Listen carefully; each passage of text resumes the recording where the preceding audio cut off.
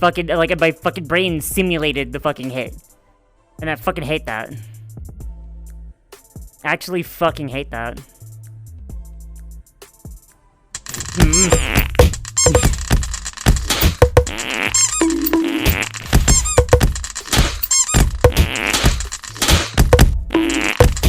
Ow. There's the torrent. Fucking ow, my face. Jesus. Me and Unveil head pat. Plead the fifth. Plead the fifth.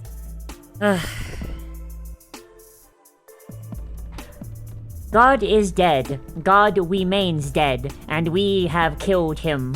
How shall we comfort ourselves, the murderers of all murderers? And what was holiest and mightiest of all in the world has yet... Fuck you, Goodreads. What was holiest and mightiest of all that the world has yet owned, has bled to death under our knives? Who will wipe this blood off of us? What water is there for us to clean ourselves? What festivals of atonement? What sacred games shall we have to invent? Is it not the greatness of this deed too great for us? Must we ourselves not become gods simply to appear worthy of it?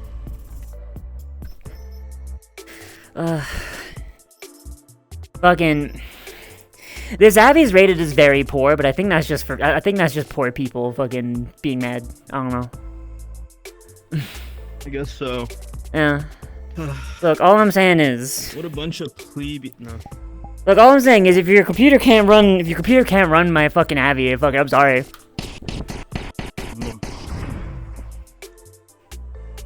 Hey, Poof, did you see the memes?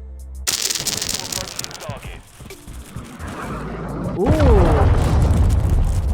What? The mail I got is sexy. Ooh. Oh, yeah, it is. Is it lingerie? Is it lingerie? No. Up top, left side. No, it's a leather. Ooh. Oh. So, it is lingerie. It's I mean, only a leather collar. Yeah. Do it. No. Ah!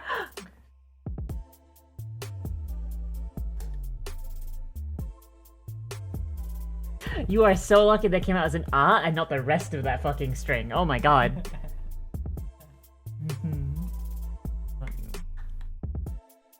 No! It's fun. It's fun, yes, but also I don't want to get TOS. Fuck, what the? Colin, what are you doing in here? He's being a little bastard, man. What are you? Alright, okay, so... Just like monitoring me, he's like, I'll say something embarrassing. Why not? Multi-booba fan or when? Look, if someone draws it, I don't care if they draw like 14 individual big fat titties all the way down looking like a centipede. I don't care, I'll still retweet it, it'd be funny. Virgo, why are you wearing pants? Virgo, why are you wearing pants? Virgo, take fucking Virgo. You gotta fucking live your truth. Like a lot of effort's been put into it. Like, despite the fact is like, honestly, like it is definitely a fucking like porn world though. Golden shower as an example.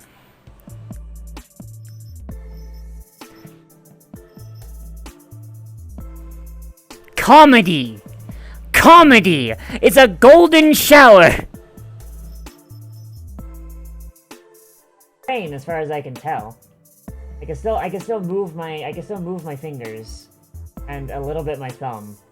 I can still fingers, I can still move them. I can still feel my fingers.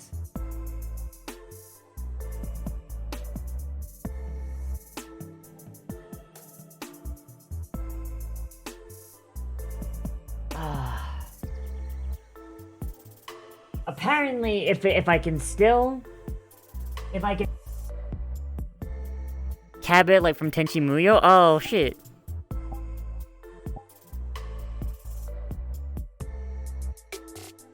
Alright, but... Jesus! So many subs. Holy fuck, the timer's counting. Holy fuck! Holy shit. People don't like fighting in Fortnite? Yeah, because they're pussy. At least not like in like the later fucking circles they don't. Jesus. Oh, friend. No! No, this is the no build mode, motherfucker! Fuck you! You do not get to build in no build mode! And I could. Oh, there's a Discord notification? Fucking...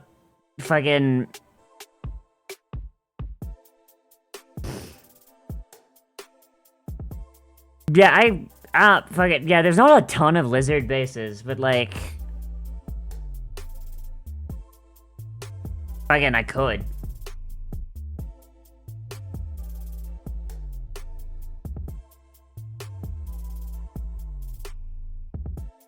Alright, so let's see this trailer.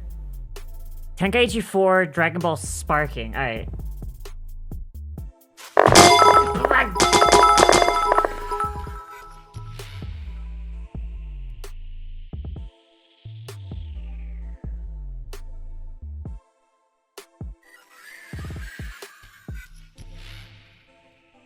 Thank you, Graham. Oh boy, alright, Jesus, alright, okay, so, oh, jeez, does that put us over a threshold? I think that puts us over a threshold. Alright, hang on, let's see, so we're at 294.5, plus, parentheses, 50 times $2.50.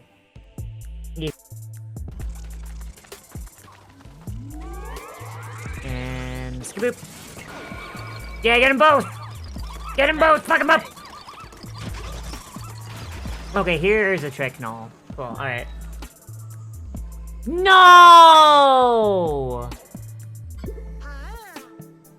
No, I killed them all! Stop dying, you cowards! Man, why are dicks so expensive? Bruh, why are dicks so expensive? Nuh-uh, Hamburglar. That's a real sussy baka move. Can we stop? I feel my brains leaking out of my ears. Fuck. I'll put my hands down.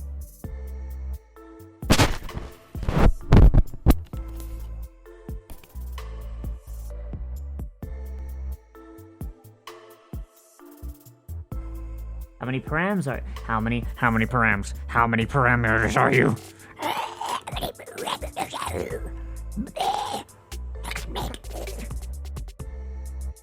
How many parameters do you take up?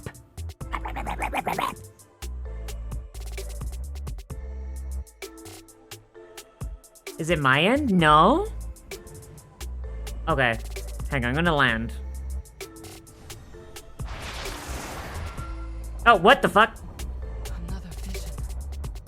You saw it too. They're growing stronger.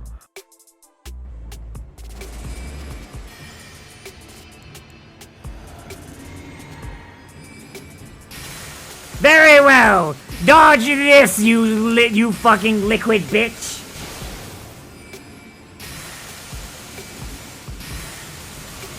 Yes!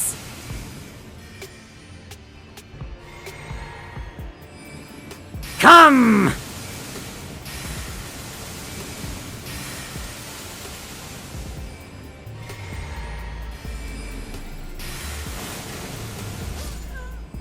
Yes!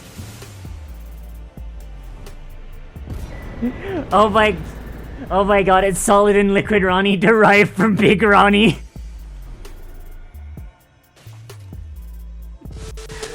Of a certain fawn druid, time is a weird soup. Time is a weird soup. I was a soup once.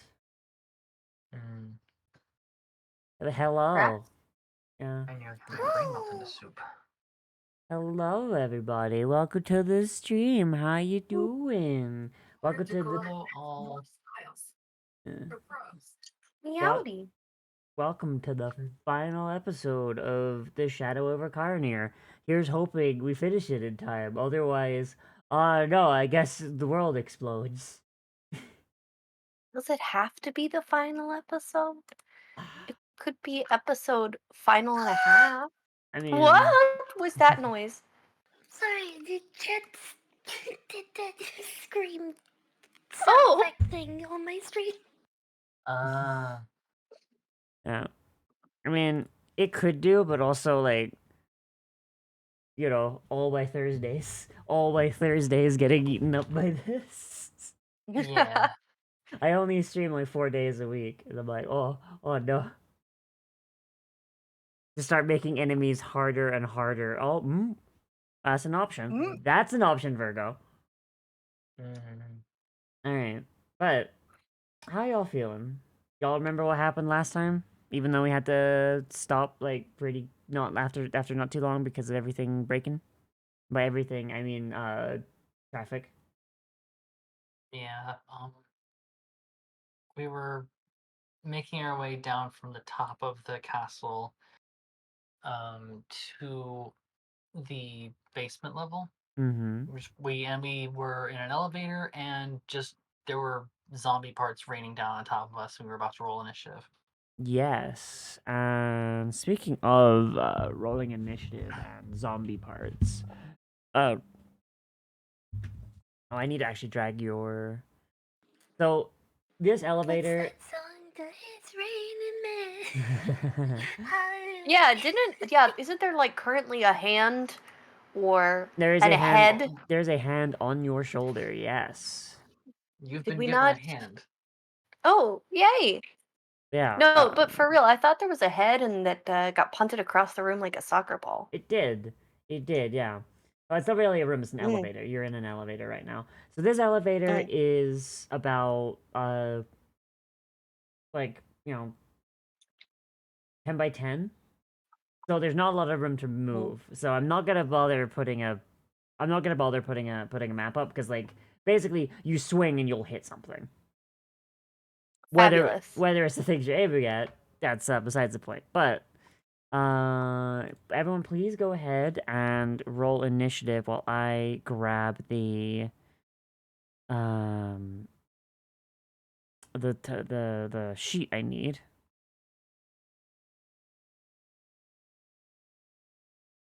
Oh jeez. That was a good roll. All right. So you are fighting 3 crawling legions. Cool. All right. I have been nannered. Oh no, not the nanners.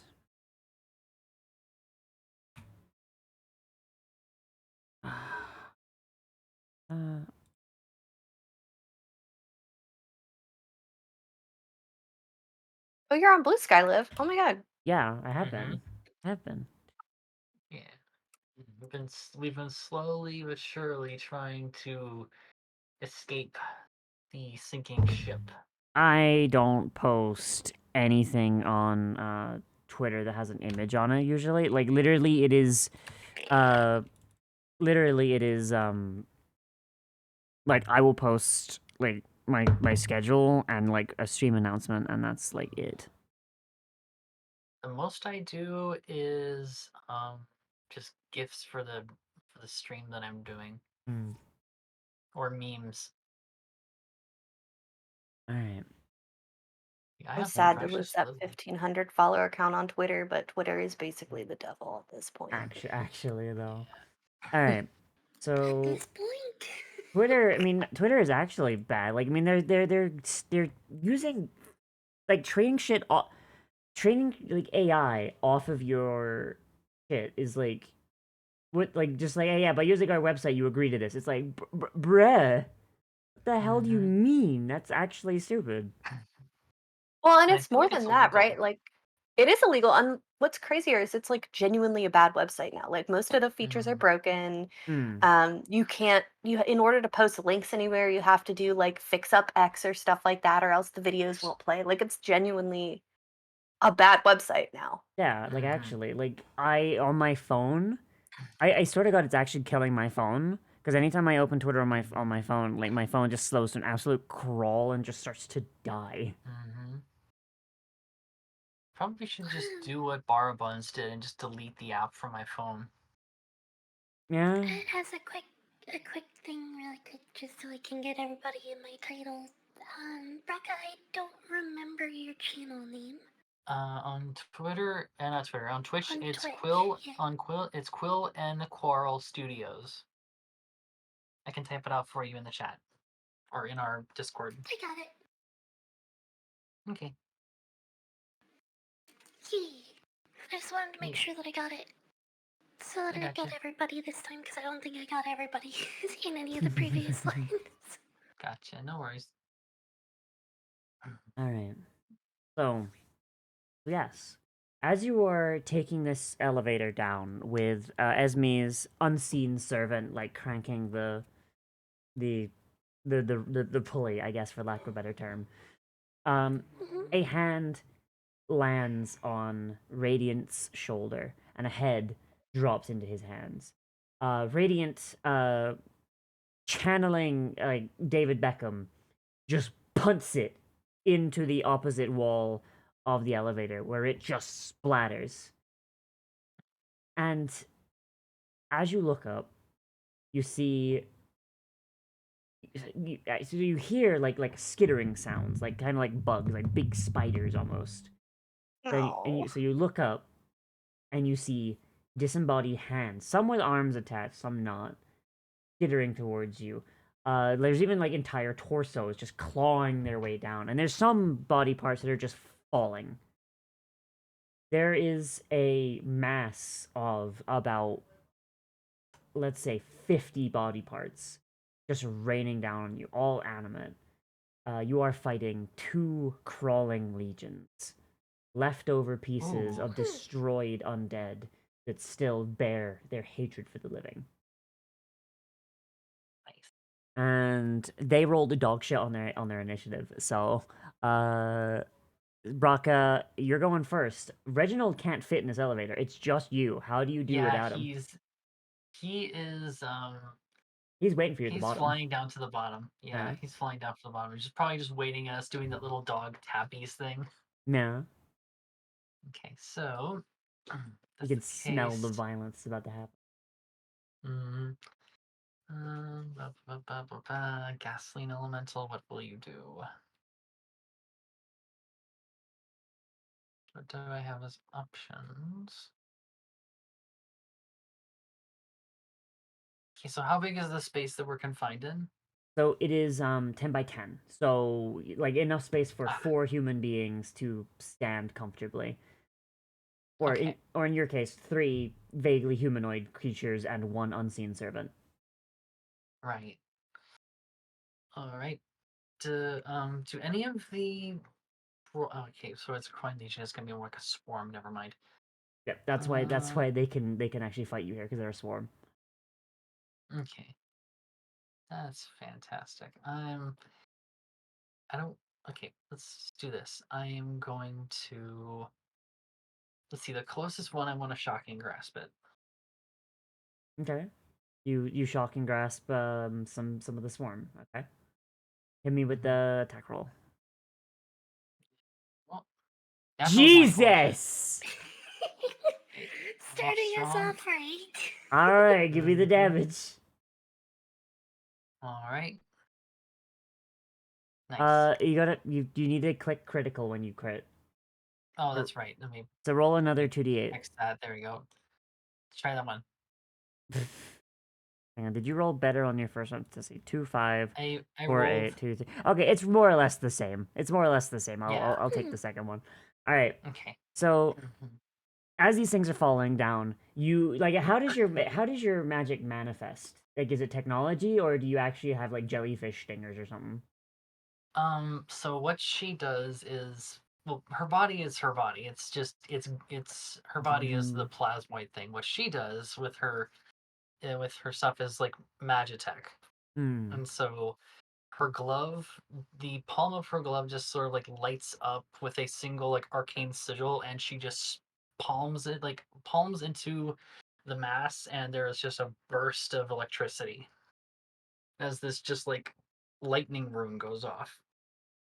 So the lightning just careens from like hand to torso to head to like just bouncing around this swarm, just absolutely like careening around. Like the entire area lights up Chain purple. lightning. Yeah, the entire like elevator car lights up purple as this entire thing just um and it's going to take 17 points of damage, which is quite a lot. Jesus. Mhm. Okay, so that's I don't believe I have any bonus actions that I can do at the moment.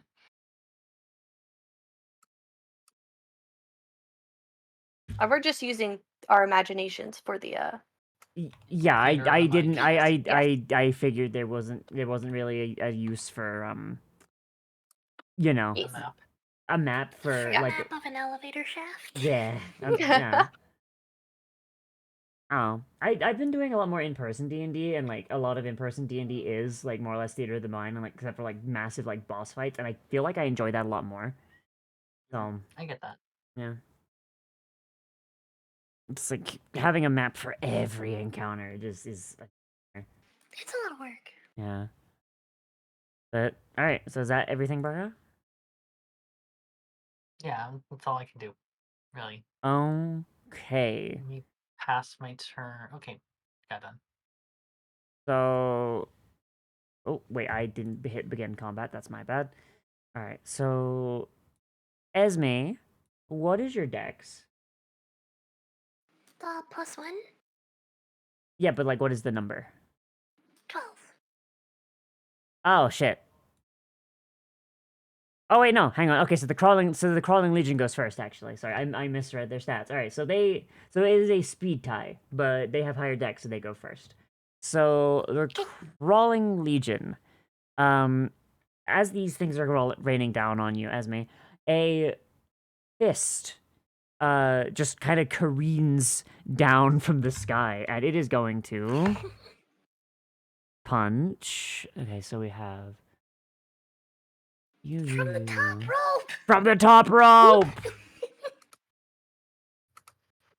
It is going to just sail down, and I rolled for who gets hit by this, and I feel It's just very bad. It's a flying elbow drop. It just Yeah. doesn't have anyone else on the elbow. So it's going to just this fist gonna just fly down, and it's going to roll a 15. Isolda, does a 15 hit you?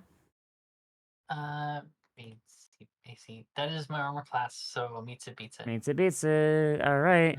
So I need so many more d4s for this. Oh dear.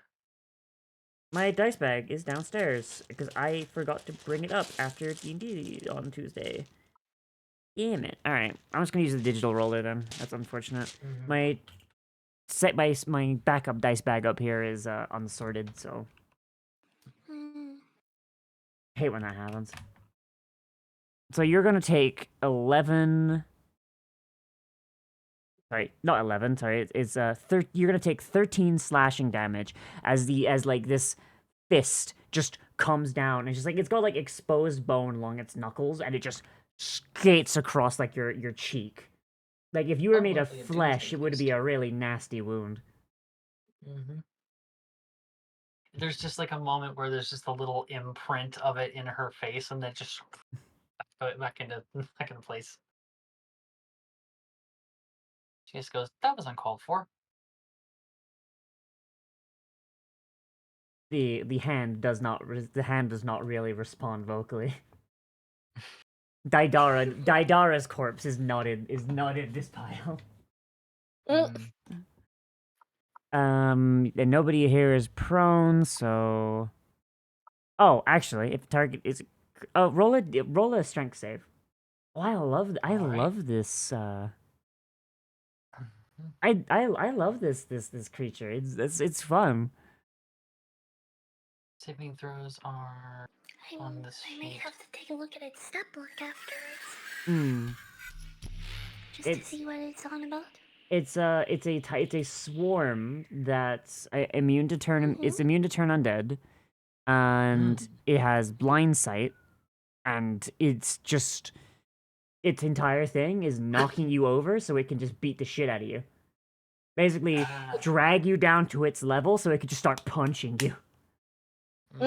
Unfortunately, So you that's a 17. yeah. Fortunately for you, you do succeed. So this thing you manage to keep your equilibrium as this fist just collides with your mouth.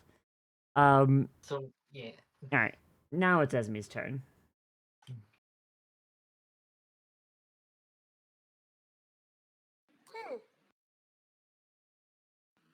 Well, trying to decide on what to do to try to reserve some spell slots. I think what she's gonna go with for tight quarters like this, she'll just do the Shadow Blade again. Oh man, I love the Shadow Blade. Yeah, I'm not upcasting at this time at least. Okay. Because the first encounter I upcasted at 5th level, so I Yeah. was doing like 48 per swing. Yeah, you really that would be like absolute overkill for these guys.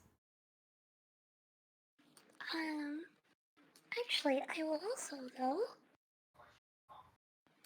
Oh yeah, you get advantage because it's dim light, Yep. which And she's can't. going to use her blood magic. Mm-hmm. So if it would normally only target one creature, expend a number of hit dice equal to spell level. So it's Mm-hmm. a second level spell. I spend 2 hit dice. Oh wait, you're a human. You don't have dark vision, so the advantage cancels out. Yeah, that was part of why I chose it. Mm-hmm. So I can give it to 2 additional creatures. Hey guys, here's some swords of darkness. And I'm pretty sure the others actually do have dark vision, so they actually get advantage on these ones, and when they swing them. Yeah, Esme she does that thing she did before, where just a flick of her arm and a sword of darkness extends out of it, and then just here extends one in each hand to Radiant and Doozled, and then she attacks with hers. Yeah, so I actually did bring this up to them, and they were like, "Oh yeah, no, this is an oversight." Yeah. But I'm gonna let you do it because the words on the page say you can do it. This is the point. Like, this is why we playtest. Yeah. Exactly. That'll hit. So, are you hitting the one that just got tased, or the one that just punched Uzola in the mouth? Yeah, she'll swing at the one that got tased. Okay. And it can't take reactions. Yeah. Alright. Alright, yeah, that's a hit, though. Give me the damage. Oh, boy. Alright. So... 14 psychic damage. Yeah. So as you Jesus. so as you slash at them, as you slash at them with this sword, it just you just slice and dice, and you just cut all of these body parts to ribbons. They get reduced to little cutlets that are way too small for. Yeah, it's like in Dead Space lore when you kill a necromorph, you're not actually killing it. You're just basically making the biomass so small it can't move under its own power. You're just doing that. Just dice them up. But it is dead. It is a completely dead crawling legion.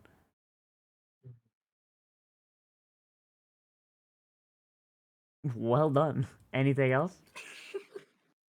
No, still a wizard, so I don't have extra attack. That's probably for the best. However, Radiant does have extra attack, and now a Shadow Blade.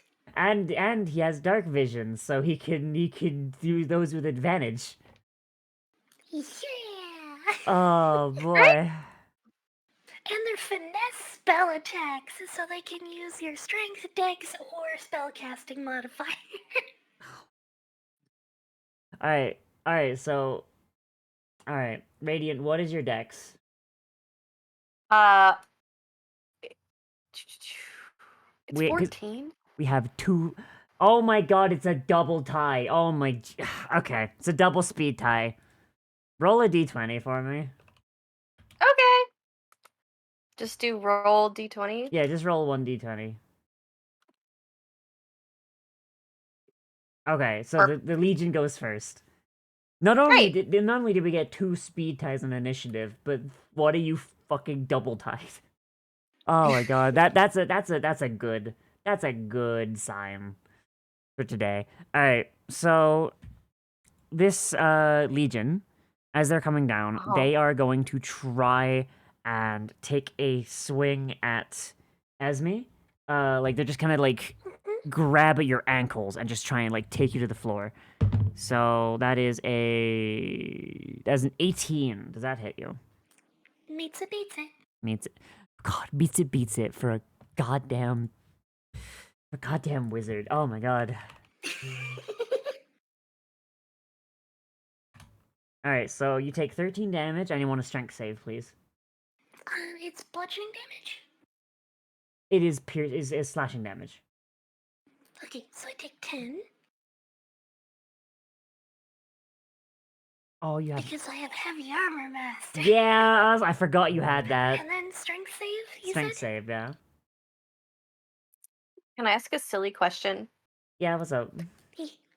Esme, you just have the Shadow Blade, right? All of us do. Oh, Yeah. all of us? Yeah. Yeah, because Esme uses blood magic, which lets me target multiple creatures with a single creature spell. That's wild. Okay, perfect, because that's what I was going to use on my next turn. Great. 10 out of 10. See, now the question is, when you do the attack, does it use Esme's spell modifier or does it use yours? It's a finesse weapon, and it's a spell attack, so it can use Radiant Strength, Dex, or Spell Mod. Oh. Let's use Strength, because that's 19. Oh my god. Alright. Alright, yeah, so Esme, like, as these things just claw at your ankles and try and take you to the ground, you just kind of kick at them, kick them to the side. Few of them just, like, kind of, like, slip under the, elevator's, like, thing. But that would mean that it is now Radiant's turn. A mysterious blade of pure shadow has appeared before you in your hand. Hell yeah. And you feel like, because you have dark vision, this is incredibly overpowered. I'm gonna... What is the closest creature to me, or pack of creatures? I want to whack those guys. There is only one, swarm left, and they are just kind of Okay. spread all around the elevator shaft. Shit. Okay. Yeah, so you could just start swinging for the fences. Yeah, she's just, literally, they're just gonna start swinging. He's just gonna go like a fucking scythe, man. It's gonna be really nasty. Real sick nasty. Do you guys know the meme, I attack the darkness? Yes. That's kind of what's happening right now. Alright. Boop, boop, boop. Oh, you could use this on Sorcerer's Meta? No way. Uh-huh. Oh, God. Okay, next time I play Shadow Sorcerer, And I then know you what can I'm use- doing. Yeah, you I can had a use Shadow Shadow Sorcerer. Sorcerer to get the ability to see through magical darkness, drop darkness, and have Shadow Blade. God, I've Cool, used but you so- Shadow can't- but you Sorcerer's can't- works for ages. You can't twin spell it though, can you? You think I could use Branding Smite on this no, thing? I don't believe so. Branding Smite. That's a good question. There's nothing that says I can't. Yeah, as long as you can't, I'm just going to say, don't waste it. These things have a very low CR. This is mostly just to showcase the cool monster I found in the PDF. I do love the cool monster. Alright, should I just roll for attack then? Yeah, Using just swing it. Straight up strength? Yeah, just Okay. swing it. Yeah, just roll a d20 plus your proficiency plus your strength. Oh, Jesus. 1. Oh, jeez. What's my proficiency? Good It's question. 19. No, your That's a great question. your proficiency is +4. So you would And then- roll. You go /R 1d20 plus 4 plus 4.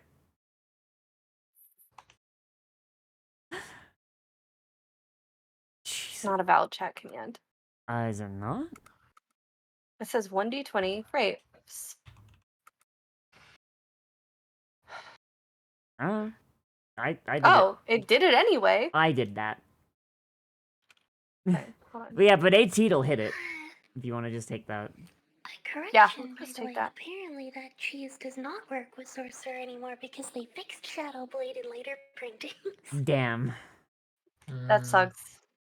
That's really funny though. Yeah, Cool. 18. 18 will hit. Spray, could you just give us the damage on your Shadow Blade? Yep. 13. That is a 13. Alright. So Keb, you have an extra attack, so I'm just gonna just do the roll for you again. Perfect. Thanks. Yeah, okay, that'll hit 21. again. Hey, Sprig, can we get that damage again? Deal. 13. 13 again. So that's 26 damage on a monster with like 24 hit points. Oh, poor baby. So how does this look? By the way, you That had also advantage. wasn't even rolling an advantage Yeah, either. yeah, I yeah, forgot. we already I rolled forgot to advantage, I was do. gonna say. Yeah, I forgot to do the advantage, but like, not like you fucking needed it. Jesus.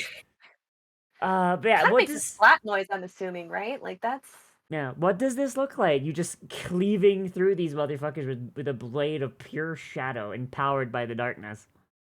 literally like an anime protagonist kind of moment. Like genuinely just running, like you're just gonna see this little guy with a shadow blade running through at what appears to be a Naruto run, just slicing these people in half, I guess. The best part is because we're in like we're in a 10 by 10 room. You're kind of more or less just running in place. You're doing a Naruto run in place. That is bringing back memories that I thought I had buried. Oh god, it's like I went to a convention once. They had like a glass elevator, and there was like this one group of people that were all dressed up as the Akatsuki, and just periodically through the day, they would just all stand in this elevator and glare down at people. They thought they were so cool, and it was like, nah, dog, you look kind of dumb. Like So funny. yeah. Like like, I'm just gonna say it. Their Kasame had fucking big naturals. I'm just saying it kind of detracted from it. Big And the one naturals Kisame? detract. Huh? Hot Shark Lady? Yeah, but like I had seen them like around the con floor like before then. So like they were actually trying to do Kasame, but like I don't know if they were trans mask or if they just wanted to dress up as a guy character. But like I don't know if they just did not have a binder on or did not have a binder properly on. But it just like one for one Kasame. It was very actually well done makeup and everything like that. And then just big naturals and just like that I don't know. It kind of ruins your illusion a little bit, but like I appreciate the work you did on it. Like, damn. I can also speak to binders don't always do the job. Yeah. I mean, it's also like you know what Akatsuki coat looks like. They I don't know. I feel like they put so much effort into like the makeup and everything like that that they neglected other parts of the costume. But that's fine. Like a full on Kasame fit is like hard to do. That's a lot of paint. Mm-hmm. Like having gone as teeth. yeah, having gone as a Twi'lek to conventions before. Yeah, no, there is a lot of paint. Does the Like paint rub off? yes, Oh. that made it. I'm just really glad I wasn't doing a slutty Twi'lek at the time. Next time I go to a convention, no. Put on the slave outfit. Oh, all right. But that is the end of combat as you guys just absolutely annihilate these things. The rain of flesh does stop, and the chunklets that don't fall through the bottom of the elevator, just kind of remain on the ground, just kind of writhing and wriggling. Like they still have necromantic energy in them, but like it's just they don't have enough mass to move. It's really, really creepy. But the elevator continues down until eventually you reach the bottom of the tower, and there is a rusty looking sliding door in front of you. And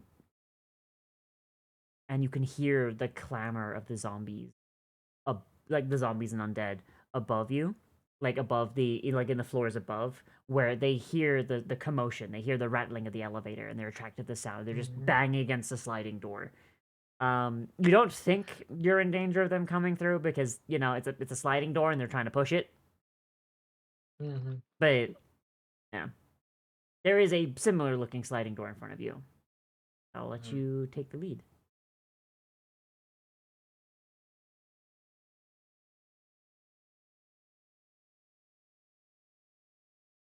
Looks to the others. You want to try and see what's on the other side?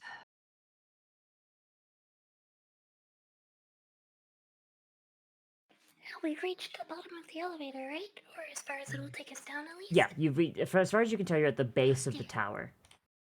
They should open up into the main keep.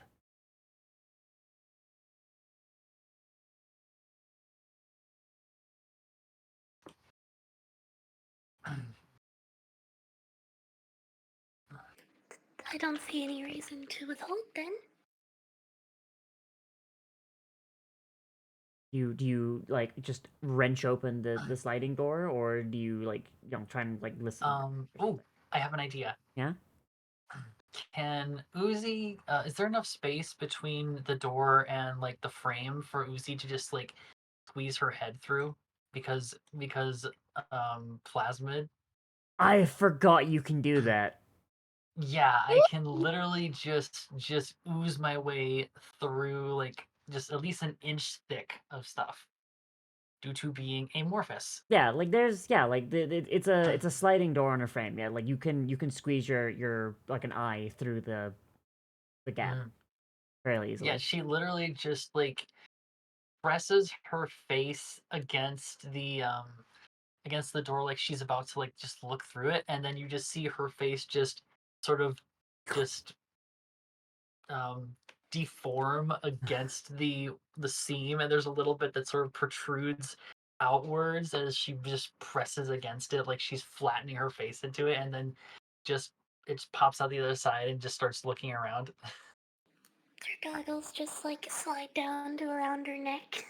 Yeah, her goggles are just like halfway down her ponytail, and is just like just she has it curled a little bit up, and they're just hanging there. So as you peer through, you see an absolute just disaster zone. There are corpses scattered around.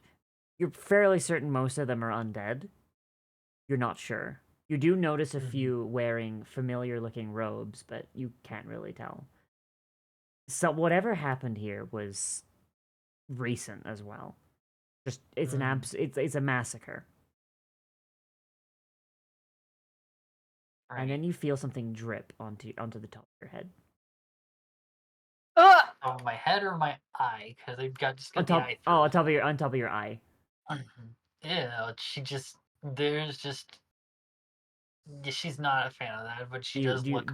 It just drifts her gaze upwards. It's Reggie. He's standing there like he's like sitting there like a Labrador, just panting, like. Aww. And then he goes down. Yeah, he just licks the part of you he can see. Just Yeah, she just like pulls back and she's like, "Oh, Reggie's in there." She just laughs a little bit, but she is blinking just abomination drool out of her eye.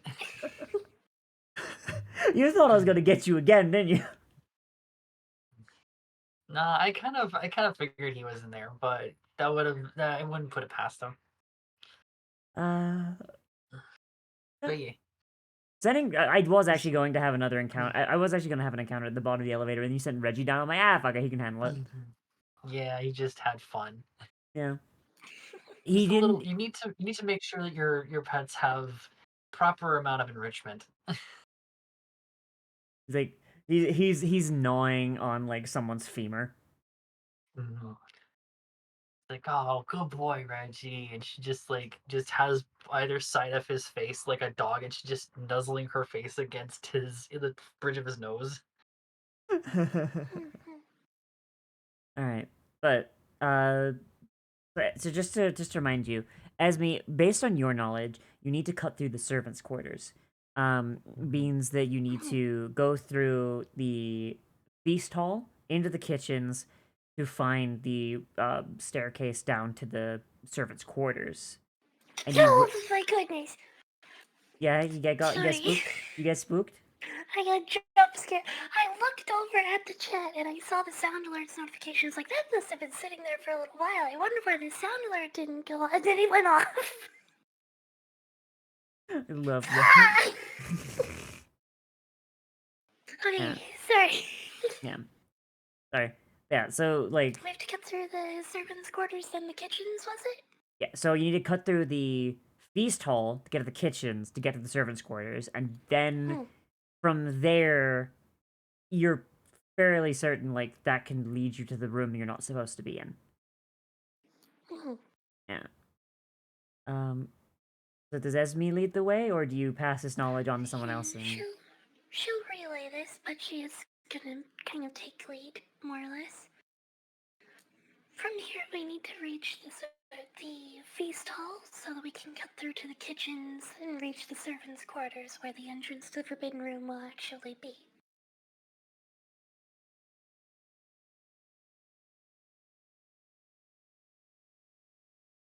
so, Esme, as you walk along, you recognize a lot of these halls. Uh, you remember them in their grandeur. The hallways and passages that you go through, where once they were decorated with these exotic tapestries, they were potted plants decorated around. There were just portraits and carpeting and just everything that you could do to make a stone building feel comfortable. Most of it is rotted away or just gone, looted by people that broke in before the undead got too bad, or appropriated by the cultists. Your feet, your Looted, rotten, or moth-eaten? yeah, looted, rotten, mouthy, or stolen. Yeah, your shoes click against the stone, and the echoes just kind of radiate. I have a mild question for you. How in tune with the supernatural are each of you? And I know that sounds like a weird ask, but if this was Pathfinder, I'd ask for an occult check. But since this is D&D, I'm asking like based on your character's backstory, how like in tune with like the occult, like ghosts and like such. I feel like, no, like, regardless of how much she deals with them, Esme is very not in tune. Yeah, it's a job for you. She is a knight. She goes to the places and she kills the bad things. Yeah. Uzi is not a supernatural person. Like, from the moment she woke up as a plasmoid in the Underdark, most of her interactions with the supernatural has been with drow or other Drow. kinds of just like arcane, like. Say again? Yeah, I was gonna say Drow don't live in the Underdark. Oh, They live in the continent of Midnight. They do live underground, but it's mostly just like because it's Midnight is permanently frozen. It's easier to live underground. Oh, okay. Yeah, Nice. you'd be dealing with like kobolds and like other races that don't have gods. Dwergar? No, Dwergar are actually, I guess, yeah, yeah, they'd be like subterranean dwarves, yeah, I guess, yeah. Like, yes. Swivelblend? Huh? Swivelblend? Deep gnomes? I actually don't have any lore for gnomes. Like, so, like, fair. yeah, I have, like, most of what's underground is already, like, deep dwarves, which would be the Dwergar, kobolds, and people that, and it just, like, generally just people that are ungodly. Because if you don't have a god Yeah, in this setting, you are generally treated badly, so most people just retreat underground.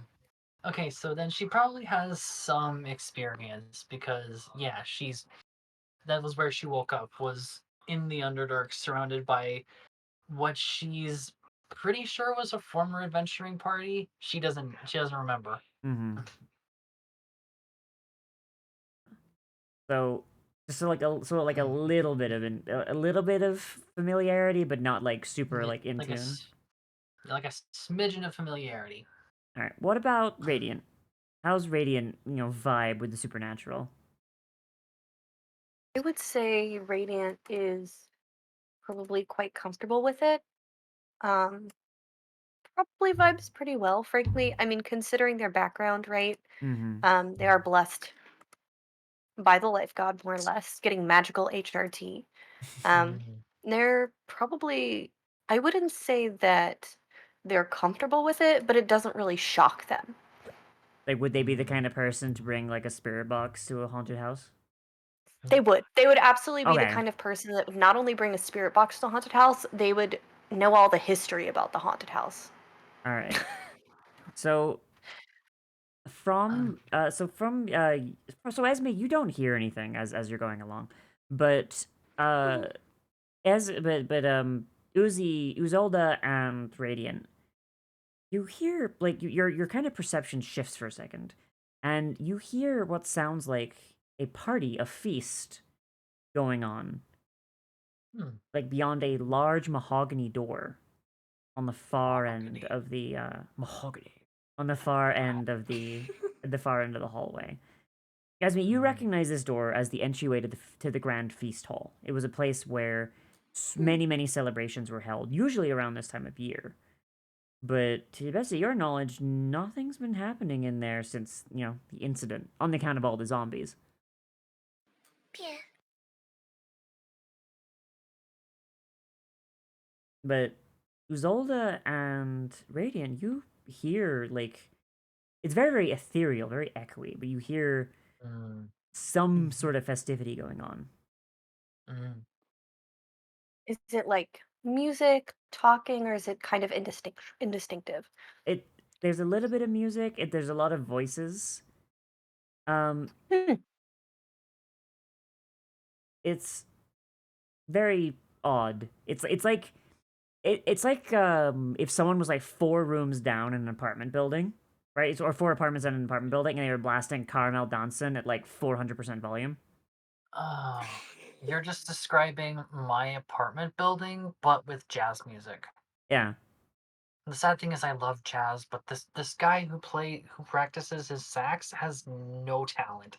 Yeah. Just I I get audio hallucinations when I'm high, and that is the only reason I know exactly what you're talking about. And I lived in a city for years. Caramel Dancing through 4 walls. Yes.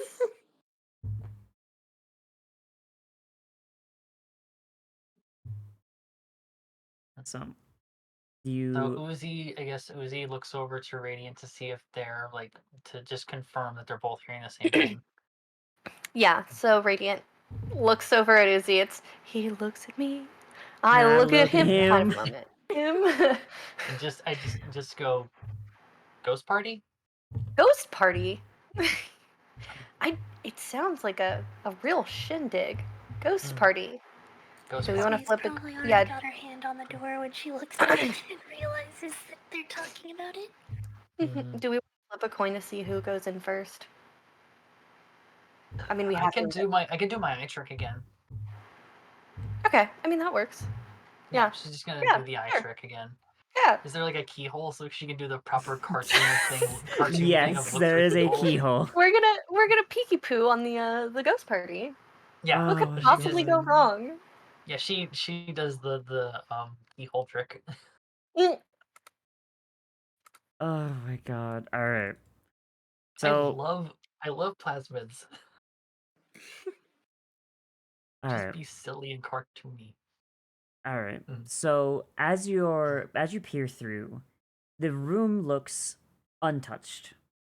It looks absolutely like pristine. And you see well, there's a party, there's streamers, there's everything. There is a large banner that says "Hail to the Messenger" at the very top. And you see cult members, but they appear to be very spectral and like moving like it's like if you put a YouTube video on times 2 speed, but like you have really bad internet. Oh. Oh, okay. Like Yeah. a VHS tape going forward really fast. Yeah. So yeah, so the tables are laid out with food. There's just there's banners, there's drinks, there's everything. There's and you see people that do not look like cult members, people that look like they're villagers. Mhm. So you were told that there were roughly 50 people left unaccounted for after the thing. And an unknown amount of them were cult members. If you were to like just eyeball count everyone in here, you count about 50 people, including the villagers. Hmm. There are about 15 villagers, Oh wow. 10 of which are children. Hmm. Oh jeez. Do they look like they're ghosts, or do they look like they're flesh and blood? They have the same ethereal aspect as everything.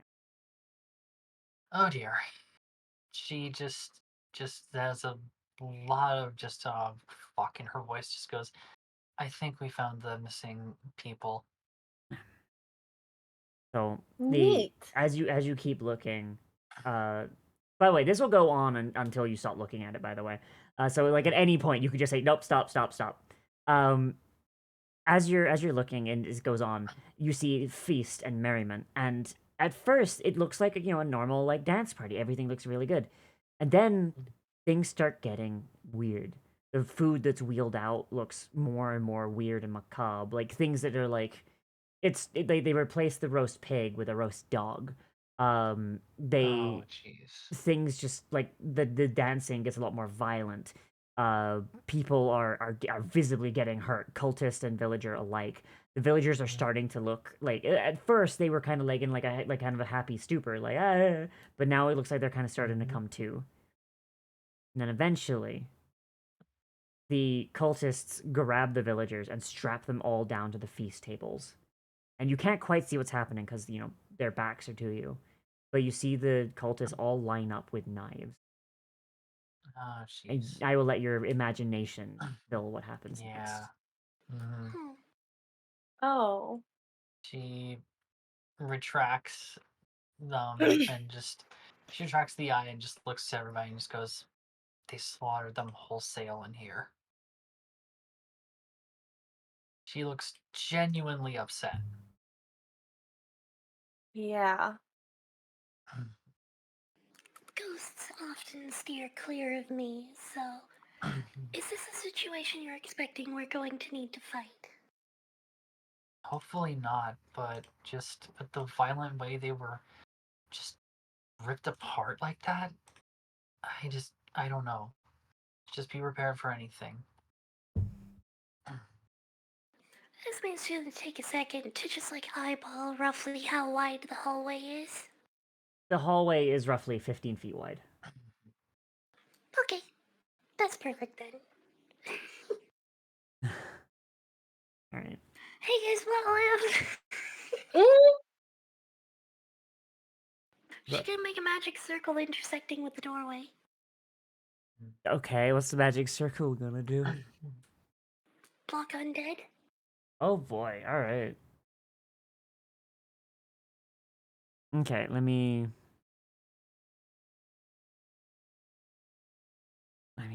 Oh man, this map is scaled weird. I do actually have a map for this. Mm. Wait, hang on. This means the Reginald can't come in. Yeah. Oh no. Reggie's going to have to just find another way around, I guess. All right. So do you open the door? um, I mean, who wants to go first? I'll go first. Sure. Radiant will go. Okay. All right. Yeah. Mm. What's the worst that could happen? So you open the door and the memory, like the memory fades. Like because that's basically what it was. Oh, I forgot about vision. My bad. I knew I was forgetting something. I need to step away for just a second. I'm really sorry. Okay. No worries. I'll be right back. You're good.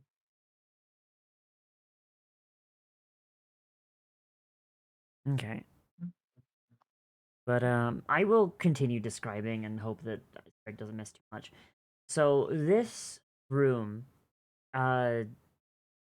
it's a lot more beat up now. You see the remnants of the feast on the on the tables, and based on the desiccation of the leftover food stuff and like mold and such, you have to assume that that whatever happened here happened like while you were making your way through the town, and then also like while you were unconscious. Like Oh. you just missed it by like a couple hours. Jeez. And we're just confirming everyone is dead. Yes. So there's not enough corpses in this on this map, but yeah, all 15 of the villagers you saw in the vision. Melkor was not among them, thankfully. But Interesting. all 15 of the villagers that you saw are accounted for here. There are no dead cultists, however. Something that you notice about all of them, including the children, is that they've been like, but they were strapped to the tables like in the thing in the memory, but they've been like kind of like released and just kind of let to fall wherever they fall when the cult is cleared out, and all of them are basically basically either stripped down to their small clothes or just missing their shirts, and on their bodies are carved symbols. Oh. These symbols. Sorry about that. Never mind. Now these symbols are in Nemean. So it is a language that is possible for you to read if you know Nemean, which is the Leonin language. Seeing as you guys didn't know like that was a thing, basically if you tell me that your character would have a reason to be in the Nemean Empire anytime recently, I will say that you can read them. Probably not her. Not Uzi. She's mostly just been doing whatever research about just like the movements of the Adventurers Guild. Yeah. Yeah. Same with Radiant. Okay, and Esme does not leave the city, so I don't think Esme would really have run into Yeah, Nemean at any point. She's only left the city like Yeah.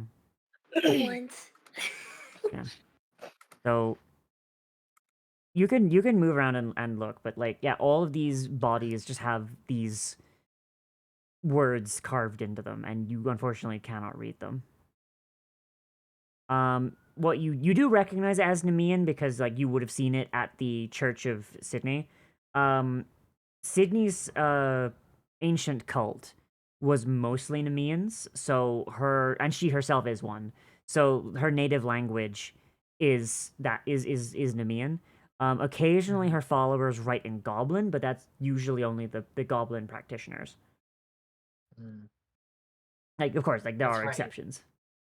That's right. The priest at the church was a goblin, and He was half Goblin. it was half goblin, and Uzi speaks goblin, so they had a little conversation. That's right. Yeah.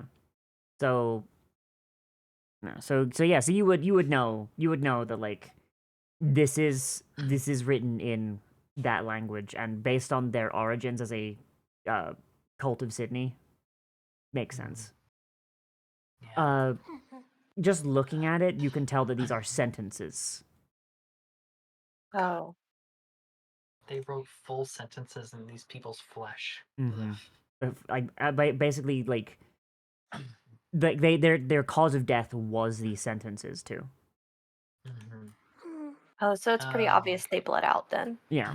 Yeah, they're basically writing letters to a god in someone's flesh. Mm-hmm. That is messed up. Mm-hmm.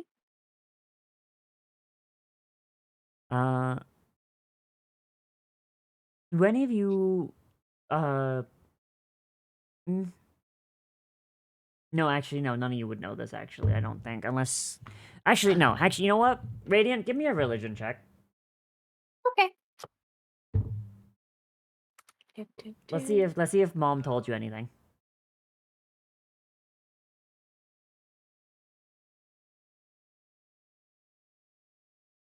Mom told me things. Mom told you something.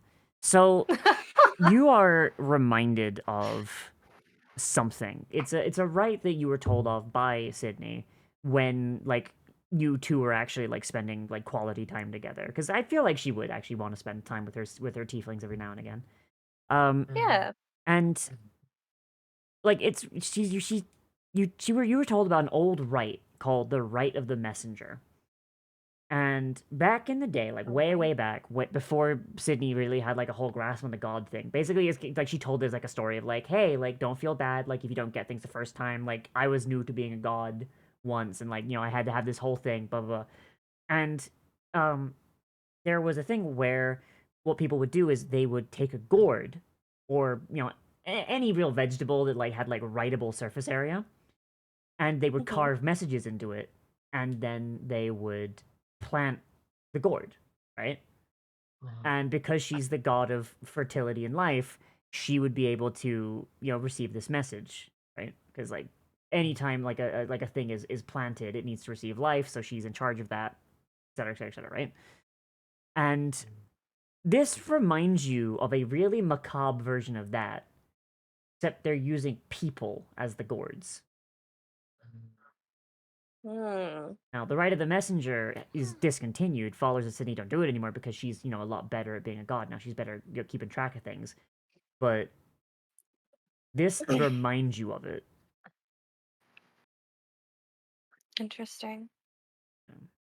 People were supposed to put, like, prayers for good luck or a message to pass along to the other side or any number of things on it.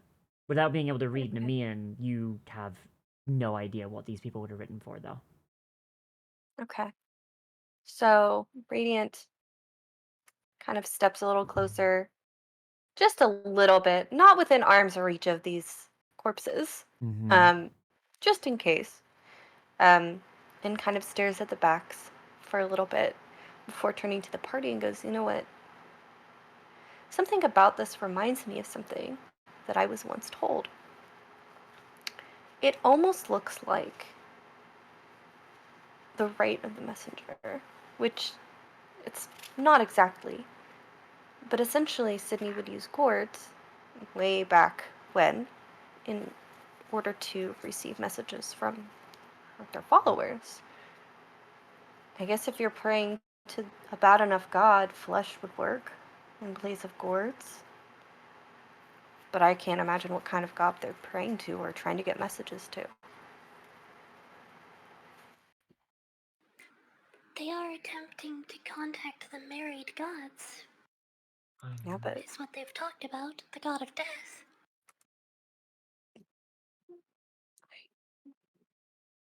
I know, but Disgusting is what it is. yeah.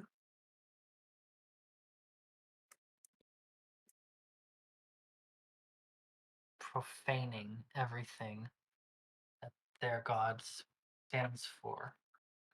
At Yeah. least one of them.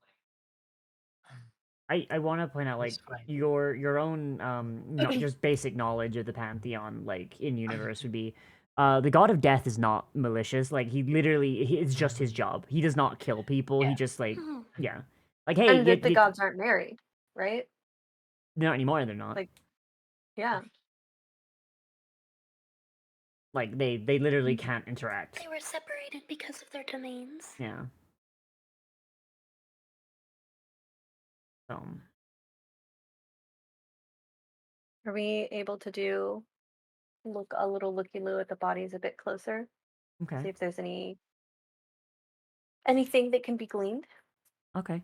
As you're looking around, like I'm not gonna make you roll for this because it's pretty obvious. Oh, okay, cool. As you're looking around, there is one body that stands out to you. He is shirtless and carved up like everyone else, but he is a gnome, and he has a very, very, very impressive mustache. Oh my. Wait, what? It is not the same gnome as before. He has Okay. this one has a more impressive mustache. Oh no. Is So- wasn't his dad missing or something like that? His superior was missing, yes.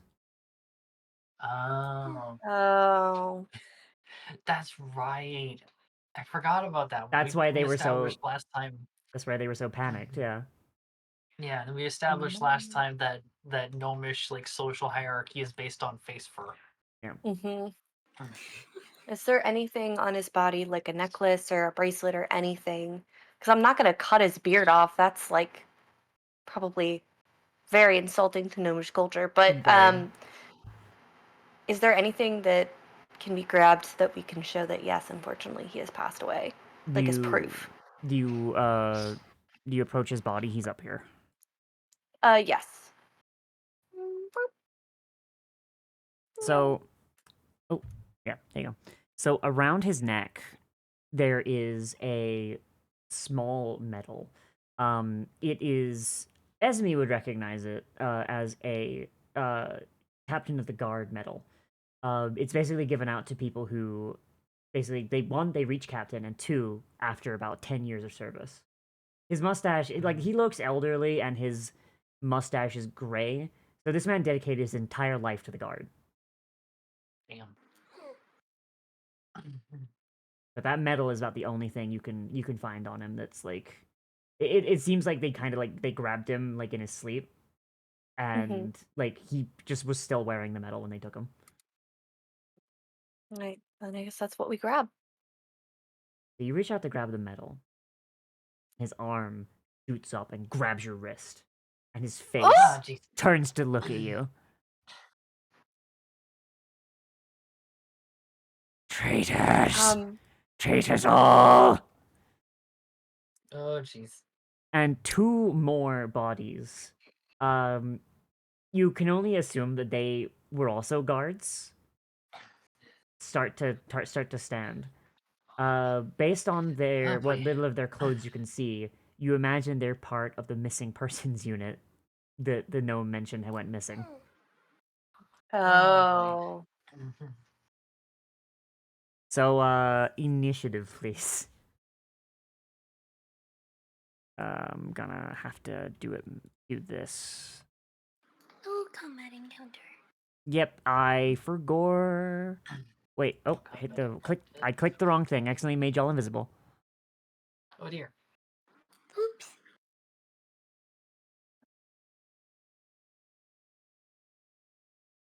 G8. Oh dear. All right, well, okay, it could be worse. They might roll worse. Mm-hmm. Okay, the general. So this is another one of their monsters, by the way. I'm trying to get like as many of their As many as you can. Mm-hmm. yeah, because I wanna see how they play it, because like some of these are actually really interesting. Nice. There's a few that like I am a little annoyed that like I didn't get to, but I can always just keep this for later. All right, Please? Oh, 9. My Nothing is initiative. saying this is the last time we'll get to play together. yeah, I mean Yeah. we'd always play again like another time now. All right, so he got That a would be really he fun. got a 50. I mean once I have more like free time, I would be super down to run more shit for y'all. All right, so so two of the bodies, guards from the missing persons unit, stand up. One appears really, really ragged. His mouth is just stuffed with like meat from the feast. It looks like when the stabbing started, like he was like mid mouthful and he kind of just choked on it. Ugh. Oh. He which turned him into a ghoul. Ooh, lovely. Yeah. He's gonna rise up and looking very like animalistic and savage and angry. Like these are angry dead. He is going to pounce towards Esme because he sees someone heavily armed. Like you know, his guard training is still there, even if he is not entirely with it. And he is going to hit you with a. Do ghouls not have multi attack? Damn, I thought they did. He's gonna hit you with a claw attack. That's crazy. He's going to nat one. Mm. Oh boy! All right, he's gonna nat one it. All right. and next is the guard captain or zombie general. What can you do, sir? He is going to he's going to reach under the table, and he's going to Oh. draw 2 abandoned long swords that once were mounted on a wall. Okay. And he is going Great. to and he is going to swing with his first one at Radiant. Cool. He's going to roll a nat fucking 1. I guess 2 nat 1s in a row. I'm cursed. Amazing. Then with his bonus I attack. have to say it for a brief moment. I love the mental image. There is this 2-foot-tall gnome with a 4-foot wide mustache that just pulls 2 long swords out from under the table. Yes. It's wonderful. Yes. He even touch the ground Huh? in his little seaty seat. No, he is standing on the chair. I am now imagining him just putting his feet on just the cross guards of the swords and using them as stilts. Yeah, probably should not have made the zombie general a gnome, but like No, this is when I set up the captain, the new captain being a gnome, I was like, nah, I have to have the old one be a captain too, to be a gnome too. Even this is dad. Oh my gosh. All right. So this is an action. It's not a bonus action. Damn it. All right. So he's going to then use his bonus action to swing with the other sword. He does not have dual wielder, so he does not get any bonuses. Does a 14 hit you, Cam? No. I don't think it does. Yeah. So No, my AC is 18. yeah. So he's just gotta like swing at you with these 2 big swords, and like his body is like all torn up. So like he just kind of like he's a little clumsy with it as he's like waking up and being reanimated by the necromantic energies of the town. But next, it is the Ghast's turn. This poor boy just died super gassy, I guess, because ghasts fart. I don't know why I picked the gas. Oh dear, it's a boomer. Yeah, like literally, Oh. literally, it's just a boomer. Yeah. He is going to go here. Actually, no, he's gonna go here. Actually, and he is going to hit you with a claw attack, Esme. You were technically That's a hit? yeah. You were technically closer, so like it's like they're undead. Yeah. That's 9 damage, and I would like a con save, please.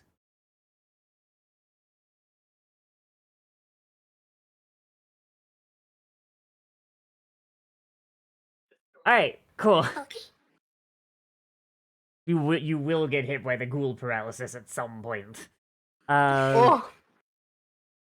All right, and that is all he can do. So now, Kem, it is your turn. Like you grabbed the medallion, and this thing just looked at you, as a traitor. Oh. I would argue, sir, that I'm definitely the opposite of one, but that's okay. We're gonna hit him with my car. What are we gonna do? Let's do, and this guy's just a swinging. Yeah, he's just swinging. Do we still have the Shadow Blade, by the way? No, it's only 1 minute. Yeah. Okay. Rip. Let's do Ray of Withering. Haven't used that spell yet. Yeah, it's very interesting. You fire a ray of anti-life. If it's ranged, then you would have disadvantage. Because you're in melee. It is not ranged. Oh, it is not? It just says Ray of Withering. Make a spell attack against the target. On hit, they take 3d6. That's a ranged Spell attack. attack is... Yeah. Oh. If you were using it on this guy, then it would not be a disadvantage. If you're using it on this guy, it is. It would still be because you're in melee. Oh right, yeah, I forgot about. Sorry, wizard. I never go into melee range. Sorry, I forgot. It just says within. If I can see within range. Yeah. Yeah, range. That's the part. It's a ranged spell attack. Yeah. Making a ranged attack in melee range gives disadvantage on the attack. Oh, I just always play sorcerers. I literally like never get this close. Yeah. Okay. I play martial characters a lot, so I'm used to the ranged struggle. Hello. Okay. Hello, artificer player here. Yeah, no, I'm in the same boat as Chem sometimes. I'm like, how does this shit work in melee? Oh Current thing God. I'm doing is a druid. That's yeah. Mm. Okay. I guess I'm a druid fashioned after Gambit. Bonk him with your stick. I'm just gonna bonk him with my stick, man. Bonk Yeah. in the head. Let's just bonk him with what are we on? What are we on? Warhammer. Yeah.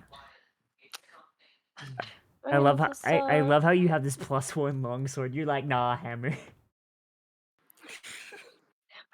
I have a +1 longsword? You do, Vein Yeah, Drinker. we got it before we left town. It Oh. does fall off a little bit against undead, so like the Warhammer might be better just for pure damage, but Also, it's a. Smash it with a hammer. I like the hammer. the Hember. Bam, 14. Or team, that is not enough. You swing at him and it just clanks off him. Like Shit. yeah, like this man is like built different. This man is the stockiest gnome you've ever Oh seen. no, he's built different. Fuck, man. I get an extra attack though, Parries right? you with his mustache. Yeah, he I get a parries bonus you with his action? mustache. Yeah, Stop. He parried like I'm okay. I need to understand. Do you know the Lorax? yeah. Yes. Oh, That's what I'm God. imagining. Oh my gosh. Oh yeah. my god. All right, yeah. So you get an extra attack. So you can swing a second time as part of your main Nah, action. that don't hit either. Oh No, no, that don't no. hit neither. That don't hit neither. Oh You just pissed him no. off. Dude, Before Radiant's turn ends, though, I'm gonna have a. Esme is going to be like gesturing and like Let me beckoning end towards my Radiant. turn. Why do I not have an end turn button? What is this? Before you end your turn, I have a thing. It's just like Esme is requesting you to move to that space. Okay, this space? This one? No, this one. Oh, this one. Yeah, because it doesn't provoke an attack of opportunity or anything. You just shuffle 5 feet down so that it's in a Great. better spot for Esme to help you out. Perfect. Done and dusted. Out of this world. DM, can you please? There it is. I saw the button. Great. there you go. We did it. All right, Look at us SB's go. turn. So Esme is going to shove through between the ghoul and the ghast that have slashed at her with their claws. And she gonna do... Hey, remember that funny trick from the last dining hall we were in? Yeah. Oh yes. Go on, little buddy. I hate that this works. Can we both teleport back to the magic circle?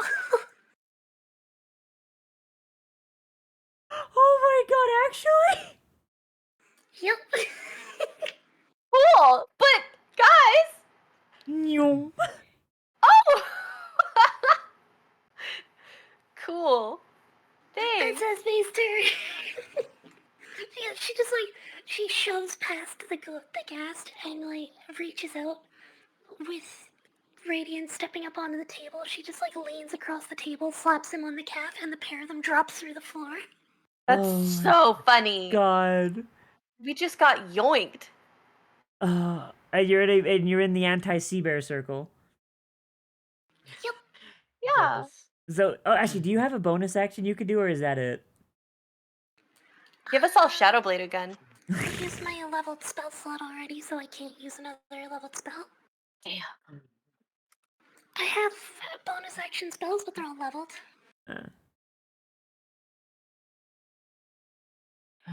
Oh my god.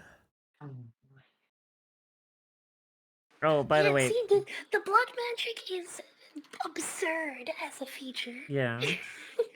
Oh, by the way, the door to the kitchens and therefore to the servants' quarters is this door over here. By the way. Mhm. All right, so that's your turn, yeah. Yep.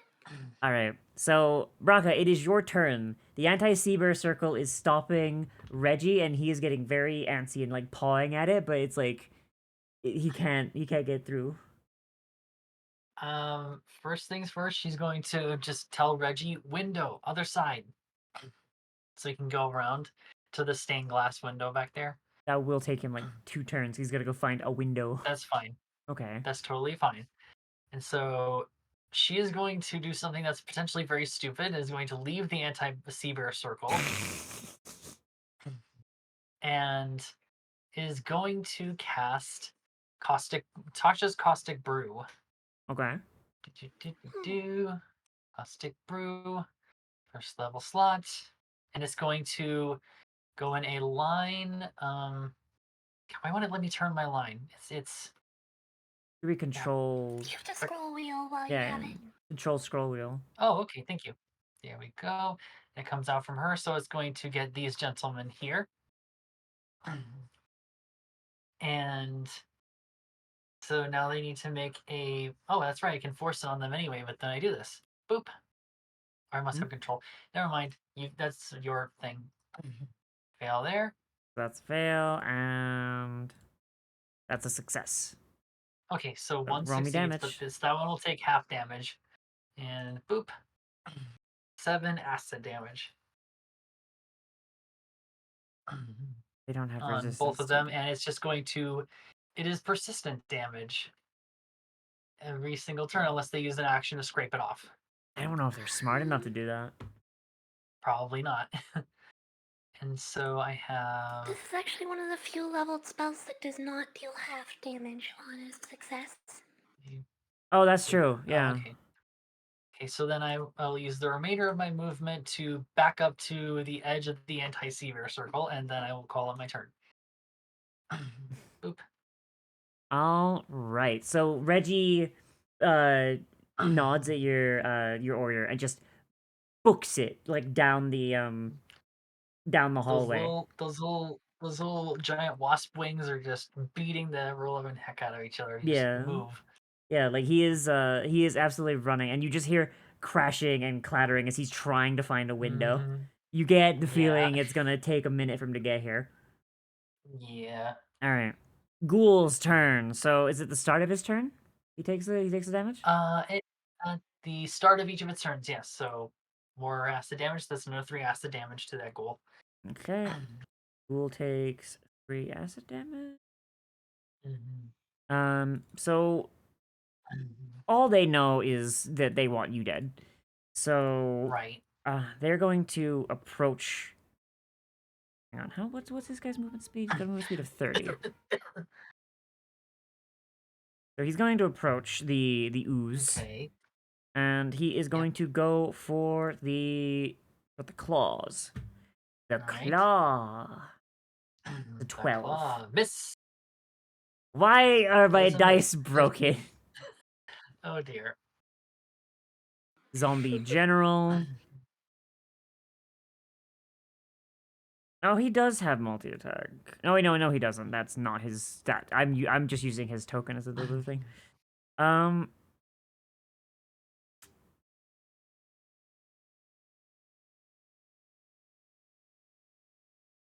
Alright, so what he's gonna do is he is going to move here. And he's going to use his Rallying Roar ability. So all of his buddies within 30 feet of him, so all of his buddies, they gain temporary hit points equal to 1d10. So they all gain 8 temp HP. Ooh, beefy.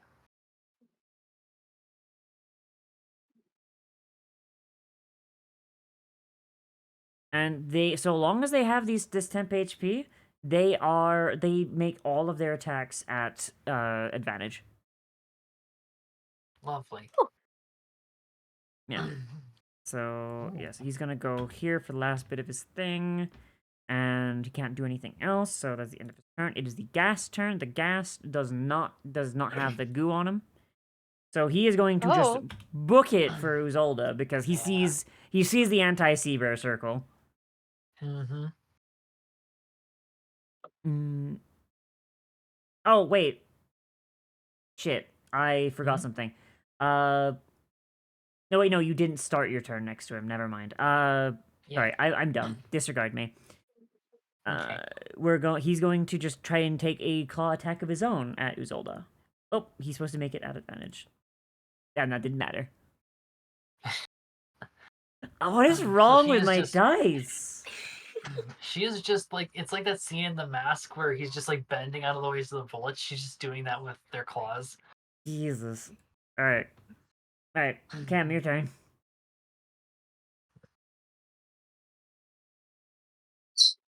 Howdy. Sorry, I had to put my bird away.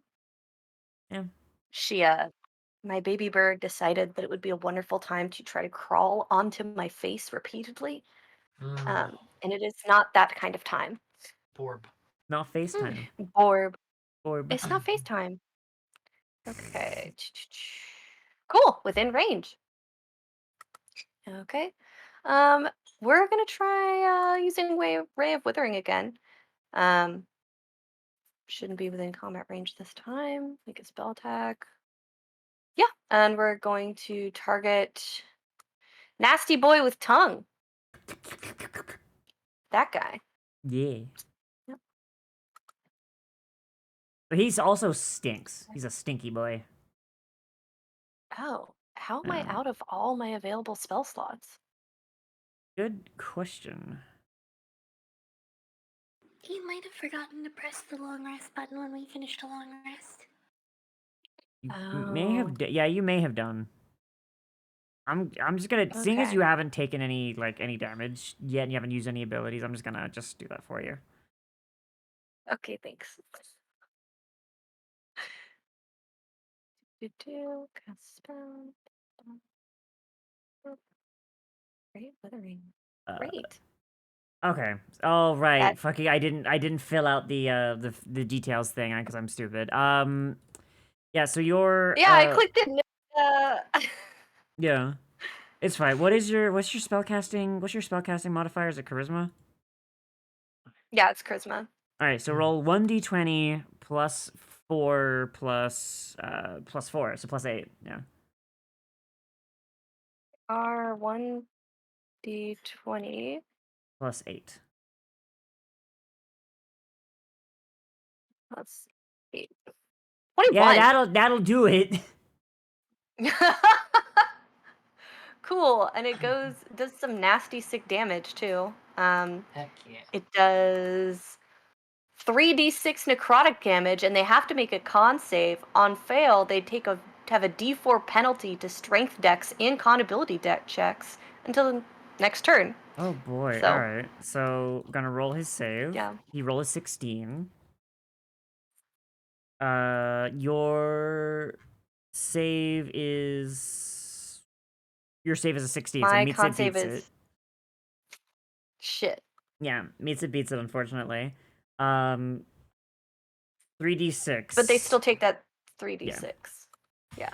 So, as this hits him and he starts to wither, his body starts to necrotize. But also you realize he's already Neat. necrotizing. He has resistance to necrotic damage. Oh jeez. So he unfortunately only takes 6 damage. Anti-life magic on the undead doesn't tend to work that great. Yeah, I probably should have thought about that a little better. That's fine. You know You what? almost- Live and learn and get loves. Yeah. So basically, tink tink happened. Radiant looks startled and then was like, fuck, they're already dead. Damn it! Great. Damn it. You can't kill him twice. I do get an extra bonus. I do get that bonus attack though, right? Yes. No. You know what? We're gonna whack him with a hammer. The spell takes an action. Yeah. Right. And also, how are you gonna whack with the hammer? Yeah, extra attack is, if you take the attack action, you attack twice. Yeah. You still only have one action. I mean, at the very least, they can't get you from in there. Yeah. Okay. Cool. Yeah.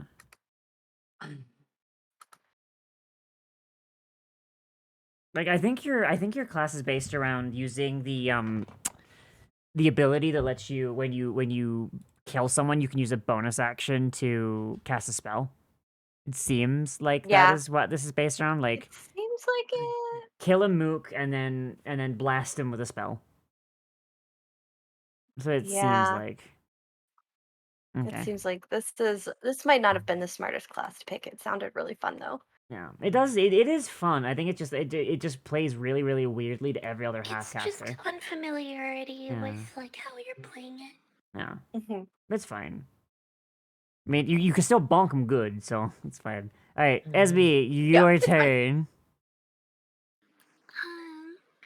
Well, Esme is going to step forward, and she gonna rescue gonna rescue Zolt. Thank How, you. how Save me, so? please. She gonna grapple her. Oh boy, Uzolda, do She you? basically just steps up, grabs Uzold by the back of the collar. I won't resist. I don't resist. All right. I don't resist. What I do not what's? resist. He yoinks My her head back does into that the little circle. rubber band thing from cartoons, though. Oop. Yoink, because I'm yoinked back. And then just takes a step back. The circle will keep us safe, but we do need to remain inside the circle for that. How True. I just long? needed to get. How long does It the circle lasts last? an hour. Jesus. Yay, magic circle! Really good. I don't It's think a they spell can. that nobody ever thinks to prepare, but is really, really good for specific like type Yeah. campaigns. I had to use it at least once since we're doing an all undead themed campaign. Mm-hmm. And this Oh. was the time. I Yeah. apologize. No, it's fine. It's fine. So I also didn't take any ranged cantrips though to compensate. yeah. Thank you Unfortunately, for like reminding me of that. yeah, unfortunately, like we have like plenty of people that can just dink from range. Yeah, and also these guys don't have any ranged options, and they can't attack you while like they can't melee attack you while you're in there, right? Because they can't enter the circle. They can if we're within the like up at the edge of the circle. Mm-hmm. But they get disadvantage on the attack for it. Okay. So, all right. So so this isn't like hopeless for them then. I was gonna say like if this is just Until hopeless. we back out the door and just dink them through the doorway. Yeah. In which case, at that point, it's just like I'm just gonna say combat's over. You just dink them down over the course of like 20 minutes, like just to save us the time. Mm-hmm. Is that what your plan is, Right. Greg? I mean, Esme has set the battlefield up for everyone else to use. Okay, so it's everyone else is up to everyone else what they do. All right. So Yeah, because Esme does not have the ability to dink them from range like all that. right. So is that your turn then? Yep. All right. Braca, your turn. You just got suplexed by your friend. Okay, so getting herself back to her feet, Uzi just sort of like adjusts her collar, sort of like makes sure everything's back, like, all nice and smooth out. And like with the last time you saw her do the caustic brew, you see the what looks like because when she casts her like acid spells, they come from her, not from just the general like gizmos that she has or the little Mhm. arcane enhanced stuff. Because ooze. And so you see she raises her hand, and out of the you see her fingers start to elongate and coalesce together until they detach. Like they form two orbs, and the orbs detach and just start like lazily circling around her hand. And she's going to cast Acid Splash on the targeted creature. It needs a dex saving throw, please. Oh boy. On the gas. All right. Acid Splash, Yep. the stinky boy. Take that a was the one who bath. failed last time. Yeah, they succeed. And that said, though, these are within 5 feet of each other, so it's two of them. Okay, so he's gonna make it too. Mm-hmm. What? Oh, he takes That it though. one makes the beats. Okay, so there is the damage here. And that is, yes, that's 2. Okay, boop. That's 2. Still, whatever. Oh boy. It's still damage. Damage is Yeah. damage. Damage is damage. And let's see, do I have any good bonus action spells? I do not think I do, so I'm just going to wait. The the hammer. The hammer isn't magic, is it? Radiant? No, it is not magic. It's just a big hammer that smacks well. Okay. Smacks So well. this is concentration. So I'm going to drop concentration on the caustic brew. And instead, you see her just reach out to your hammer and she runs her finger over it, creating a glyph. And there's like a sizzling Ooh. noise and some smoke as she just like acid burns it in there and is going to cast magic weapon. Nice. Edgar the And Follow, Reaper now Truck. Sorry. now it's a magical weapon with a +1 bonus to attack and damage rolls. Perfect. And that Great. is going to last Thank for you. 1 hour as long as I concentrate on it. You are welcome, and that's my turn.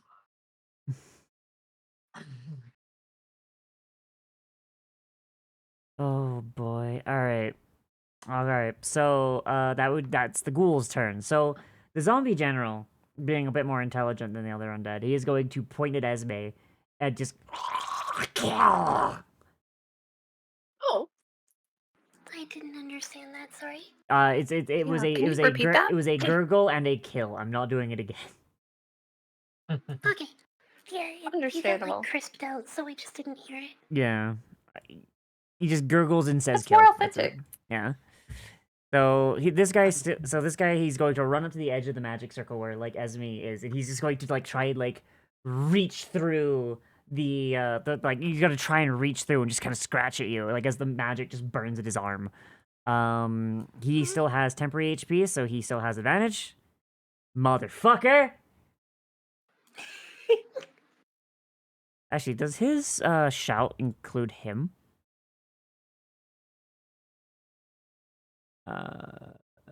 All undead allies. I don't think it includes him, which is unfortunate. Okay. It So- would say other than himself if it didn't include him. I mean, it just says allies, though. Oh. Is he his own ally? Is he his own friend? Technically, yeah. All right. It is why they always include a creature other than yourself or other than yourself in the text. I will have to ask them, but yeah, that does seem like a weird. The phrasing is weird.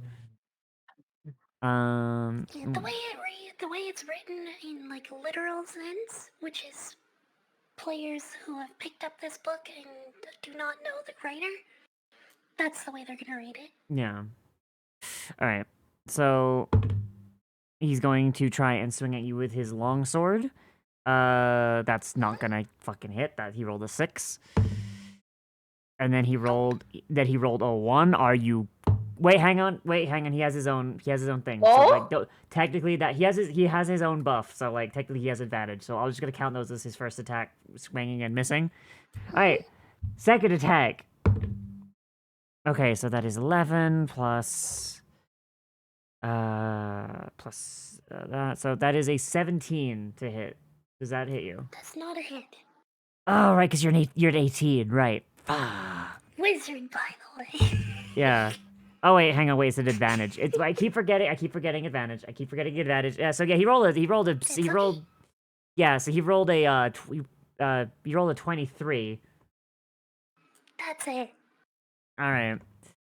So I'm going to just grab this And guy. as funny as it would have been, I did not take the shield spell.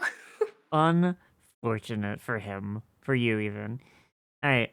So he deals 4, 5, 6.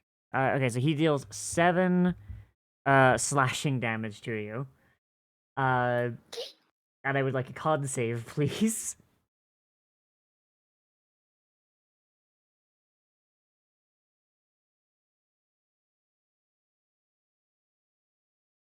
I'm gonna cry. 26. I'm gonna cry, dude.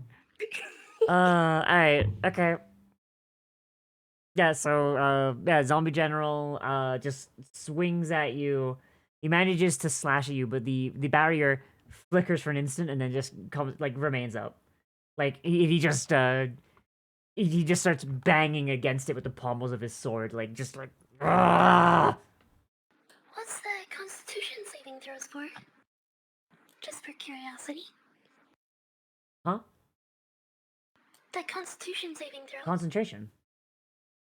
It's not a concentration spell. Wait, Magic Circle's not a concentration. Hang on! Nope. It's. I thought it was! Nope. It takes a minute to cast, and it lasts an hour. Set it and forget it. What's even funnier is that I could have cast it in the middle of the room. I love the sheer rage in your voice. It's very And then just stood on the other side of it and baited them into it, or cast Vortex Warp, drop them all in it, and cast it in inverse so they can't get out of the circle. And then we could have just left them here. Yeah. Hang on a minute. Oh, Hang on a God. minute. Hang on a minute. Hang on a minute. Mm-hmm. The only thing this thing requires is holy water, which I'm pretty sure Sprig had. Yep. Okay. Okay, so this is one of the spells that actually you need to have a material component for, right? Yes. And the material components are a bottle of holy water, or powdered silver and iron worth at least 100 gold pieces, which the spell consumes. Okay. So, does it consume the holy water? Yes. Okay. I was gonna say, otherwise that's busted. Because you could read it, because it uses an Oxford comma, which means it's Combine it vague. with Ceremony, which is a first level cleric spell, which I could have taken as well, and I can just make my own holy water. Yeah. That's stupid. That is broken. It also lets you marry people. Yeah, and if you get What? married, you get a plus to AC, Yes. yeah. Yeah, one of the Holy spells shit. in ceremony is a marriage ceremony. I love that. I do also I want think to it point grants out like there. passive armor or It's a something. really fun flavor spell. Yeah. There are variant rules, by the way, that make holy water a lot easier to get, too. So this is insane. Like, See. oh my god. Yeah, wedding. Yeah, wedding ceremony. The next 7 days, each target has a +2 bonus to AC while they're within 30 feet of each other. God, I'm having flashbacks to the piss cleric. God damn it. The what? Okay, so I once played in a campaign, so I was not DMing it, and I'm really glad I wasn't. And God. our DM basically threw a bunch of undead at us, and it was like we were running out of holy water, and our cleric goes, "All right, I can get us more holy water, but y'all are not gonna like it." They took all of the empty bottles that we had, or any empty container that we could find, and they just piss. They literally just like, all right, everyone, I need you to piss. So just fill up all of the vessels with pee, and the cleric just turned all of the pee into holy water because it does not specify it needs to be water. It just needs to be a liquid. You can God. also use That's purified food and crazy. drink. You can also use purified food and drink to turn it into water. Yeah. But holy water by definition does not need to be water. It just needs to be a liquid. That's amazing. Piss priest. We piss were priest. we were literally just carrying around bottles of piss and splashing them on monsters. This is giving me. This is like a worse version of that that holy sorbet mace that Senshi used in Dungeon Meshi. It's worse though. God. The piss domain. Jirate. This is Jirate from It's Jirate, but worse. Yeah. It's divine Girardi. Yeah. Oh god. Amazing. I love this. Oh. Alright, okay. But yeah, fuck. I thought it was concentration, but yeah, no, okay. I will never sleep on Magic Circle ever again. Yeah.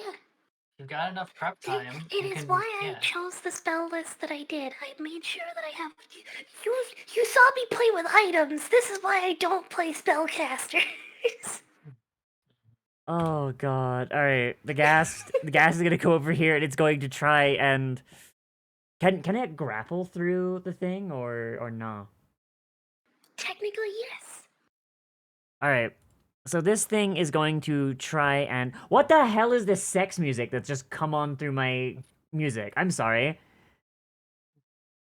Oh, it's why? Okay, why is Donkey Kong Country Aquatic Ambience like on the Halloween playlist? You know what? That might be my influence because I have unironically listened to that particular song at least 5 times this week. Like, So, sorry. sorry, no, you're fine. Go ahead. Grappling is, funny enough, one of the blind spots of Magic Circle. Mm-hmm. It does not get any penalty whatsoever. Okay. They did actually change the So you grappling can rules grapple. in the. You can grapple a creature inside the magic circle, drag them out, then attack them when they're no longer in the circle. They did update the grappling rules for the 2024 reprint apparently, and I do actually want to get my hands on the 2024 DMs guide just to see. I still absolutely despise every single character creation change they made, but like it looks like some of the rule changes are actually halfway decent. I like that they changed the backgrounds. That Where was about it. where your backgrounds and do your stats instead. Oh, their new grapple rules are dumb. Oh, are they? It's an attack roll now. Oh, gross! What the fuck? Yeah, it's make an unarmed attack, and if you hit, you choose whether to do damage, shove, or grapple. That's really stupid. Okay, you know what? Okay, going to start playing Pathfinder again. All right, cool. It's not as dumb as the first pass of new grapple rules, but it's still pretty bad. Mm-hmm. Yeah, fucking this is why I play Pathfinder. Jesus. All right. So Cam, athletics or acrobatics check, please. Boop boop. Let me see. I don't think you can fail an 8, but like you could still nat 1. Yeah, let's do athletics. I've got a +8 to that. Yeah, the only way you could fail is to nat 10. 1. Yeah, all right. Yep. Yeah. So this thing tries to reach in and grab you, but like you just kind of like just shoulder it off as it's just kind of like being repelled by the magic circle. Oh boy. All right. So that's the end of its turn. Chem, because you're within 5 feet of the ghast, it stinks. It absolutely fucking reeks. Give me a con save, please. Okay. He's a very stinky boy. Very stinky. He's a stinky boy. Saving throw. Perfect. Yeah. Okay. 12. You just plug your nose. I do not know why, like, Great. saving against it once makes you immune to the stink. Like, I'm sorry, like, I don't know if any of you have ever had to pick up, like, dog shit. Like, no, like, even if you pass the save on the first try, like, that you're still fighting the urge to vomit the whole time. It's a rolling save. Like, you have to do it Exactly. every single time. Exactly. And at some point, you are gonna fail. Yeah. I do not understand this fucking thing, dude. Alright. Alright, so, yeah, your turn. Cool. I'm gonna whack that guy with a hammer.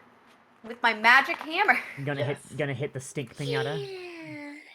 Yeah, I'm gonna hit the stink pinata and hope it doesn't explode on me like, you know, a Left 4 Dead creature. Great. Yeah, like an actual. That sounds awful.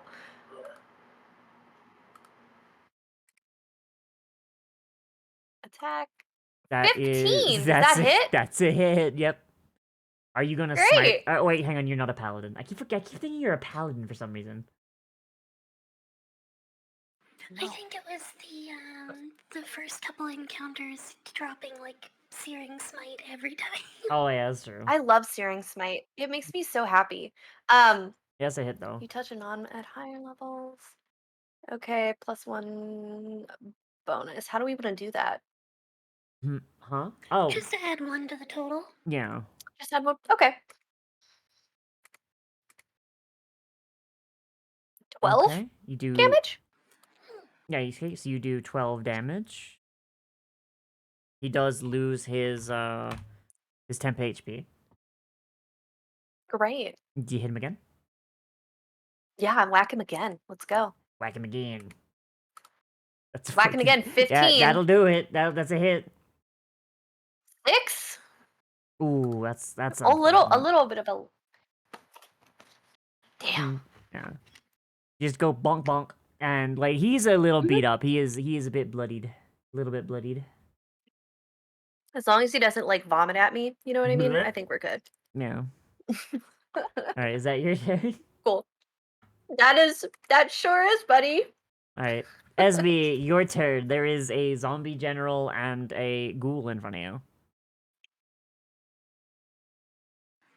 Yeah, I feel like Esme gets slashed across the face with the sword, like right on the cheekbone kind of thing. Mm-hmm. Oh no. And she just like, one hand comes up and she brushes at the cut with a finger. She locks eyes with the zombie general for a second.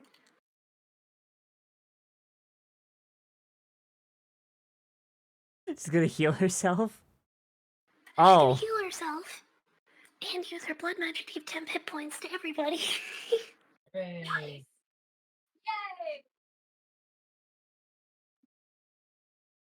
all right.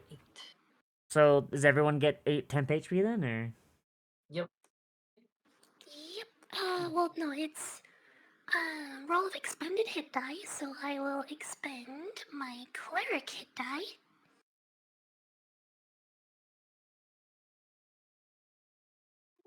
So they get 8 plus my con mod, which is 4, so 12 temp hit points to everyone. Nice. So Esme gets hit for an attack for 7, takes 4 damage, then heals herself for 20. Oh my god. Okay, I just need to say this. I just need to say this.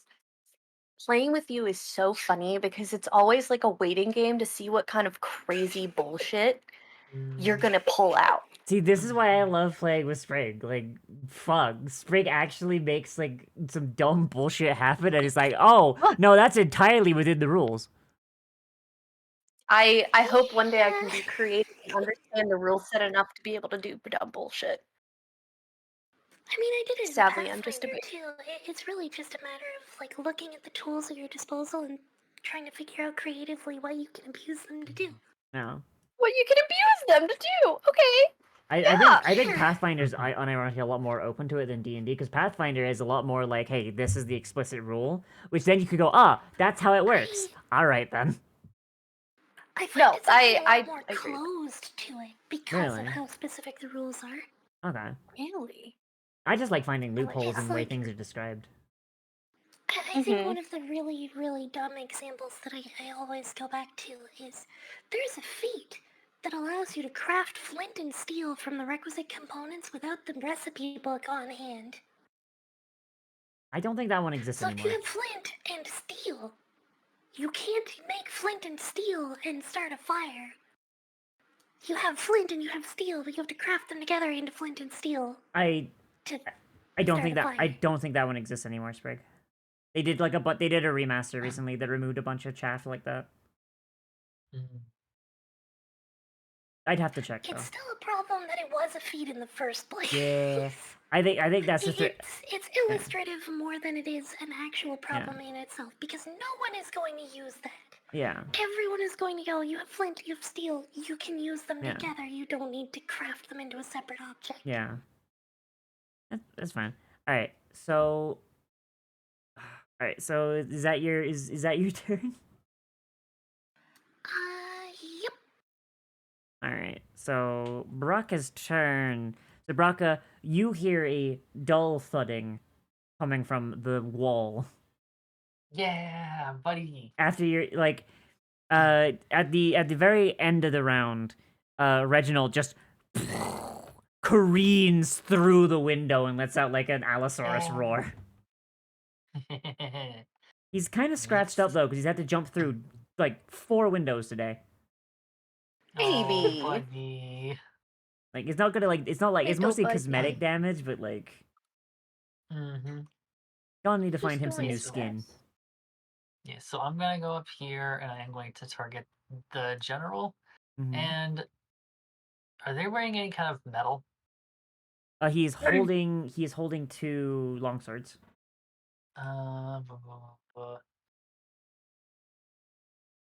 Are you gonna do heat It metal? just says if they're wearing armor made of metal.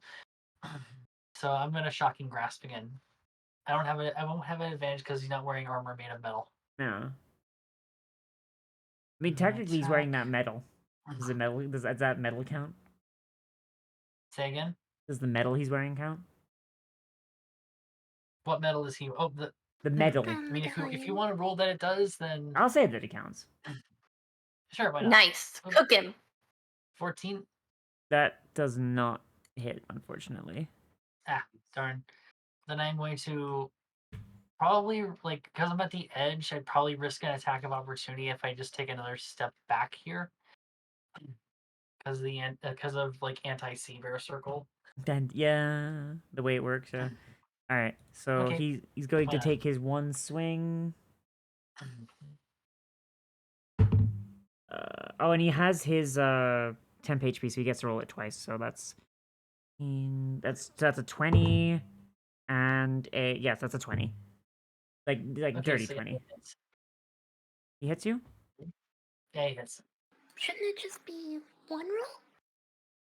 No, because he has temp HP, so he Because has there's advantage. advantage from his attack, and he has disadvantage because of the magic circle.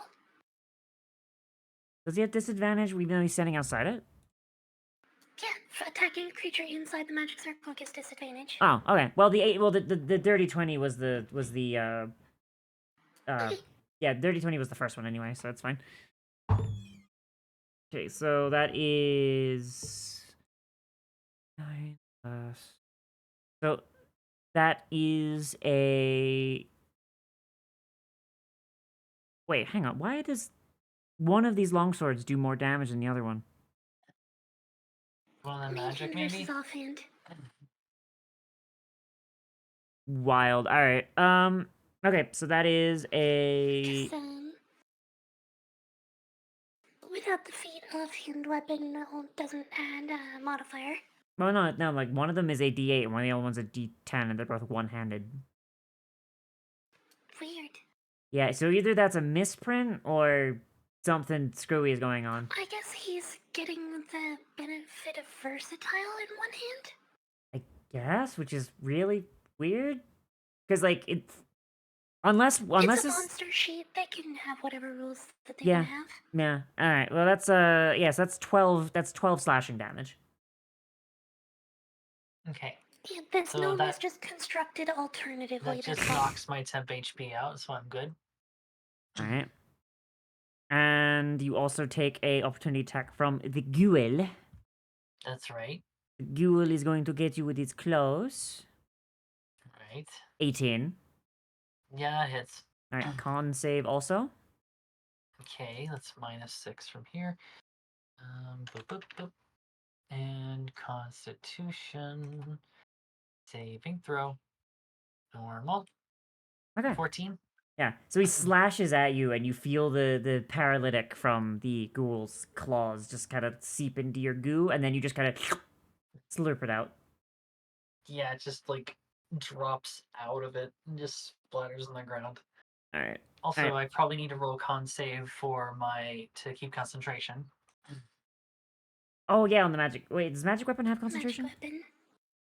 It is a concentration spell. Okay, it then lasts yeah, for an yeah. hour as long as I'm focusing on it. Yeah. So do So that. it As is long a as you con roll above a saving 10, you're throw. fine. And boop.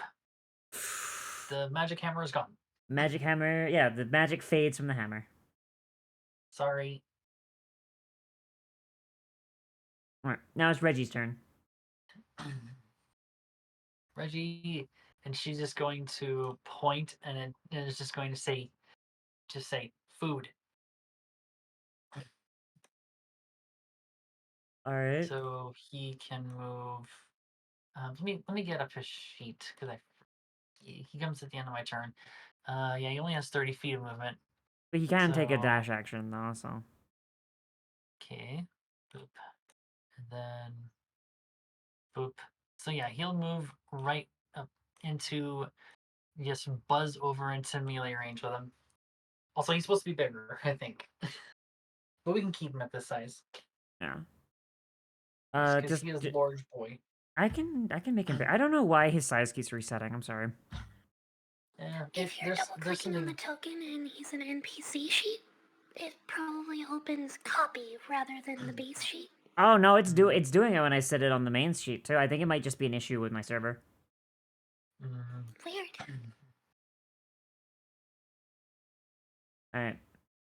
Yes, he just dashes over. Does that. Yep. All right. Is that your turn? Yep, that will be my turn, and I will hit the button. There we go. Passing turn. All right. Ghoul's turn. So the ghoul is going to do its best to try and drag Esme out. So it's going to athletics 18.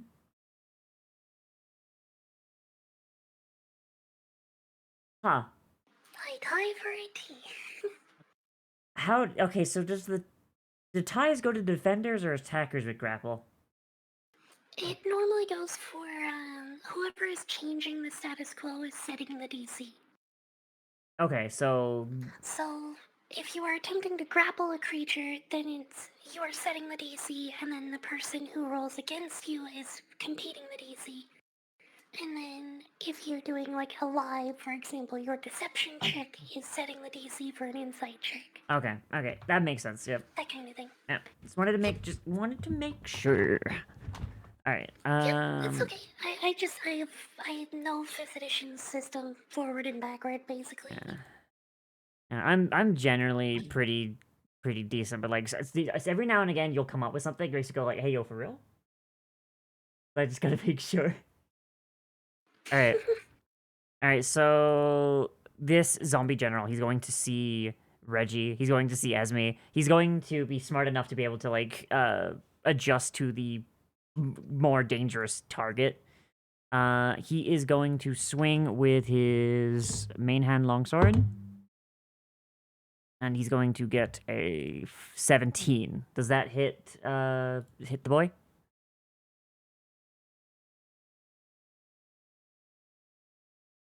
Baka? Does that hit the point? Oh, sorry. We were 17. talking about a different person.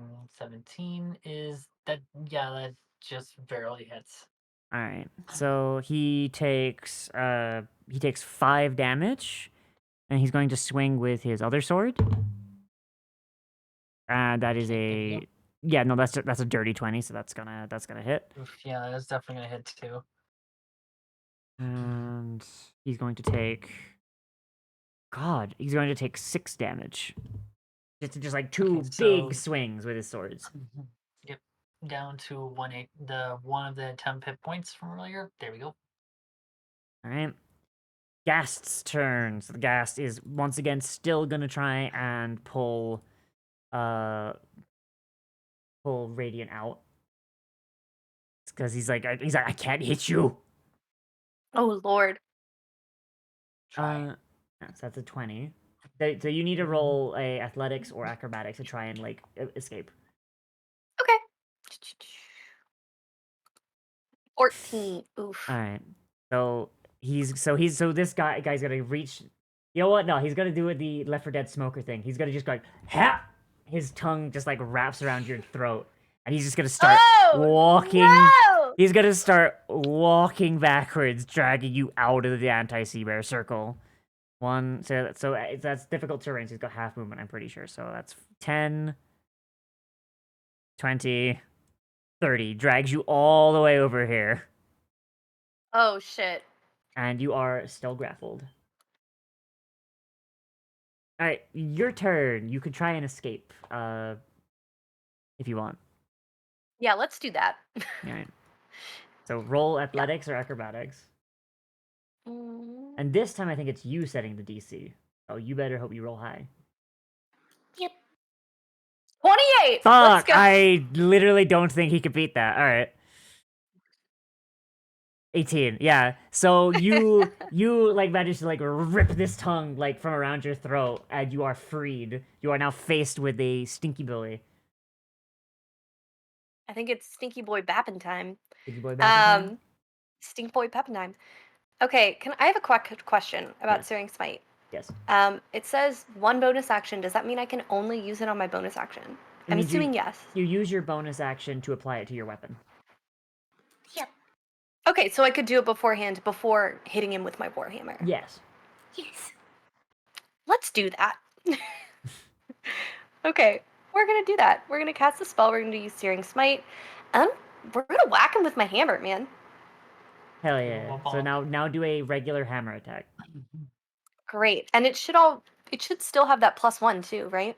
No, that fell off because Nope. I lost the Oh, plus rip. 1 because of Uzol's concentration. 12. that Oof. unfortunately does not hit. But you do have a secondary attack. The fire, the searing smite does not disappear until you hit. Oh, great. So do I whack him again? Yeah, you can whack him again. Let's whack him again. I'm begging you. That will hit. 15. Perfect. Damage. All right, so you Mm, deal. okay. Okay, now roll your fire damage. Sealing Searing. Yeah. Cast spell. Do an extra 1d6. Oh, okay. So just like a 1d6. And then he needs to make a Nice. con save at the end of each of 5. his. It said, is it the end of each of his turns, or is it the start? It's the start. At the start of each of its turns until the spell ends, the target must make a Constitution saving throw. On a failed save, it takes 1d6 fire's damage. On a successful save, though, the spell ends. All right. So yeah, so he lets out like this howling cry as he's just like literally just ignited in fucking flames. Great. He's And toasty. now And he stinks stinky. worse.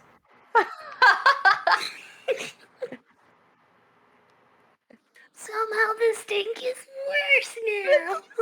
Now. Oh no. All right. I mean, I guess that's it. We just whack him with our hammer. End turn. Great. All right. So, all right, Esme's turn.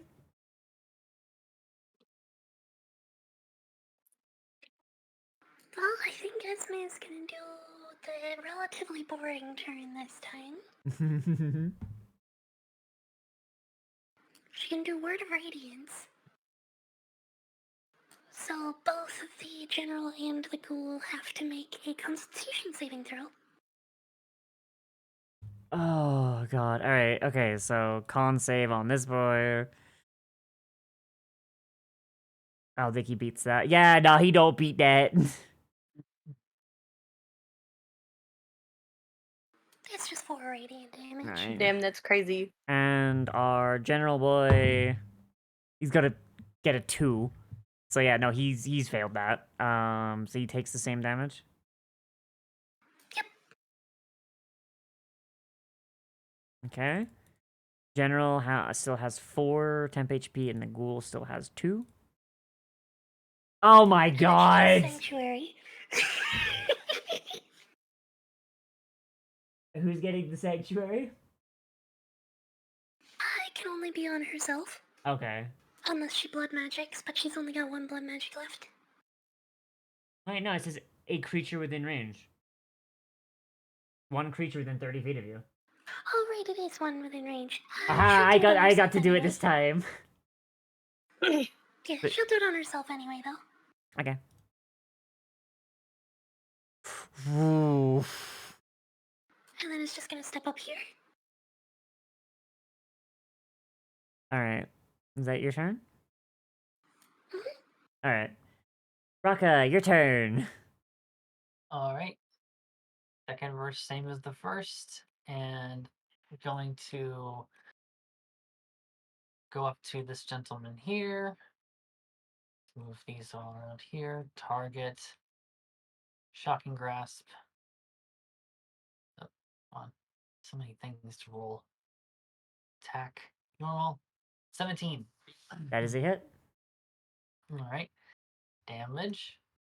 Normal roll. 11 points of lightning damage. Jeez. Yeah, no, he's almost dead. Like literally, like this thing is smoking and like swaying on its feet. It is almost dead. Okay, bonus action again. Command Reggie to bite, and it's going to be her turn as Reggie comes back around and is going to nom this man, Which one? The ghoul? the one that is close to dying. Okay. How? And so, yeah, we're just gonna go with the bite. Narf. North. Attack. Normal roll. That'll hit. 14. And damage. Bump. 10. You just like just swallow it whole again. Yeah, he just bites it, and just like it comes apart at the midsection, and he just tosses his head back, and just you see him do the like little gag thing chickens like a chicken does, No. Oh god.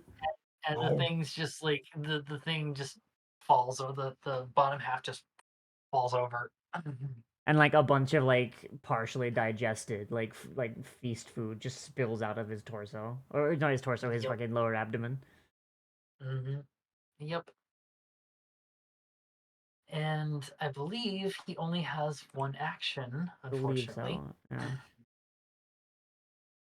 Oh Da, god. da, da, da, da, da. Oh no, I can't attack twice because we're level 10. Oh yeah. Okay. Okay. Okay, so second attack, he's gonna mix it up, and instead this time, because the thing is right next to him, he's going to, let me just target this thing real quick. He's going to antler attack this gentleman, Just the gore general. him. He just like swings the massive moose antlers on the side of his head. Boop. That'll 21. hit. And then we have boop. My god, I 20 keep forgetting damage. how Good grief. fucking damaging Reggie is. Yeah, so Reggie just gores this thing on the antlers. Just God, moose are terrifying. And now Mhm. there's like bits of it of the general hanging off of his hammer, not his hammer, off of his antlers, like moose when they start shedding their velvet. Oh god. If you've ever seen that, that looks terrifying. Yeah, It's like no, that they have looks blood. absolutely Yes. nightmarish. Yeah. But that's this turn. This turn for Reggie. Alright. So it is the general's turn. He sees the sanctuary. He sees the big T-Rex. He sees the goo. He's going to. What kind of life choices is he making right now? I think he's going to be smart enough to attack the dinosaur. Cool. I'm so happy for him. Cause yeah, like that dinosaur is a problem. Mm-hmm. So that is No. Reggie. Reggie identifies as a problem, I think. Alright, so that's a 17 to hit. That just hits his armor class. Alright, so that's his. I'm gonna make that his D10 sword. So that is a 13 damage. All right. And his D8 sword misses. Knocks out his last hit point, and there we go. That's the last temporary hit point, and now we're back to here. Was the second strike? Second strike missed. He beefed it. Okay. All right, the ghast. It is going to see your boss in danger, but it has to take care of what's in front of it first. So get clawed, Radiant. Doesn't hit, does it?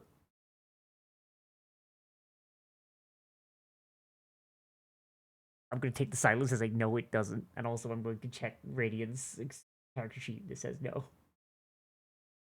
Alright, Cam, it's your turn. This thing just slashed at you. Okay. Has this thing hit its claw attack a single goddamn time? I know the ghoul has. No. Nope, nobody's laid a. Nope. Yeah. Nope, Reno. What is up with the dice today? Like, Jesus. I don't know. I don't know, Alright. man. I do know though. Uh-huh. I'm gonna whack him with my hammer. I think you might actually just kill him this round, too. God, one can only hope. I think I get something special if I kill somebody too. You do. You get to shoot lasers out of your eye holes. Oh, I'm so excited. It's a 25! Yeah, that's a hit. Hell yeah! Alright, damage plus So I ain't even gonna sugarcoat it. No, he dead. Sick. Great. So you gain the ability as a bonus action to cast a single spell wherever the fuck you want. Cool. What do I have? I don't really have a lot. Eldritch Blast. Yeah, we're just gonna use Eldritch Blast. That's pretty. Yeah, let's do that. Who do I blast? Yeah, that's a pretty good combo. Yeah. Mhm. So you could fire Yeah. Eldritch Blast twice because you're level 10. Perfect. Yeah, let's do a Eldritch Blast. Let's do that guy. If you had some levels in Warlock and you could get Agonizing Blast, you'd be able to add your charisma to that. That's disgusting. It would be absolutely disgusting. Absolutely disgusting. I am so sad that I did not have that knowledge. Alright, hit the hit the You would tip, Sorry, it's just attack. 12, maybe? No, that does not hit. I kinda wanna just let it hit. Just let it hit, man. I'm just gonna let it Let hit it because it's ride. fun. Yeah, let it ride, fuck it. I think Let that it ride. Alright, this battle is basically over anyway. cool. Damage? 2! Ah. Alright, second beam. it is 2 shots, yeah. Yeah. Yeah, second beam. Let's do it. 22! There it That is. is disgusting. Great. We better get a 10 and a 3. Fuck. That's fine. They That's still, just like, tink across yeah. the room. Tink tink. Right on that, man. Chip damage is still damage. Yeah. Mhm. Alright. Alright, now it's your turn, yeah? Yep, that's my turn. I'm gonna move a little bit from the dead guy. And then we're gonna end our turn. Yeehaw. Alright. Alright, Esme, your turn. This general is now without his soldiers. Just kill him already.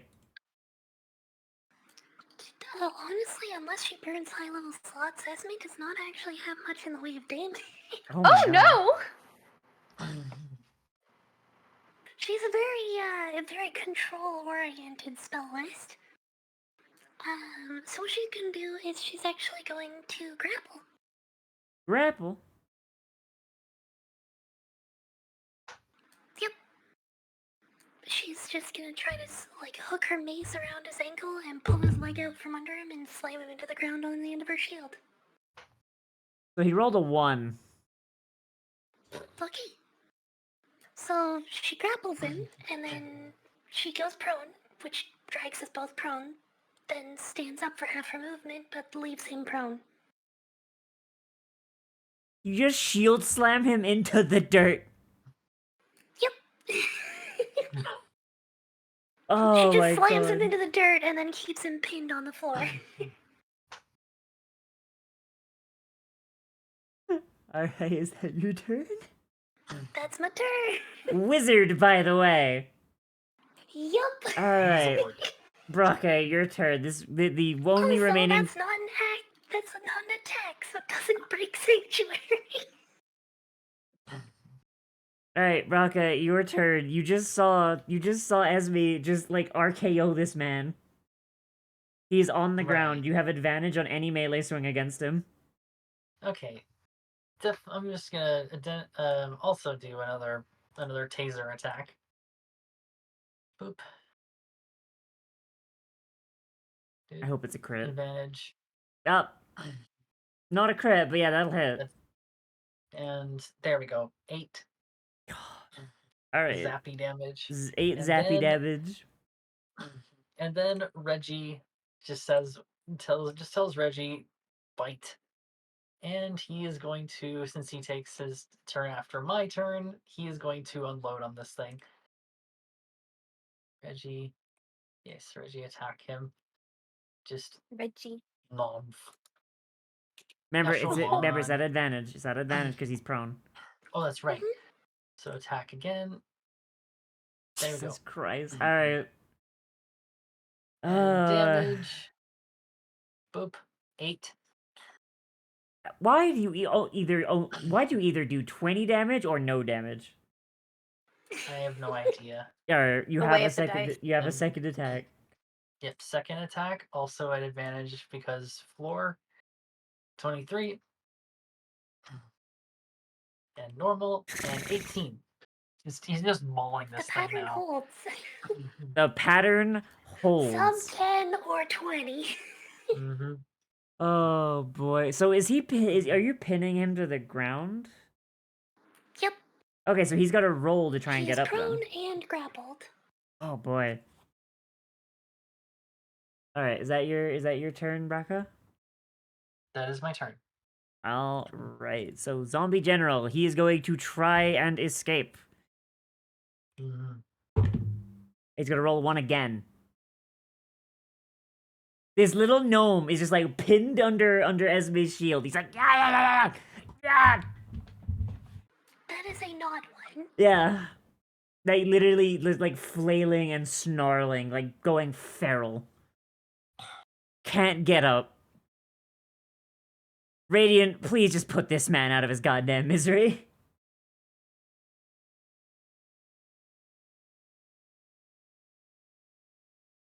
We're gonna do it. Yep. We're gonna whack this guy. Yep. You know what? We're gonna try Eldritch Blast again because that's fun. And Searing Smite has worn off. I do want to say because he's He prone. will have disadvantage because he's prone. You need a like if you want to take benefit advantage, just walk up, get in melee range and just start plonking him like a Gallagher watermelon. You have enough movement to do it. Cool. Let's just wonk him then. That'll be great. You have advantage. Don't forget. Attack with advantage. Boop, boop, boop. 26. Jesus Christ. All right, hit the Cool. versatile. Spank this man. Oh, hit with versatile. Yeah, Okay. because you're Yeah, two-handing it. I he's a bigger assume. Ignore that one then. Yeah. 11. All right, bulk him again. Hit him again. Wonk him again. Yeah, you just bring it down on his head. 20. Oh God, yeah, do it. 9. Please tell me that fucking smack. I want his head to explode like a watermelon on concrete. This poor man, like this man, all this man's crime was getting murdered. Yeah, so as he's like pinned under the shield, like his arms are like sticking out, his like head is like, you can see his like 4-foot mustache. You bring it down once, you just shatter his nose. Bring it out a second time, and it pops like a Gallagher watermelon, and all you see is like the 4-foot on each side mustache just kind of go limp. As it's just He looks nothing like for it one to of be those attached to. cockroaches squashed on the sidewalk Yeah. with its antenna out.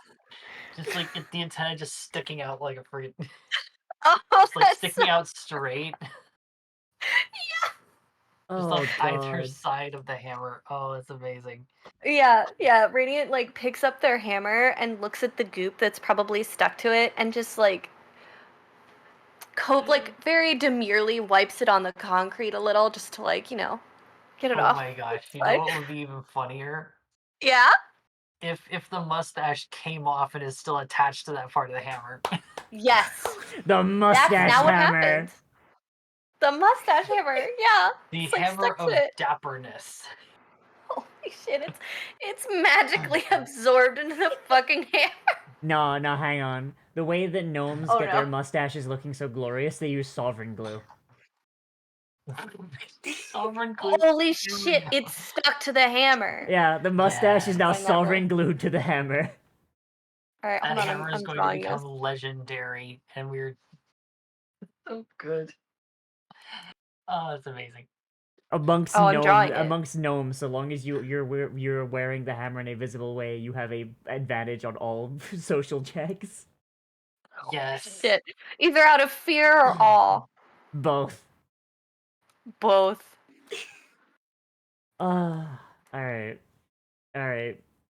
So, yeah, so the Cool. necromantic energy in the room calms down as you put these poor souls to rest in the most violent way possible.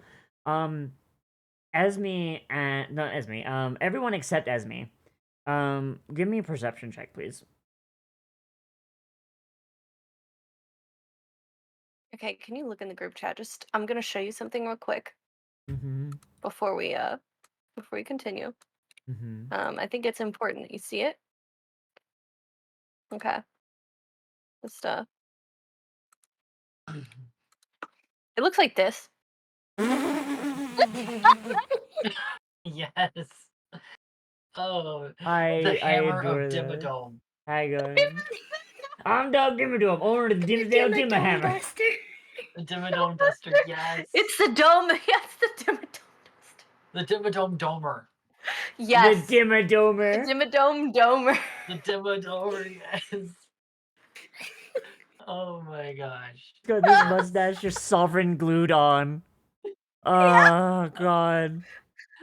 Oh my gosh, this is perfect. It's I just need it's this. now it's a new magic item for the campaign. It's a There you, legendary. yeah. There you There you go. There you go, Vegas. There's an extra magic item for you, the Dimodomer. The different. Yes. I can only Just an imagine. adamantine warhammer. With It a is. It's an mustache. adamantine warhammer. Adamantine Warhammer with a gnomish mustache like on it. You have a advantage on all social checks with gnomes out of fear or awe, your choice. And then Oh, when they boy. or fear, awe, or respect, because Yeah. you put down an undead gnome, you gave it rest. Yes. You've been blessed And by now the you have inherited mustache. his social class. That's how it works, right? Like if you murder someone, if you murder a Yeah. millionaire, you become a millionaire, right? That's how it works. Exactly. That's why wouldn't that work like that? That's crazy. Calendar rules. Calendar rules. Exactly. Okay. Oh What were we boy. supposed to roll? Yeah, a perception check, please. Hell yeah. I'm sorry. I'm trying so hard not to fucking lose it. Oh, Oh, 19. God. Reggie making really good time, actually. I was worried. Alright, I need one Yeah. from Uzolda as well. Oh, okay. My bad. Perceive. Bup, bup, bup, bup, bup. And bup. Normal roll. Alright, 17. so Esme does not pick this up because she's not in tune with the occult, but the two of you, you swear you hear hoof steps. Like from a horse. That's it. Oh. Oh. How high are we up right now? Are we on the ground floor or the second floor? You are like on the ground floor. Cool. So it's But like probably not a headless horseman. but like the sound sounds almost Please, like it's please. coming from inside the room. I'm gonna poop my pants. Shitting I am yourself is a free excited action. for this fight. Radiant looks at Uzol. Yep. It's another Looks back. they Look at they me. yep. Look at him. Look at him, looking at me, looking at him. And I feel like at this point they're talking with their faces. And that talking includes an oh shit. Mm-hmm. Uh-huh. Yeah. And We should leave. just Let's go. We we should should go. we should go. We should go. We should go. We Let's should go. go. Let's go. Yeah. You know what? Let's go. Let's go. Servant's entrance. Servant's entrance. Exit stage Yeah. left. Yep. We're just hightailing it. The It's gone. kitchen is just this way. As much as I would And love to Esme fight a is dual like- hand, yeah. Yeah. Esme is just like wiping the blood and brain matter off of her face with a very stained handkerchief. Oh boy. So as you go through the thing, so the hoof steps they periodically sound as you're moving, and only Uzolda and Radiant can hear. They sound very light, like for like a horse, right? Like as if like a horse lost like 20 pounds. Right? But like you can never pick up the source. Like sometimes the hoof steps seem to be coming from right next to you. Sometimes they're ahead of you. Sometimes they're behind you. They're very weird. As you pass into the kitchen,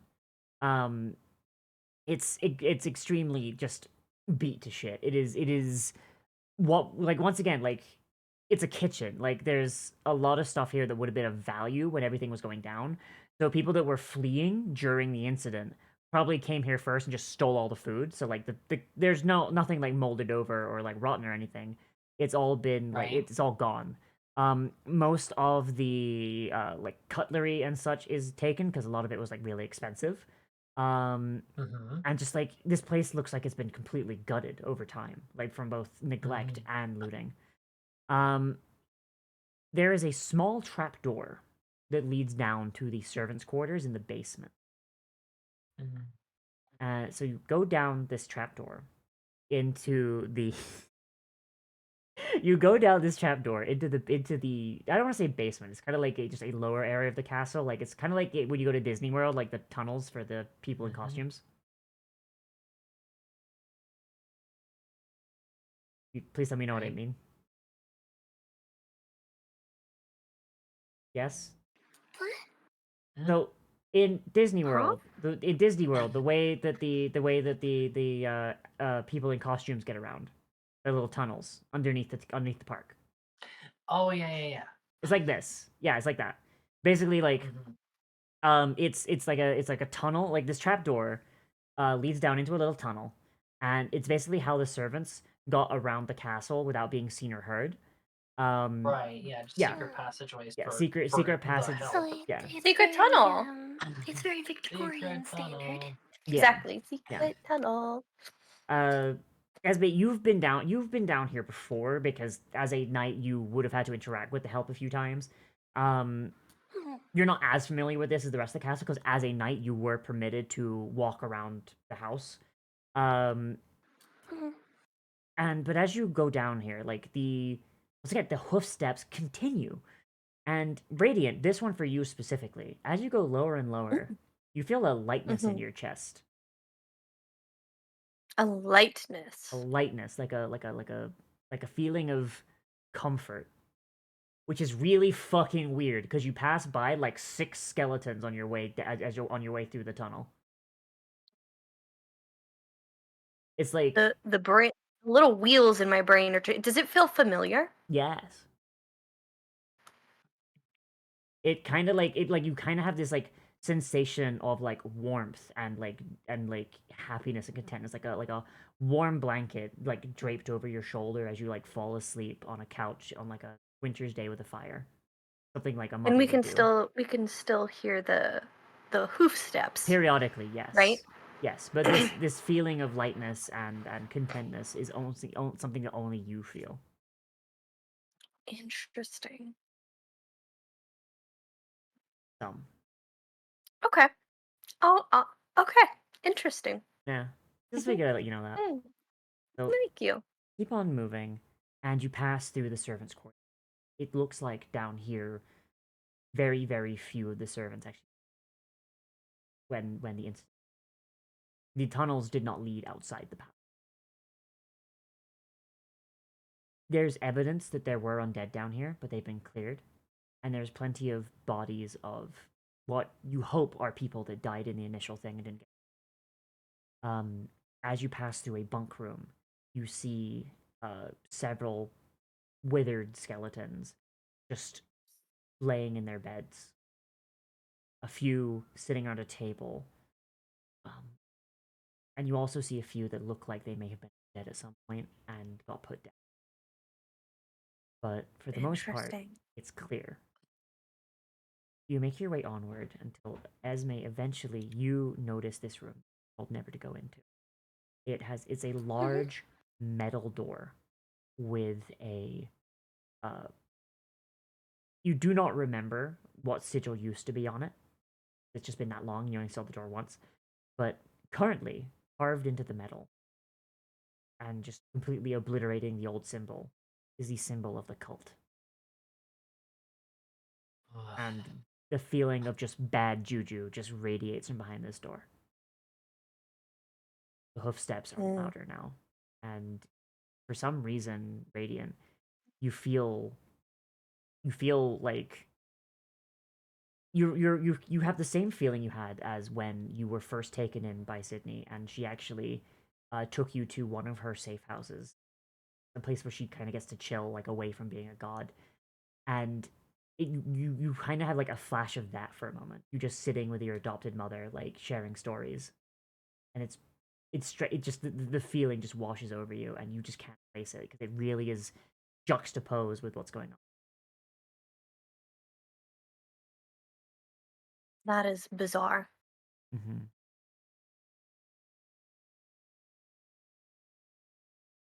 So.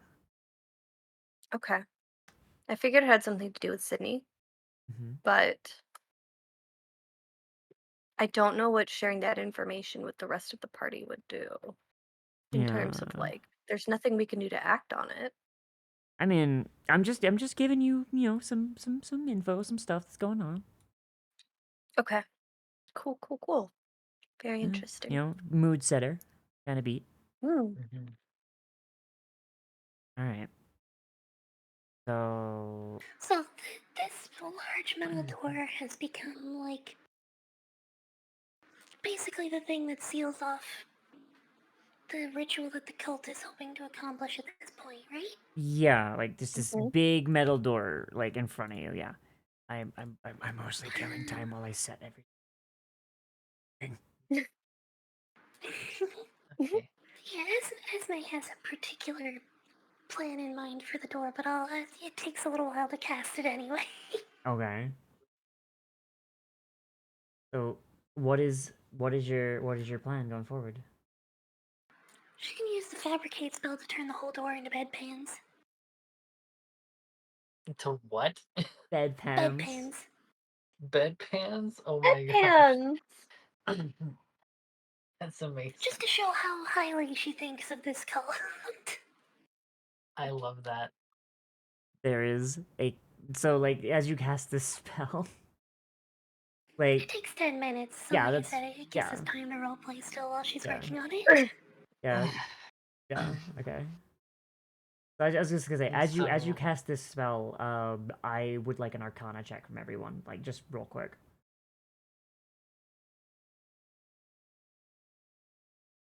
Esme, the magic going on behind this door reeks of death magic to you. I mean, obviously. Yeah. The rest of you, please.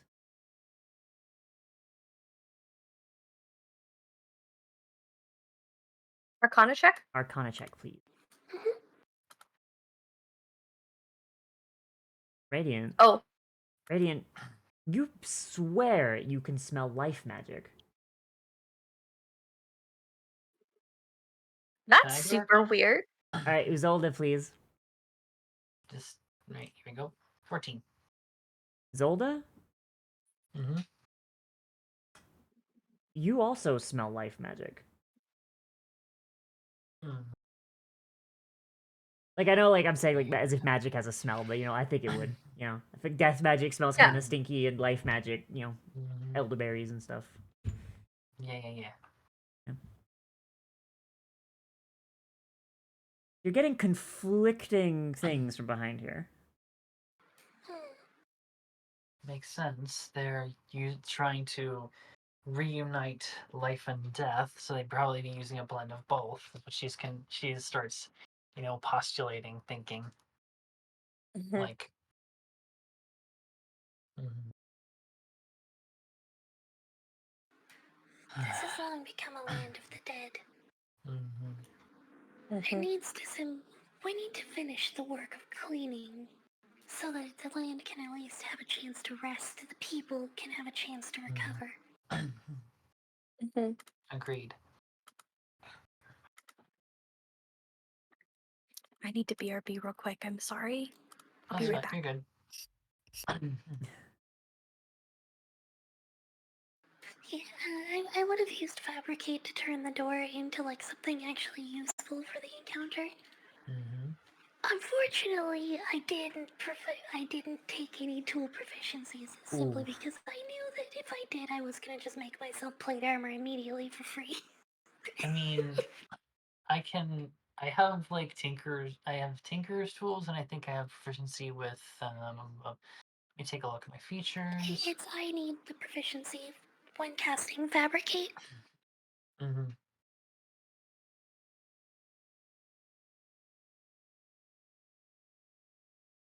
Yeah. So, me and Hey, you could just throw bedpans at him.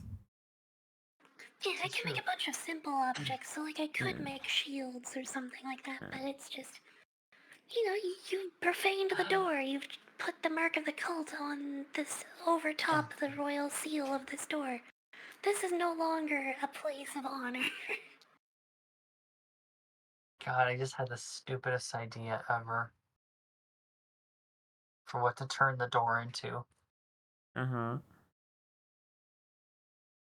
My brain is fighting between either do we turn the door into like a mass of whoopee cushions, or do we turn it into a mass of like rubber duckies? I think It it needs to still be the needs to same be metal. material. Yeah. Damn it.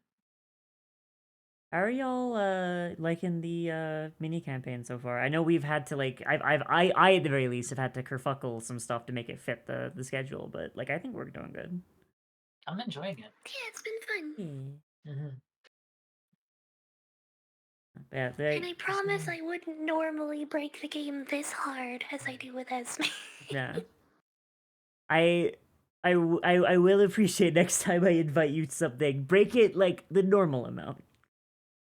Yeah, Uh, I was invited for a playtesting session of a new piece of material, so yeah. I had to test the limits of that piece of material. Oh yeah, no, I am not mad. I am not like if like literally like if we were doing like a regular game and you're munchkinning it, I might be a bit annoyed. But the fact that like we're actively playtesting and you're just like, oh hey, this is written in a way that lets me do this. I'm totally fine with that. It would be way dumber if I used more cleric than wizard. Yeah. Yeah. Because if I got, for example, spiritual weapon, Mm-hmm. I now have the ability every time that okay, I'm pop it up so that you can read it at least, or so we can look at it together. I'm not sure if I can use it on this one, but I think I can. Yeah, number of creatures equal to the Constitution modifier take additional necrotic damage equal to twice the roll of expended hit die. And it's when you cast the spell. So I can cast spiritual weapon and then expend a hit die to give bonus necrotic damage to my spiritual weapon for God, the you entire duration. just adding like a fucking permanent smite to your spiritual weapon, that's insane. And then with Scarlet Theft, I can just deal hit dice back from creatures that are killed by my spiritual weapon. That's oh my god, that's nutty. Holy shit. Alright. We are coming down to our last hour. We are hitting the stretch hour, so hopefully everyone's good. I know my throat is starting to hurt. Yeah, I'm definitely after this. I'm getting some food. Mm-hmm. I get to have the apartment to myself tonight because roommate's going out to a Halloween party. Mm-hmm. I will say that I definitely have been enjoying playing with y'all, and I'd love to do it again sometime.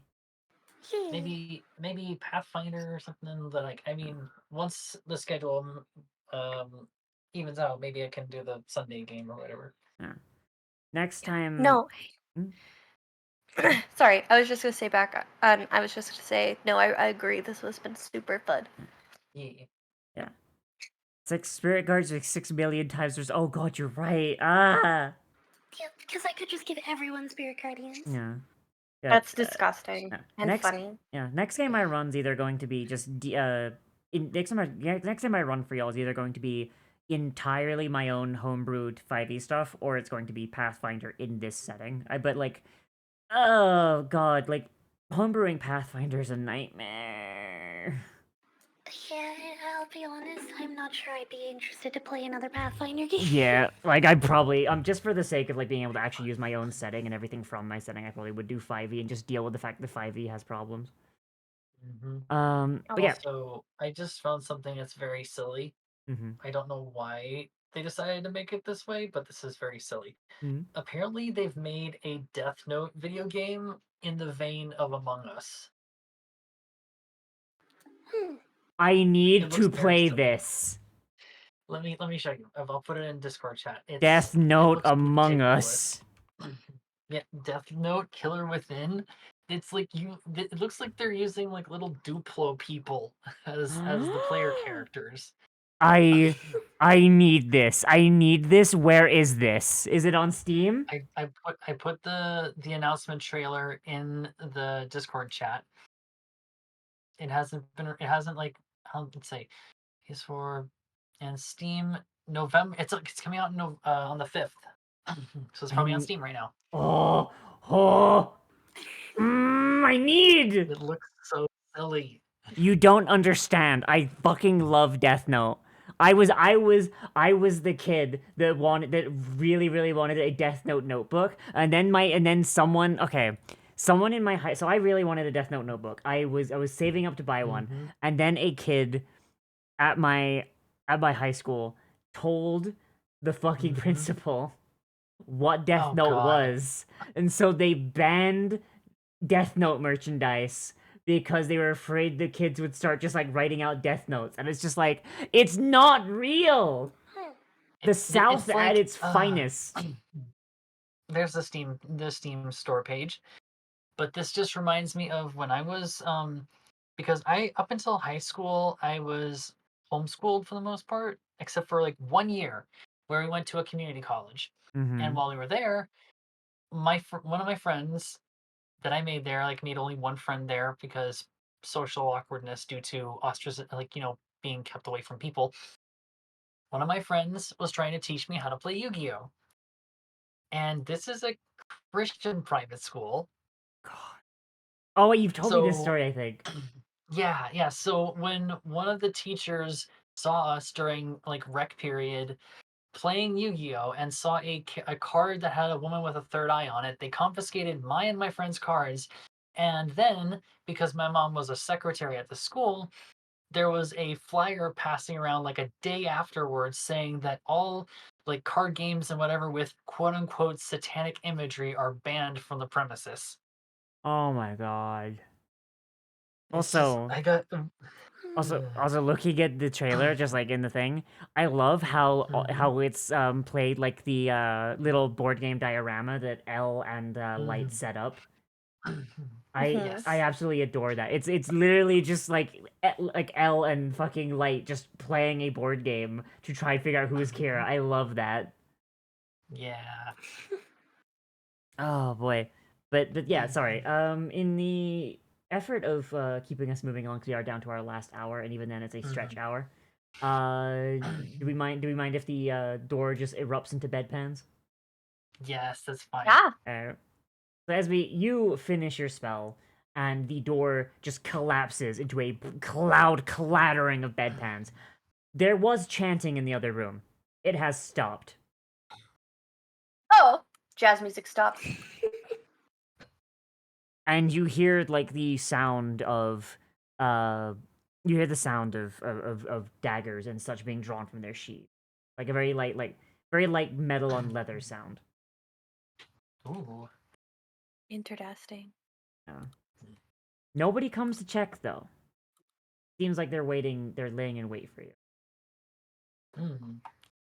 Well, they don't want to start the party without us. Cool. How demure of them. Hmm. Well, let's not keep our hosts waiting, shall we? Hmm. Just going to like hop on Reggie's back and just with him just wade through the sea of deadpans. The sea of dead pans? Of deadpan bedpans. Hmm. All of the chanting was heard from Cool. down these stairs, by the way.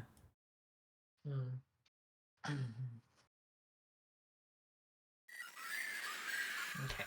Thank you for follow, Roberto Rex. You should be able to move. Oh, wait.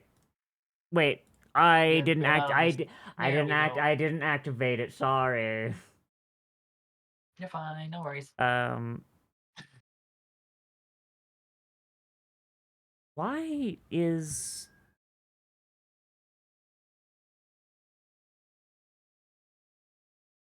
there we go.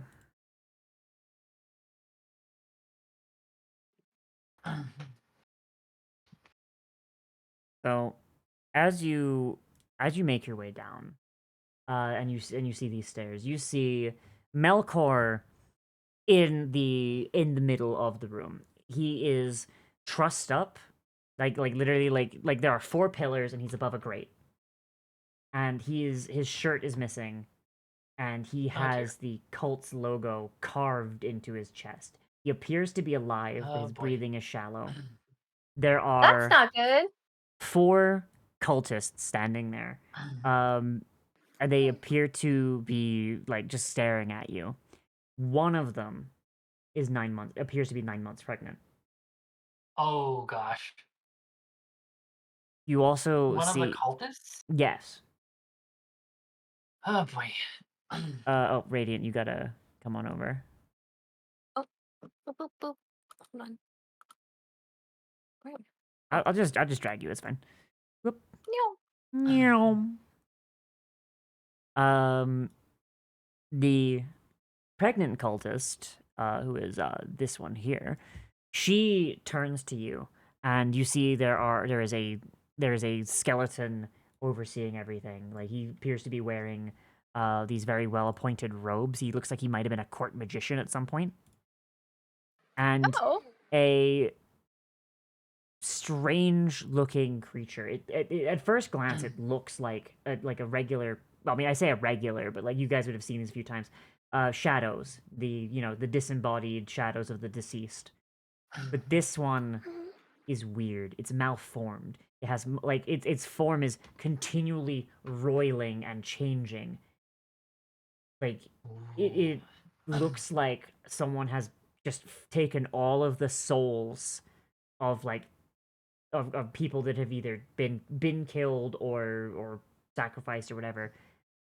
Roughly around 15 people, let's be honest, and just mushed them together into this conglomeration of souls and shadows. Now, Oh boy. you only see 4 cultists here. You know that there are definitely a lot more cultists. Like by your count, there should be at least 31 more cultists, but they're not here. There's only these 4 and these undead. Mm-hmm. But Well, these I don't like that at all.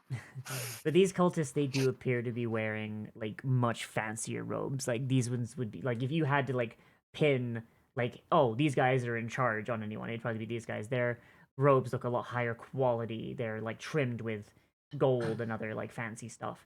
The pregnant cultist, who's wielding a knife, and her one is actually got blood on it. It's safe to assume that she's the one that carved the sigil into Melkor's body. She looks to you, and from behind her mask, she says, "Intruders, you seek to seesaw ritual to return this land to sorrow and loss. Why?"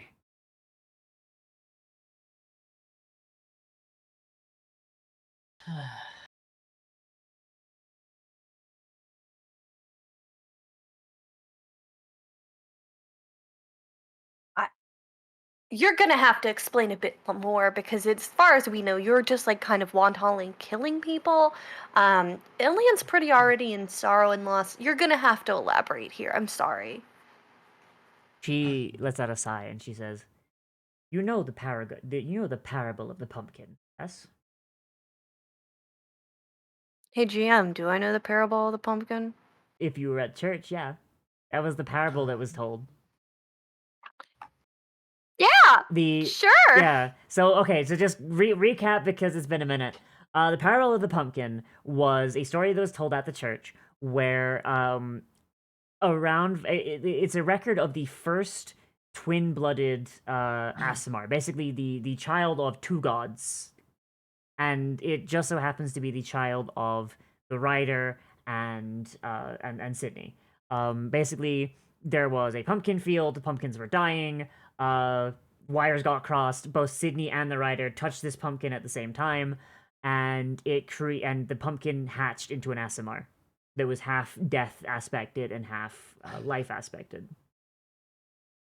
Interesting. They're trying to do that again, but without a pumpkin. Damn, that's not good. Without a pumpkin? Yes. Think about what else they said. People. Yeah. Okay, cool. Just, yeah, they're like, gonna use a person. Yeah, without like I don't want to just kind of like I feel like I rushed it a little bit, so like maybe like it's not gonna cross. So you know how like for the right of the messenger you're supposed to use a pumpkin, but they use people. Uh-huh. Same thing. Neat. Yeah. Okay. They cool. stewed a whole ass baby for 9 months just to do this.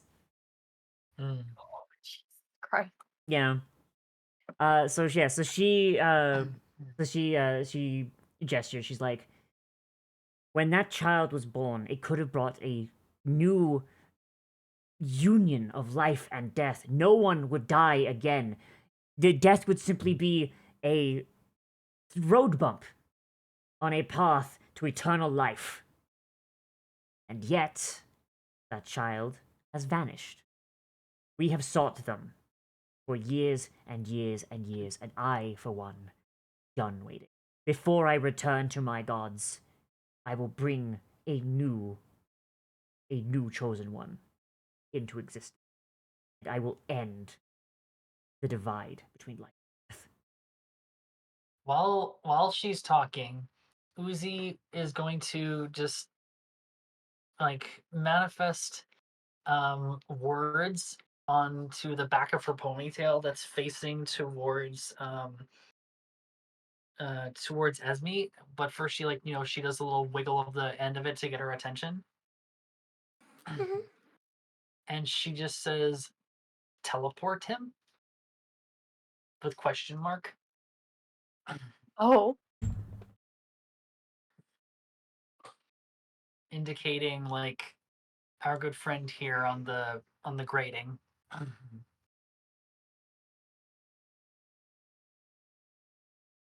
I'm saying you should vortex warp him to us. Yeah. Yeah. Let's just kill this guy. I'm understanding that. I'm just thinking, because we do have the core wizard up there. I think Esme is going to... Yeah, she can go for it. She's going to go for the teleport. She goes through the hand motions, and she casts Minor Illusion, making it look like she's casting Vortex Warp. Give me a deception roll, please. Nice.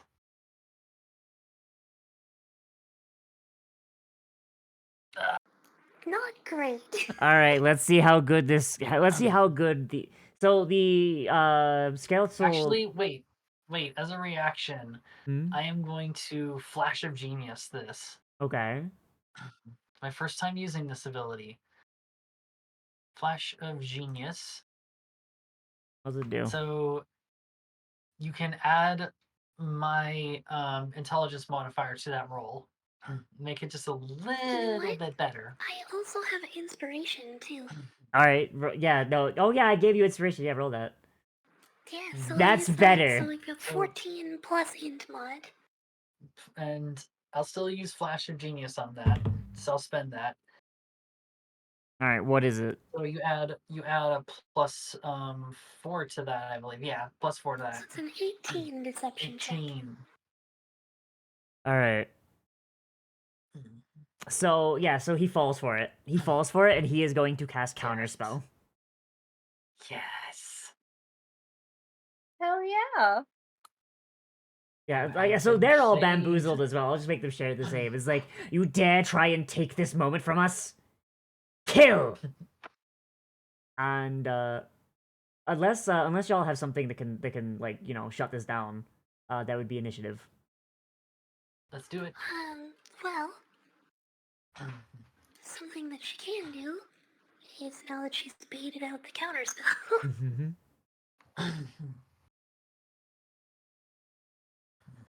She can Resilience Fear him. Okay. Oh, and he doesn't have his reaction!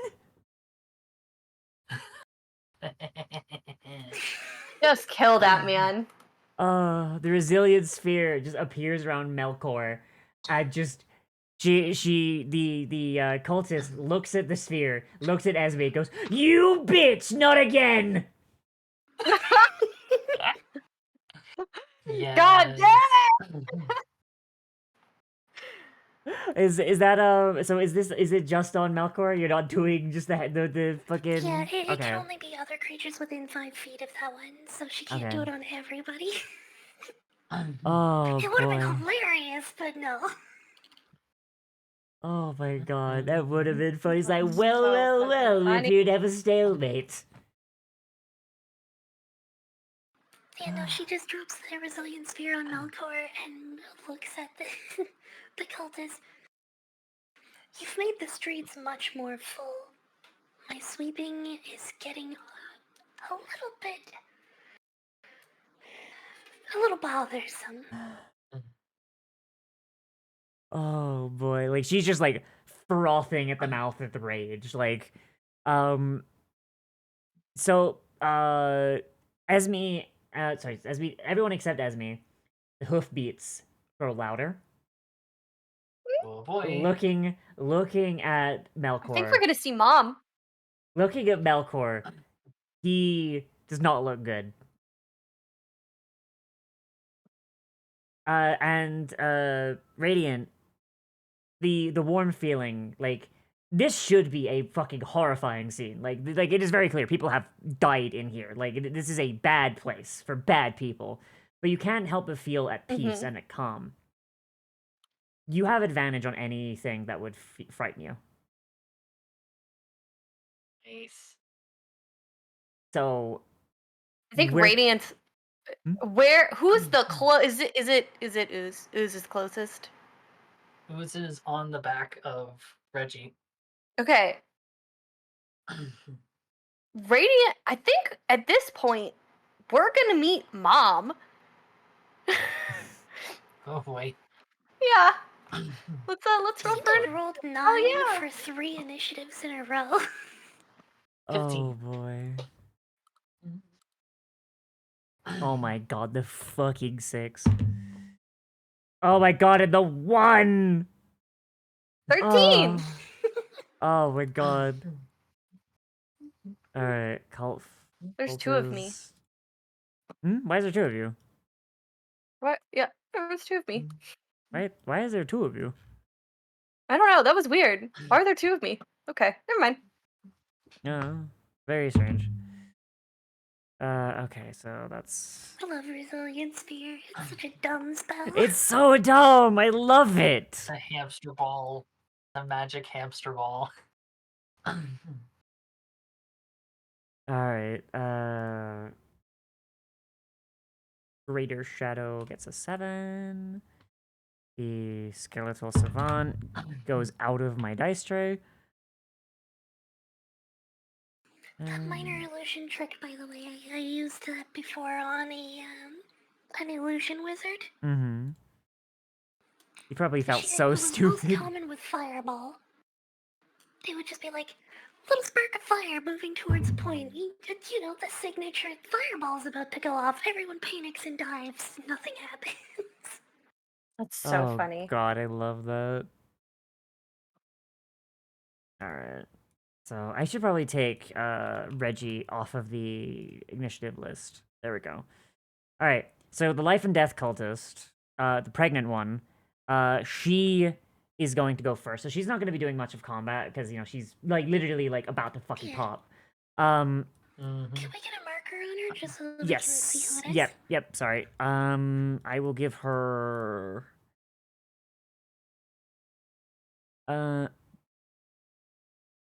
God, I don't know what marker I'm not gonna use otherwise. I'll give her the arcane shield because I don't think anybody has arcane shield effects. Okay. Yeah. So she's going to approach the sphere, and she's going to basically start preparing. Like her knife is out, and she is murmuring a prayer in Nemean. That's all she can really do. Baraka, your turn. Okay. So let's see. What do I want to do? What funny hoo-ha thing do I want to do here? Actually, Baraka, how much do you know about magic? I'm curious. Artificer. Yeah, but like magic, not like Magitech. I feel like she'd know a fair amount because again, her skill is like creating unlife basically, and also again, Okay. artifice. Okay. Arcana check just before you do anything. Arcana normal. Yep. 14. So as this woman goes over to the sphere and begins to pray, you don't understand the prayer, of course, but you recognize magic when you see it. Based on the somatic components and like the like materials that she's got like kind of laid out on like a tarp in front of her, which are very rapidly being consumed, by the way. Like there, Right. you could not stop her from casting at this point. You can tell that she is casting a spell that will let her see into the spectral plane. Oh, interesting. Okay, so I can't stop her from casting it to be able to see through the ethereal plane. Mm-hmm. I'm gonna try and just make it so she can't really do much of anything on the ground here. Okay, and I am going to, let's see, boop, target her and float. I cast float, bitch. AKA Whoa, levitate. bitch! Yes. Oh my god, you just make her rise up vertically. Yeah, she's just gonna be floating in the air, just spinning. This party is a menace to Ba, society. ba, ba, ba, ba, ba. It is amazing we still have jobs. Fun fact, I actually did this on a play-by-post server to some guy who was being a Karen in line at like a official like government building and just had Oh my this god. fat rich guy floating in the air. I Amazing. hated Oh that my server. god, how high is she right now? Uh 20 feet up. Oh boy. Just as far enough away from him as possible. Oh god, hang on, my So phone what you see? hang on, my phone is ringing. I gotta take this, I'm sorry. No, Oh, go you're ahead, it's good.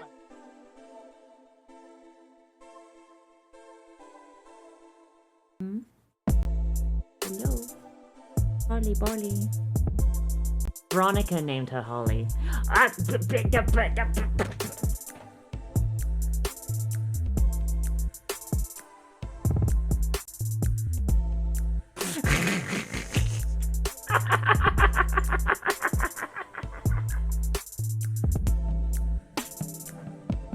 Very uncomfortable. Whack.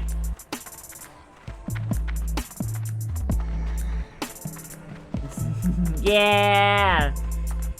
Look, this is how we get more friends in here. The more gift subs we get, the more friends we get in here. Let's go. Oh boy. Yeah. Thank you for all the gift subs, and thank you everyone for showing up. How many params are how many params? How many parameters are you?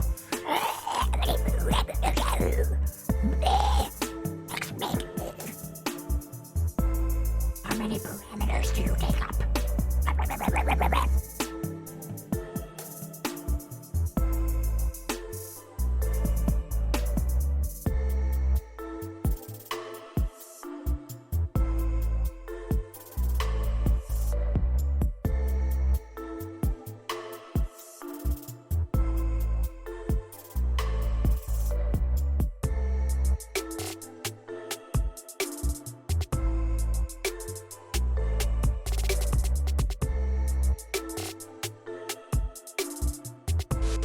This and there's a couple things you can do with prestidigitation that's also really neat because remember how you can place like a mark on something with it? I'm back, by the way. Yes. It doesn't Welcome back. specify the size of the mark. Oh boy. Oh! Yeah, so So, you can create an entire like masterful graffiti piece on a wall if you wanted. That's amazing. You could also use it to draw penises on people. That's Oh. what I would do. Yes. Yes. All right. So Okay, yeah. so So when you're floating her in the air, yes? Yeah, what you see Uzi do is she pulls out a little disc from her belt, presses the center of it, and her arm just goes like elastic, like Mr. Fantastic, kind of rubbery, and she just hucks it across, and it hits the pregnant cultist square in like between her shoulder blades, and just yank up in the air. Oh god, like how Just grabbing a yank. cat Cool. by the scruff. It's like those little anti-gravity traps that Rocket Raccoon uses. Oh Just god. up in the air. And yes, it is like having a cat by the scruff, Up you which is go. fitting because lion. Just yoink. Yeah. Oh Yoink it. god. And then she just she pats Reggie on the side of the neck and just points to the sorcerer and just says, "Nom." So Reggie can climb, right? Reggie can fly Oh, okay, so yes, it's not an issue for him because then. he has wasp he has like wasp parts on him, so he goes over here. Oh. Oh, right, you're on his back, right. Yes, I am on his back, but she'll hop off next round. But yeah, that is Apparently I got a turn. sippy at some point. Mm. Thank you for the sippy, Jax. I should probably Alright. get some water too. Alright, so Radiant, it is your turn. Your target is slowly bleeding out and in a bubble, and there's a pregnant floating lady. Mm-hmm. Great. So target slowly bleeding out in a bubble. Pregnant floating lady. Is anybody dead yet? No. No. Not yet.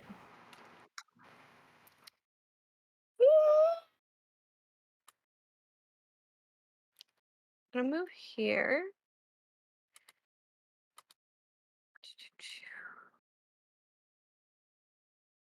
Let's do Searing Smite because it's fun and I like it. Who are you searing and where are you going? Like, you're not in melee range of anyone. How do I get to melee range? You walk. Okay. That should be enough. Yeah, so you can get to, like, this guy. Yeah, I was gonna get to that guy. Cool. We're gonna Searing Smite my hammer. And we're gonna whack him with the hammer. Swing, That's just what we're gonna do. Yep. Is it creative? No. But hopefully it does big dick damage. 26! I think that hits. Yeah, that'll fucking hit him, Jesus. Smash. Do I hit versatile or no? Just damage? Yeah, hit versatile, because you're using it two-handed. Cool. 6. And then Searing Smite. Plus our Searing Smite damage. That's my...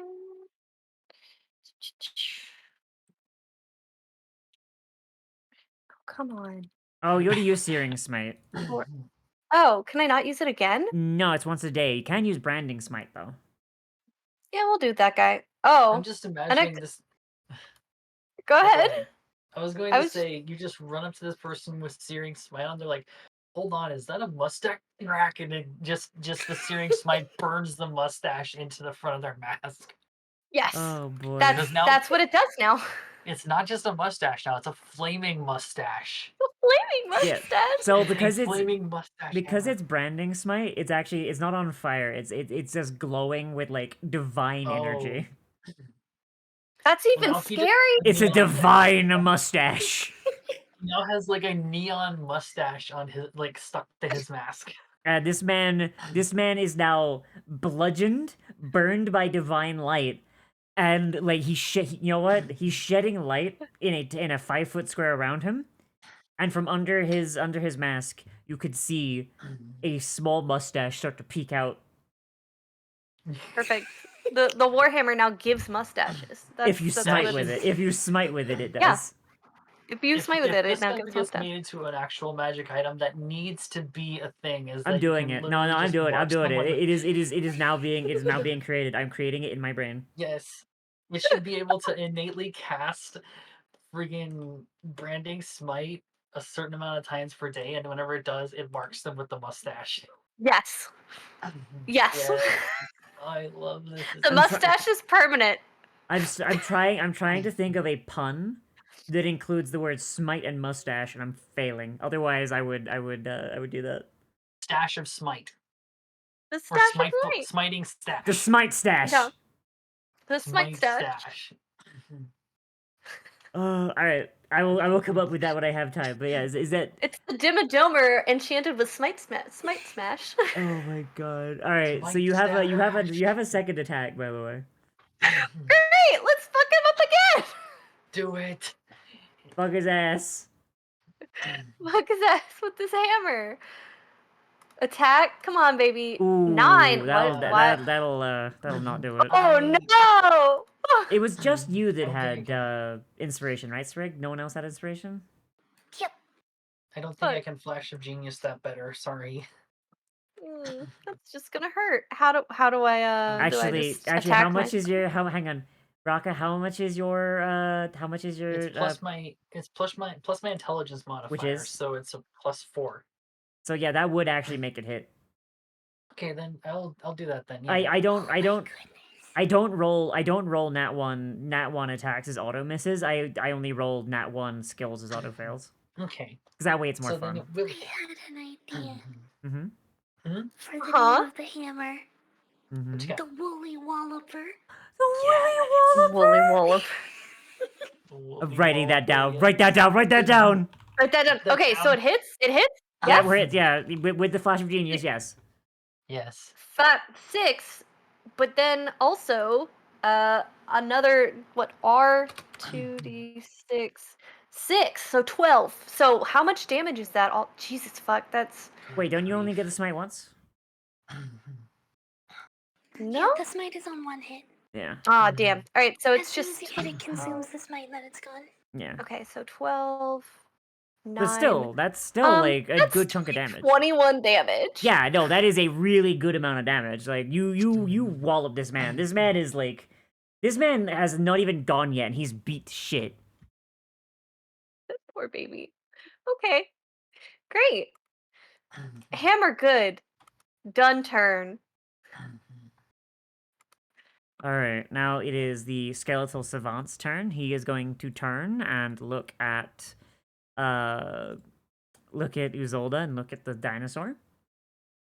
And he is going to cast a fun thing.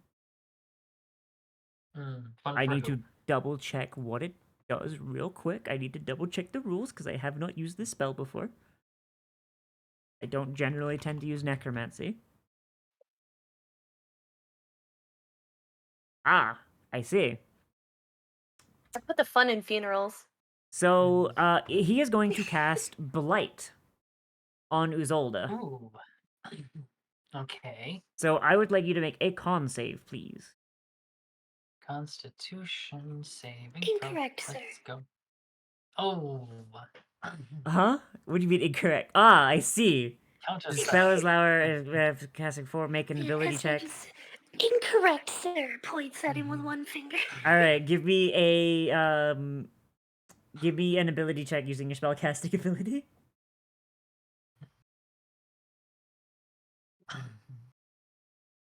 God, and this eats the spell slot too, doesn't it?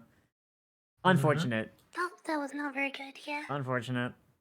So your counterspell starts to make so as he's like kind of like bringing his hands together to weave this malediction at you, Esme's counterspell tries to wrap around it, but the withering power of the blight is just too strong, and it just shatters the counterspell.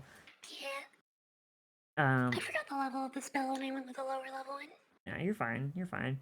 I would still like that con save, please, though. All right, will do. Con save normal 10. 10. Yes. Let's see. What is my DC? Ooh, that's rough. How much pain do I have coming my way? 35. Blight is a big ouch. Blight is big owie, but he only cast it once, so it's fine. Okay, there we go. That's a big fucking I have alley, to- though. And now I have to make a con save to keep the levitate up, or else I'm dropping the pregnant woman. Mm-hmm. Con save, please work. Ugh, flashing Ooh. genius on it, so I can. Okay. I'm not going to drop the pregnant lady. Flash of genius, so that's over 10. Yeah. So so your con save it's half the damage, right? Or 10 if it's less. 10 or half the damage. I think. Half of 35 is 18. 18. Yeah, I won't be able to. That won't. I would just waste flash of genius on that. Yeah. Mhm. So If I did. Okay. So she drops to the ground. How high did Yeah. you have? Did you have her a dangerous amount off the ground, or? 20 feet. The thing is that it'll like gently drop her to the ground. Oh, okay. Just the way that it's written. Okay. It's levitate. Spell ends. Target gently floats to the ground if it's still aloft. Yeah. Okay. So she gently floats to the ground as the skeleton, as she kind of like points to the skeleton, like and just points at you. She's like, "Nah, get that motherfucker." God, that really did you. God, you are beat to shit. Oh my god. Yeah, Ugh. she's not. Yeah, Blight is really a single target nuke spell. Yeah. Yeah. Really glad this person only has it once. It is the Doomblade of D&D spells. Mm-hmm. Um. Oh wait, this thing has sorcery points. Hang on a second. Jesus. Okay, so it's going to spend 2 sorcery points. So it can use, as a bonus action, it can then cast Ray of Frost. No, come on. This thing has multi-attack for spells! What the hell? That's sorcerers. I think that was kind of the thing with like Magus's MO for a lot of this is like everything becomes a sorcerer. Yeah, so, Yeah. but like, I mean, Did I hey. call it or did I call Yeah. the sorcerer player? Yeah. Oh god, hang on, I dropped my dice, hang on. Yeah, who is this? Who is the Ray of Frost going to? The Ray of Frost is going to go at, you, because, so they do not know anything about you except that Esme is got this sphere up, and you have the ability to, so while that sphere is up, Esme can't cast any other concentration spells. But now she knows that you have another crowd control spell, so you gotta go. Okay. Unfortunately, the skeleton rolled a 1, so the frost beam just kind of like flies directly over your head, which is unfortunate. But Esme, your turn. Well, Esme is going to Here, be 1 sec. move partway up the stairs She's gonna jump. and hop across onto the wooden platform. Okay.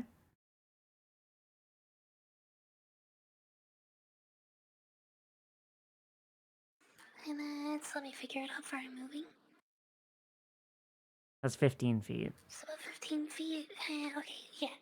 No, my push to talk also counts as a click, apparently. Oh no.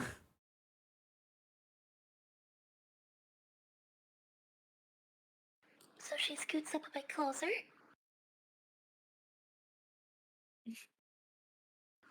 And she basically gestures to the skeleton sorcerer from behind Reggie and says, "Think fast." Think fast. She's gonna cast Molders, targeting the ceiling. Wait, what? What? Target a space of stone or earth. She's going to target the earth on the other side of the stone ceiling and drop it on his head. Oh, what the? A How much skeleton? damage? How much damage does that do? It does no damage, but it's a 5-foot cube of earth that he's now like restrained, probably knocked prone, stuck underneath a 5-foot cube of earth. That has to do damage, though. There's no way that doesn't hurt like a motherfucker. I'm going to say he gets a dex save for it. What's your spell? What's your spell DC? Sprig? 17. All right, 17. All right, so yeah, I'm gonna roll like just so it's not just like, oh yeah, no, I just dropped earth on him. So, yeah, okay. That he does Okay, so he does manage to basically he does think fast, which is amazing for someone without a brain. He takes a step to the left, but this and manages to like dodge it, but Just a jump to the left.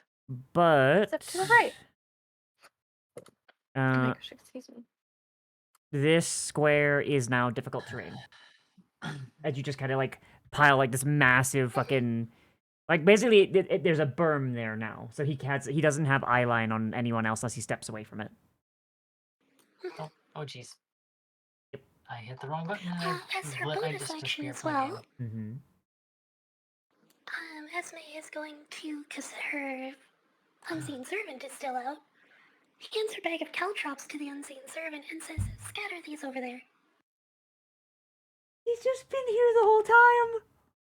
And just points over there. It lasts an hour. Doesn't take concentration? Nope. Oh my god. Just exists. Unseen servants are great. Yeah. Mm-hmm. Okay, where is he scattering these? Just up there. Alright. Oh god, I think I know where this is going. Alright, so caltrops are right here on this white square.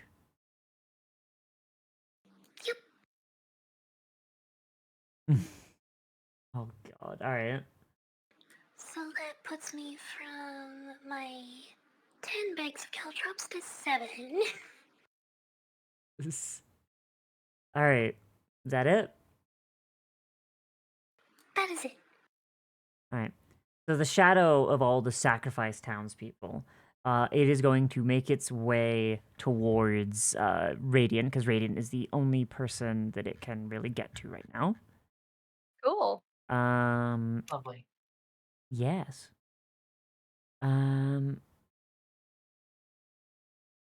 Oh god, it's just shadow with multi-attack. That's disgusting. That is pretty nasty. Yeah. Alright, so it can move 30 feet, I'm pretty sure. Yeah, so it cannot reach you.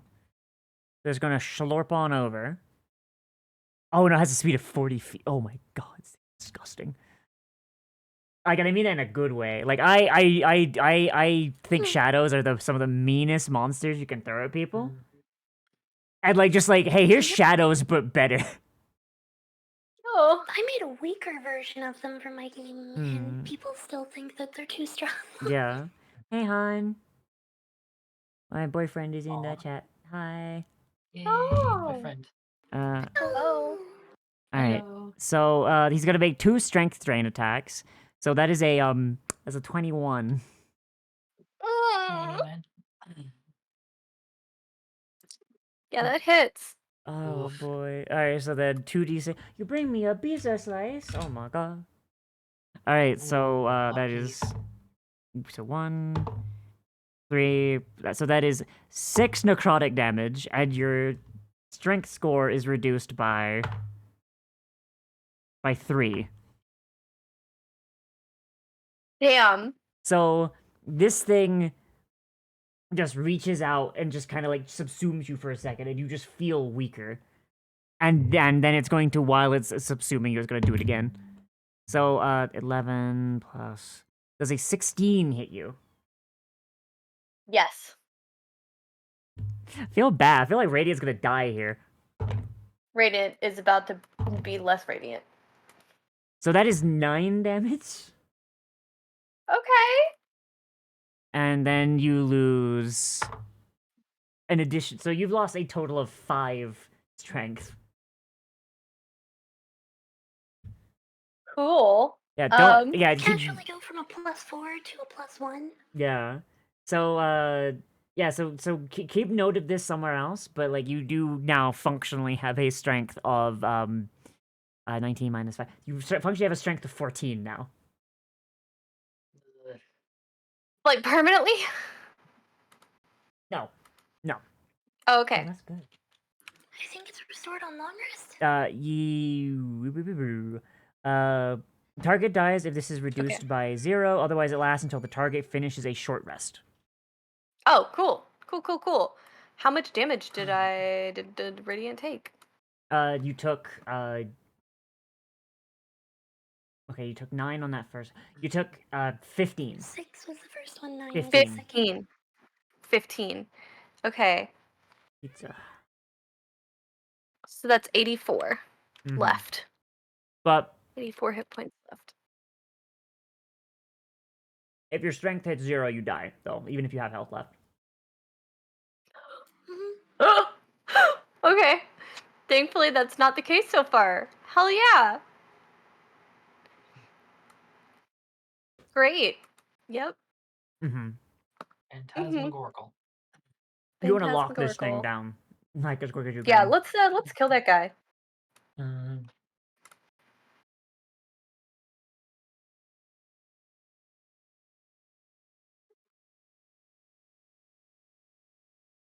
All right. So that's his turn. This is the cultist's turn. So which cultist is it? It is this cultist. So this cultist, sensing that our boy Radiant is having some problems, he's gonna make it better. So as a tiefling of Sydney, you bear part of her blood as part of the blessing. Okay. They're going to look at you, and this cultist is going to shout, "This one bears the mother's mark! A replacement is found!" Oh boy. Hold person. Now hold me there! Hold person. I need a wisdom Oh, save, God. please. Come on.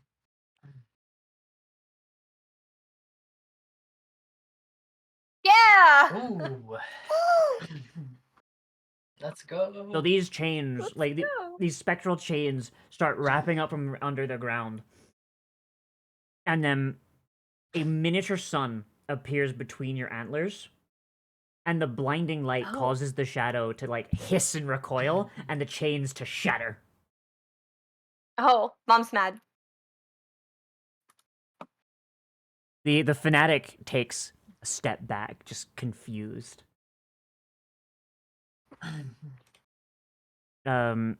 This other fanatic, they're going to cry out, "It is a test! It is a test! By boy. spilling this one's divine blood, we can bring about the chosen one!" Oh my god. Maybe not. And he's Maybe. going to try and stab you with his dagger. Great. Meets it, beats it, unfortunately. That's 6 damage.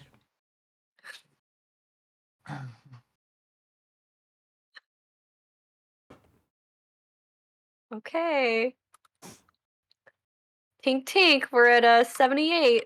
Cam, I am so sorry, but Uh-huh. the moment you said, "Oh, I'll be a Sydney tiefling," my brain went, "Oh yeah." No, I'm so excited. This is so fun. I don't think this guy gets multi-attack. He does get multi-attack. All right, stab. Oh. Oh god. 17. Nope. Nope. AC is 18. Nope. Second one clinks off. All right. This cultist, they're going to throw a dagger at you. I'm going to just use I'm just gonna use this one's dagger throw because I forgot to put it on his sheet because I'm stupid. They share like the same stats, so it's fine. So 18. Yep. Meets it, beats it. So 5 damage from like a dagger just sailing through the air and just impacting you. 73. I've lost more than a quarter of my health. Oh boy. Wait, 36 right here. Good grief. They're dying. Oh, I would not worry about Kem's health pool. I'd worry about Kem's strength. Yeah, that shadow is very almost- bad news. It's almost my Ability turn. score I have, damage is always very difficult to deal with. I have something I might be able to use to help with that. Oh, That would It's my be turn. lovely. so the nice lady, she finishes casting her spell. And as the life force is being drained from Radiant, the hoof steps grow louder. And Radiant, despite the fact that you physically feel like you're dying, you don't feel as afraid as you thought you would. The cultist, as her eyes are glowing with a spectral sight, she cries out, "They come! They come! Just a little longer! Just a little longer!" And she looks to Esme and goes, "Saving this one matters not, for you've delivered the perfect replacement." Oh boy. and she's going to Oh! take a step this way, and that will be her turn. Baraka, your turn. Okay, so Uzi slides off of Reggie's back. Ugh, gets down, just like I've had better days. And and then hearing that, she's like, "No way, you're not getting my friend." And again, goes down to the messenger bag satchel. More discs come out, and she hucks them into the air. And I'm going to cast Call Lightning Oh god. as Great. suddenly the discs just start spewing out like just mist, and there is a jolt of electricity that goes through them, and there is a 60-foot um, radius cylinder around the battlefield. Let's how do I create the shape of this thing? It fills the entire room. You're fine. I don't need to see Okay, it. so yeah, she creates that thing. Um, and let's see, There's an internal storm cloud. cast the spell. Yes, it's an inside storm cloud, and I am choosing back here with it as a bolt of lightning like flashes down, and the shadow needs to give me a dex save or take 3d10 lightning damage. Jesus. Mm-hmm. Okay, Shadow's gonna make a save. So, yep. Okay, so it's like right here, and now give me that save, Shadow. Well, that's a 10. Failure, So, yeah, it's and a so failure. now take all of this 19 lightning damage as a bolt of lightning just crashes down next to it and arcs through the shadow. Jeez.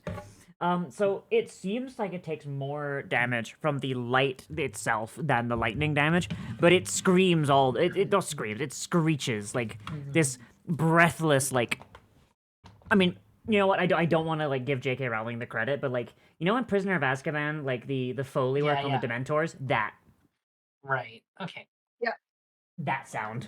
And and then bonus action again points to skeleton maul.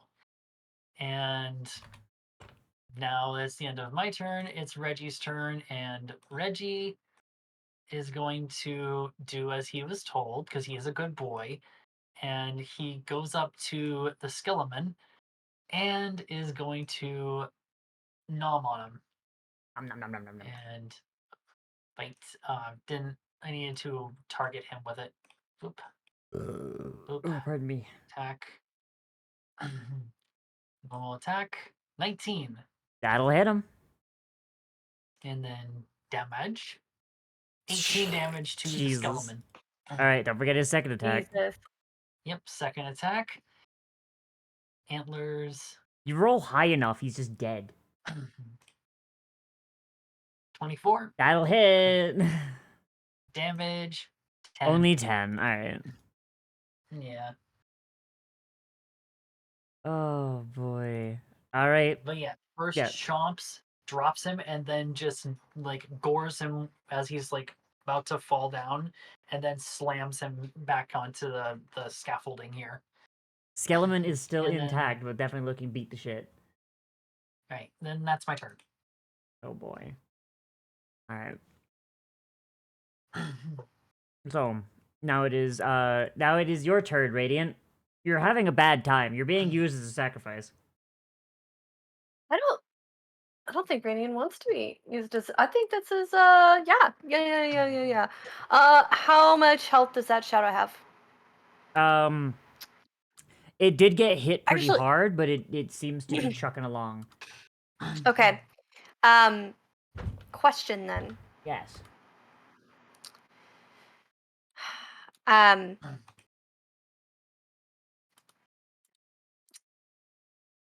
Just you can't smack a shadow with a hammer, huh?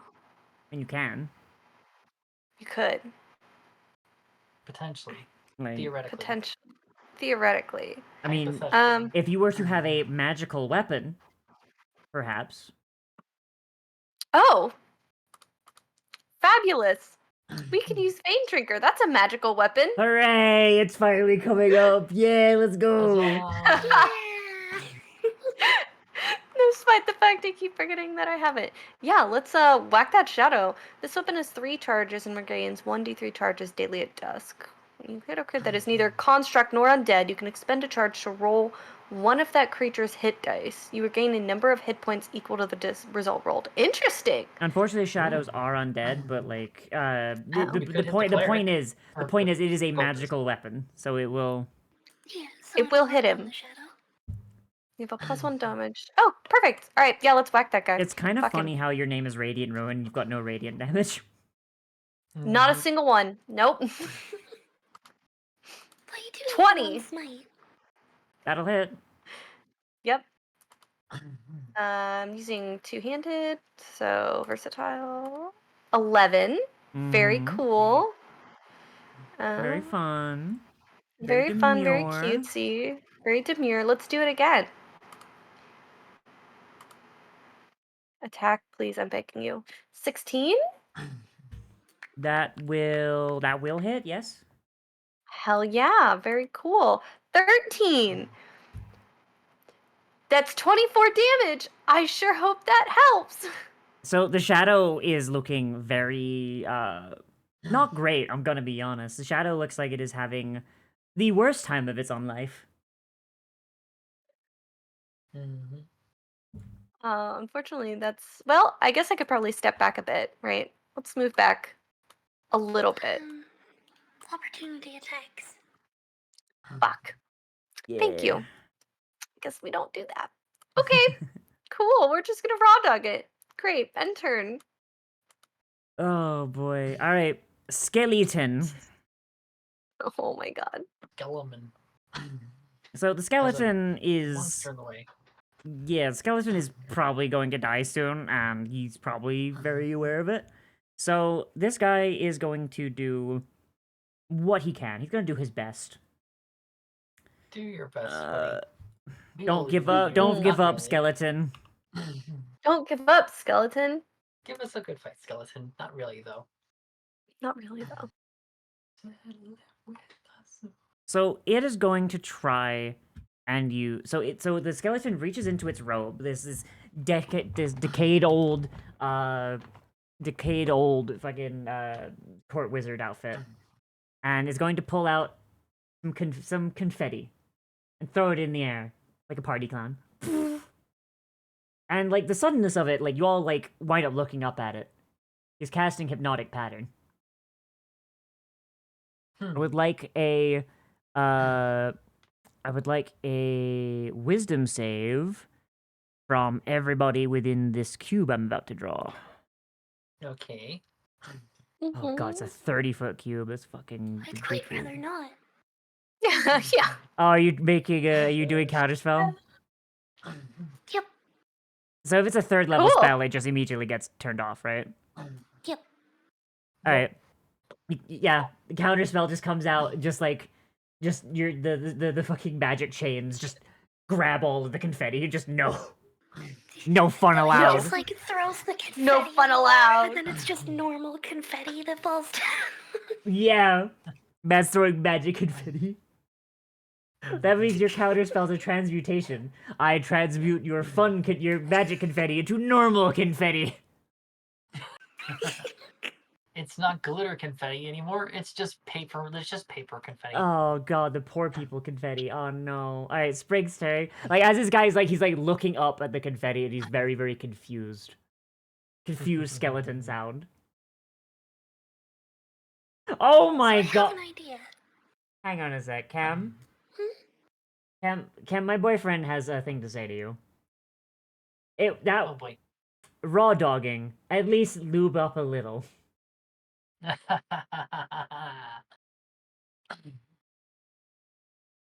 This fucking man. Oh boy. Alright, sorry, Sprig, go for it. I have an idea. It's Mhm. incredibly dumb and Mhm. extremely risky, but it would be so cool. Go for it. Rule of cool. Yes, rule of cool. Esme runs into the conga line over here. It basically just runs, jumps the railing, and moves to the middle. and she gets like right into the one cultist's face. You know, Yeah. it's you that needs to finish the ritual, isn't it? Oh god. Hey, And she Holomites. casts Vortex Warp with her last use of blood magic, Uh-huh. and is gonna expend her cleric die and one of her wizard dice. Mm-hmm.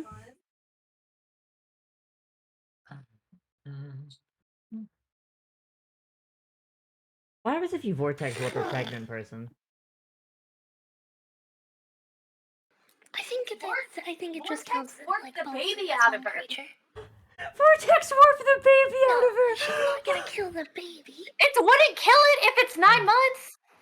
You could I think live you it. have to be like inside of the thing. I don't know. The person. Listen, I think it just the pregnant person counts as collectively one creature. Yeah. vortex So- warp the pregnant.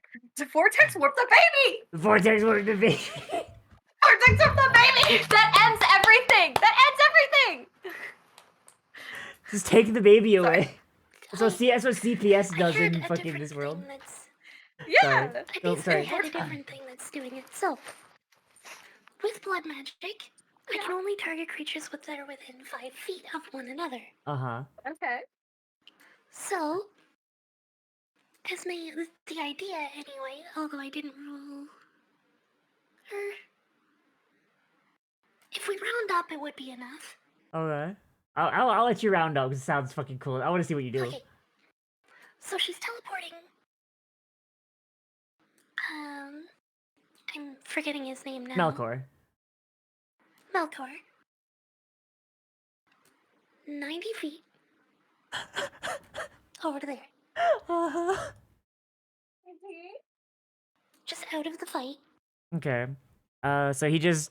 Teleports the pregnant cultist into the bubble. Oh god. So Melkor just collapses like 90 feet away. He is still bleeding out. Someone needs to kill him. Teleports Radiant next to Melkor. Uh-oh. Teleports Needs radiant. to heal. Teleports the cultist to the ceiling in this corner. Oh god. Alright, so... This subclass is so busted. It's so busted. Hang on, I gotta do And Pythag... herself back to where she started. Oh god. Okay, I gotta do Pythagoras real quick. Hang on a second. Alright, so... This is 30 feet of This is stairs. So the insane. Okay, so the hypotenuse on that is 30 feet.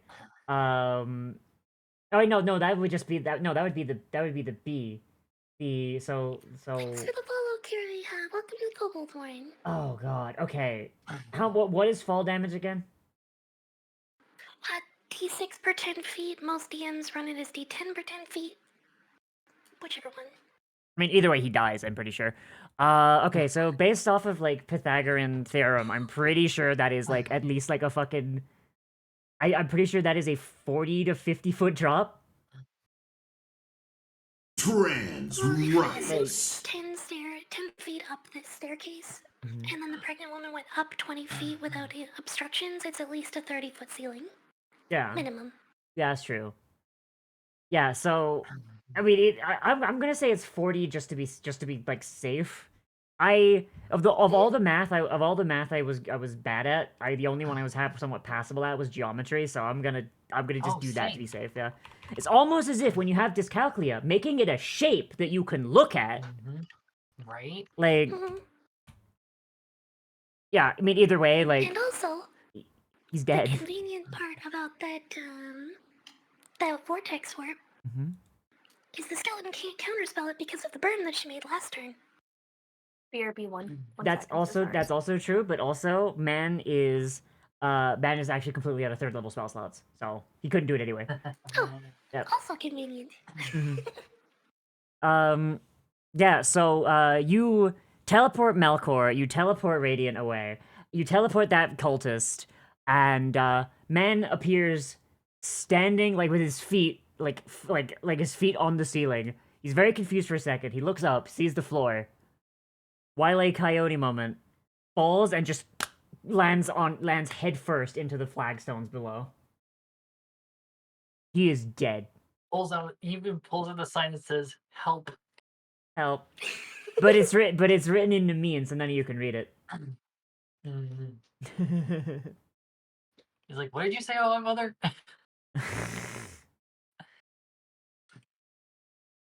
Wait, do I have a mom? And then she is going to gesture to her. Well, while she was over here, I suppose before she was running, tells her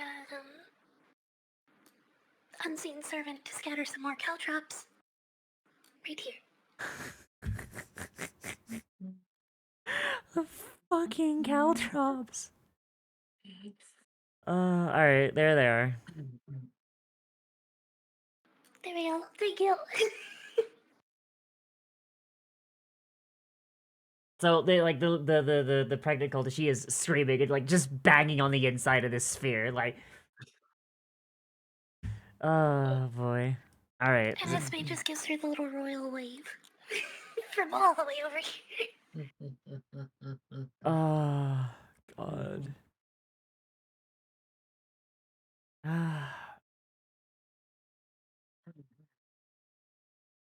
Alright. So that's your turn, yes? That's my turn.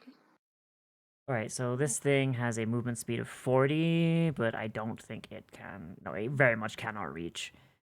You know what it can do? Seeing as being directed by the cultist in the orb, she's just pissed at you now. So she's just like, nah, get that motherfucker. Gank the nerd. So Gank the nerd! Kill the wizard! Wait, why isn't she dying? oh boy. Alright, so that is a 21 to hit. That hits. Alright, and you take 1, 6. You take 9 necrotic damage, and you lose 4 strength. So I'm curious, what does that bring you down to? 10. 10, alright. I and now then have normal wizard strength. normal wizard strength. Alright, so it's going to do its second attack. That is a 21 again. That hits. Alright. 2, 3, that's 6 damage, and 4 strength again. You're down to 6 strength? Now it's strength dumps that wizard. Let's go! Oh boy, alright. So, this thing survives another round. I think it just kills Esme. Probably. Yeah. If it survives another round. Yeah. She just, like, it's latched onto her and sucking the life out of her and just drink deep now. Yeah. There's an action here that I don't know whether it's an action or a bonus action because it's not specified. So, seeing as this thing has no bonus actions, I'm going to assume that it's intended as a bonus action.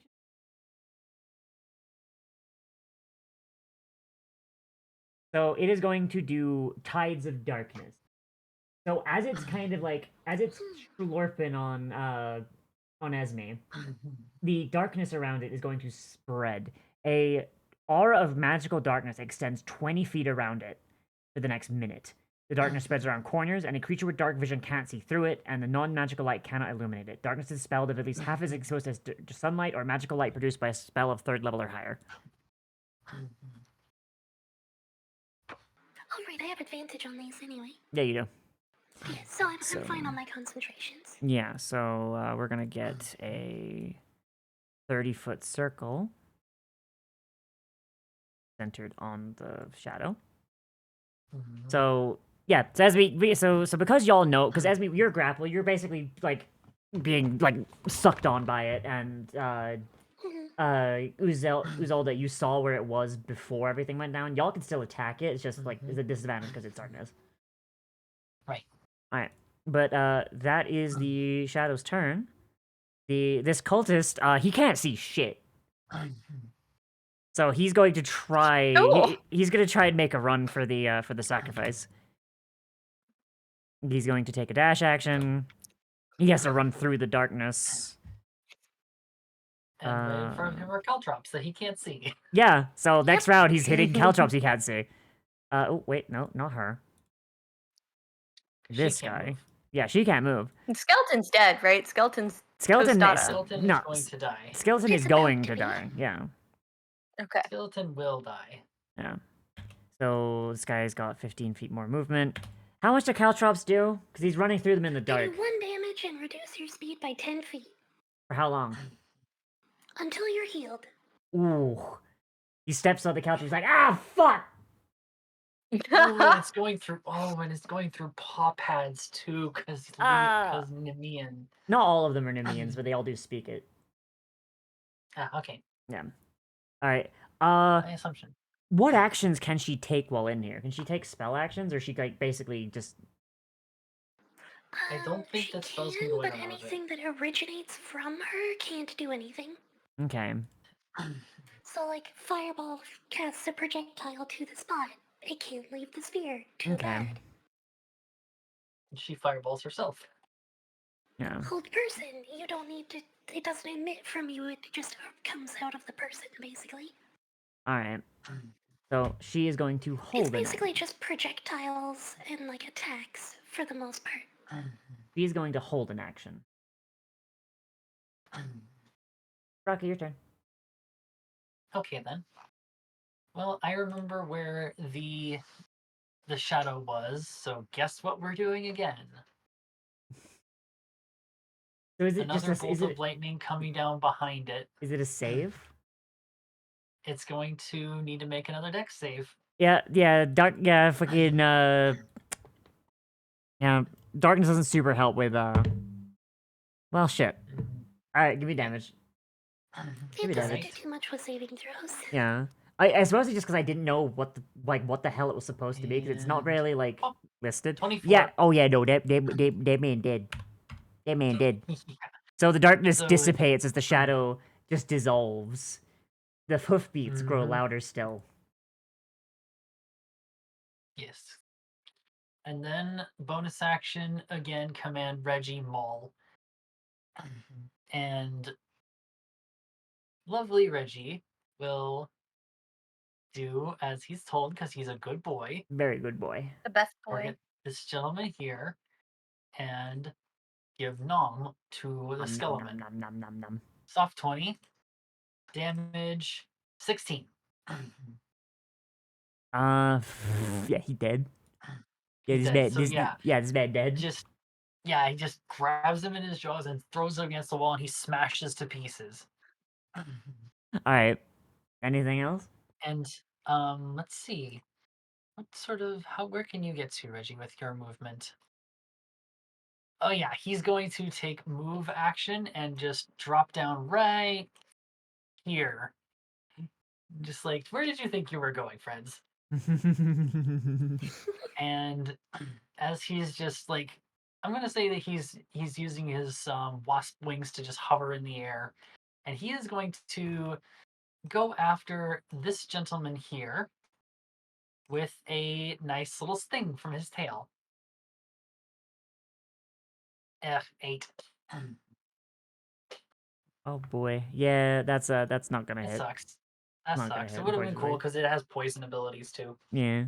First time we've seen his stinger, actually. I'm Yeah, I pretty sure. haven't used this stinger like whole campaign because the bite and the antlers are just top notch. Alright. Is that everything? That's my turn. That is my turn. Alright. Your turn. You just got teleported. You're right next to a dying Melkor. Yeah. Well, I Also, can't do there's- anything about him. Yeah. But we're all blinded right now, right? Like we can't No. really see in the dark that's No, happening. the shadow is dead. Shadow is dead. Yep. Okay, perfect. Gonna step forward just a little bit. Just a little guy. Bop. Bop. Then we're gonna Eldritch Blast these two dudes that are currently getting munched on by Reggie. Eldritch Blaze. Mm-hmm. I do love Eldritch Blast. attack. Come on. 12? No. 12 will hit one of the cultists. Perfect. It'll hit this guy. Like I'll just let you have that one. Thank you. Okay, second shot. 28. All right, who are you Hell yeah. critting? Crit. Are you critting the same guy, or are you hitting the other guy with the crit? Who's the lesser health points at this point? That guy? This guy, yeah. Yeah. Fuck that He guy up. stepped on a What? kill trap then blasted. Roll Okay. critical damage, not normal damage. Yeah, so just yeah, Critical, not normal. yeah. Critical, Just not normage. click Okay. damage, click critical. I'll let you have it. Okay. One time. Thanks. 9. 9 Damn. damage. Man is dead.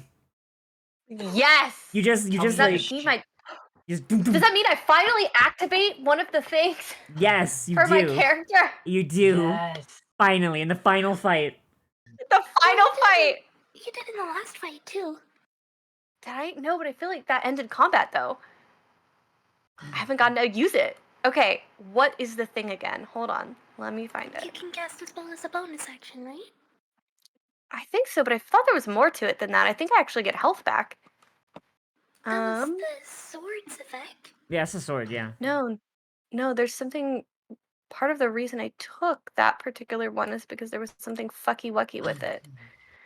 Oh, you haven't been using Bloodletter. Yeah, I haven't been using Bloodletter. No. Uh, Fighter? Yeah. I think that's what it was. Grave Knight, what's your thing? Plan in combat, whatever you hit it, you can wound them. Yeah, I haven't been using Bloodletter. I should have been doing that. I mean, either way, you have Damn. a you can now hit somebody with a spell, and because you used a cantrip, it can be a leveled spell now if you want. Oh, that's great. Oh. No, Ray of Withering. But are they alive or undead? These guys are alive. Cool. Let's do Ray of Withering. Oh, All right. let's do that. So that is a. Do you want me to just do the rolls for you? Yeah, you're gonna have to. All right, that's fine. D20 plus 8. Hey, Chalatika, welcome to the stream. That'll hit him. That'll hit him. Cool. Great. They take 3d6 necrotic damage and have to make a con save. And if they fail, they have a d4 penalty to strength, dex, and con ability checks. Jesus Christ. All right.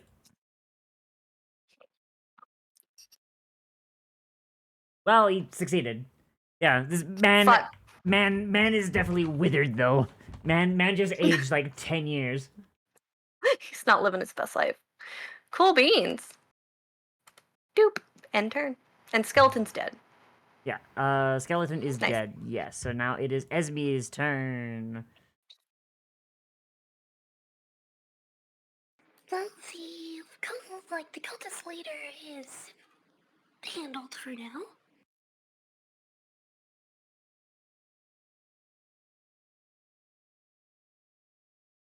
And she has just enough movement as she is hopping the rail. I feel like she's probably scrambling a bit because she's struggling more with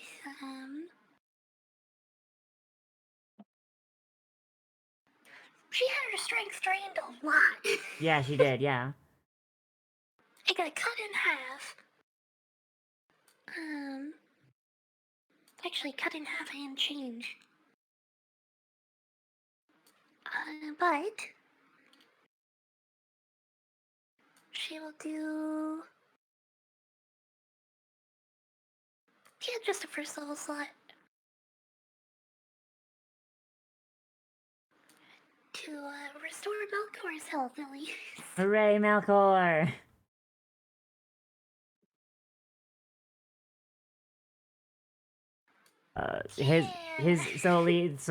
The wound on his chest starts to seal up. It will scar, and he'll have to live with that for basically until the scar fades eventually. But he is alive now at least.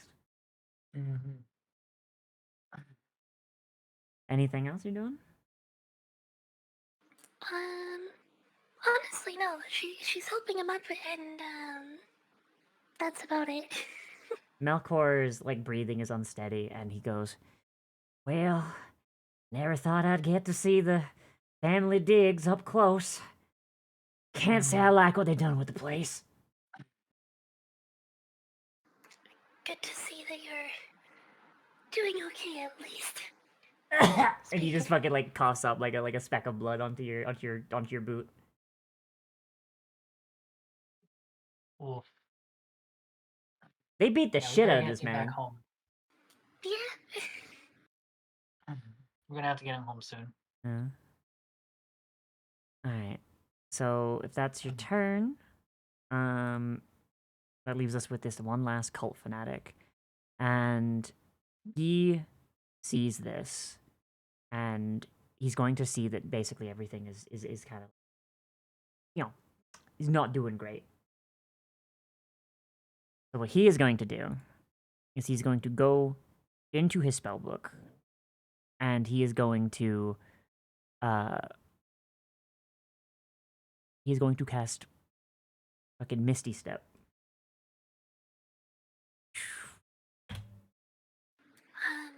Actually, about that. Yeah, are you going to counterspell Misty Step?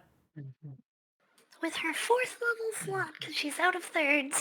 Alright, so Misty Step is just completely undone. So he tries to cast Misty Step, but She he's just not. like gestures, like turns, points at him. I've had about enough.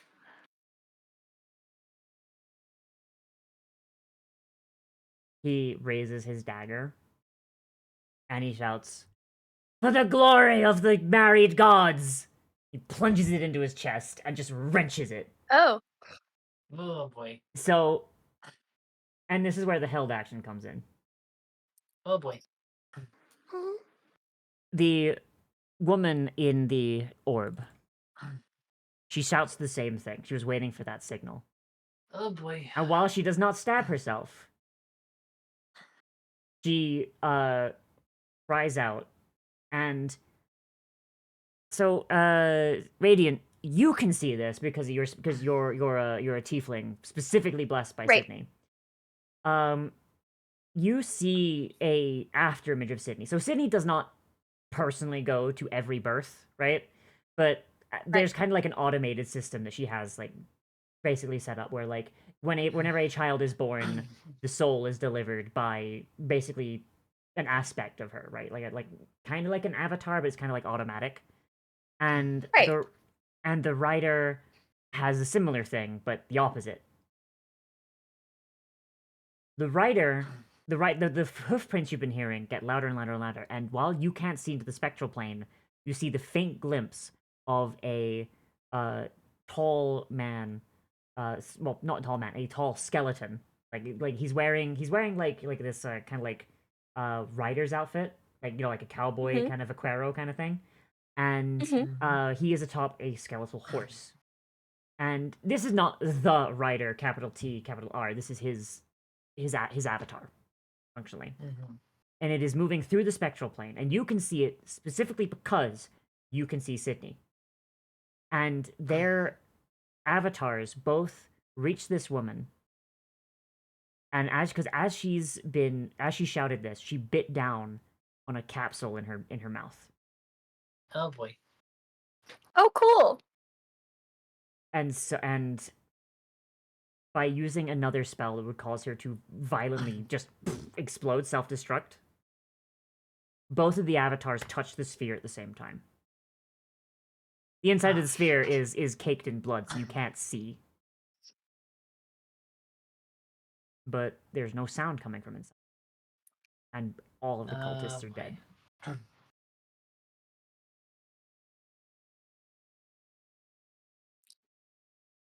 Now, Radiant approaches the sphere. We gave them a pumpkin. Mm-hmm. So, here's the thing. Uh-huh. You can tell by the fact that these people are not getting back up. They did not do what they wanted. Because if they got what they wanted, they would just get right back up. Because there's no death anymore. Yep. Right.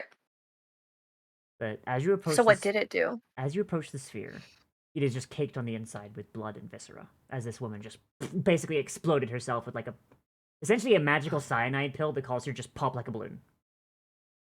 Right. Mm-hmm. Esme, do you release the sphere?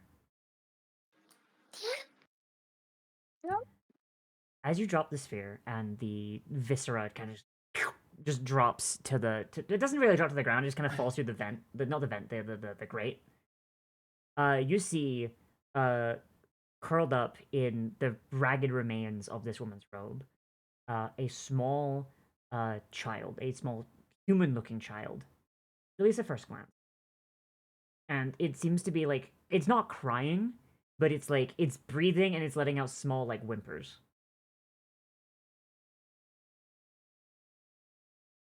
You take a closer look boy. at it, you note that there are small nubs on its forehead, which you went through tiefling puberty. You know what that looks like. Yeah, Um, that's a baby tiefling. no, it's not. If you pick it up, it does have like the fawn tail and everything.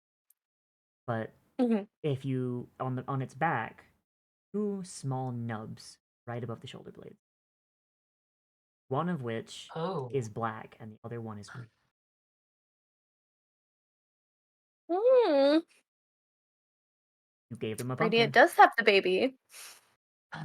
You gave them a pumpkin. Yeah. Yeah. Do we have to You kill a baby? I'm not gonna say you have to kill the baby. That's up to you. But Okay. Alright, go ahead. Keep so talking. yeah.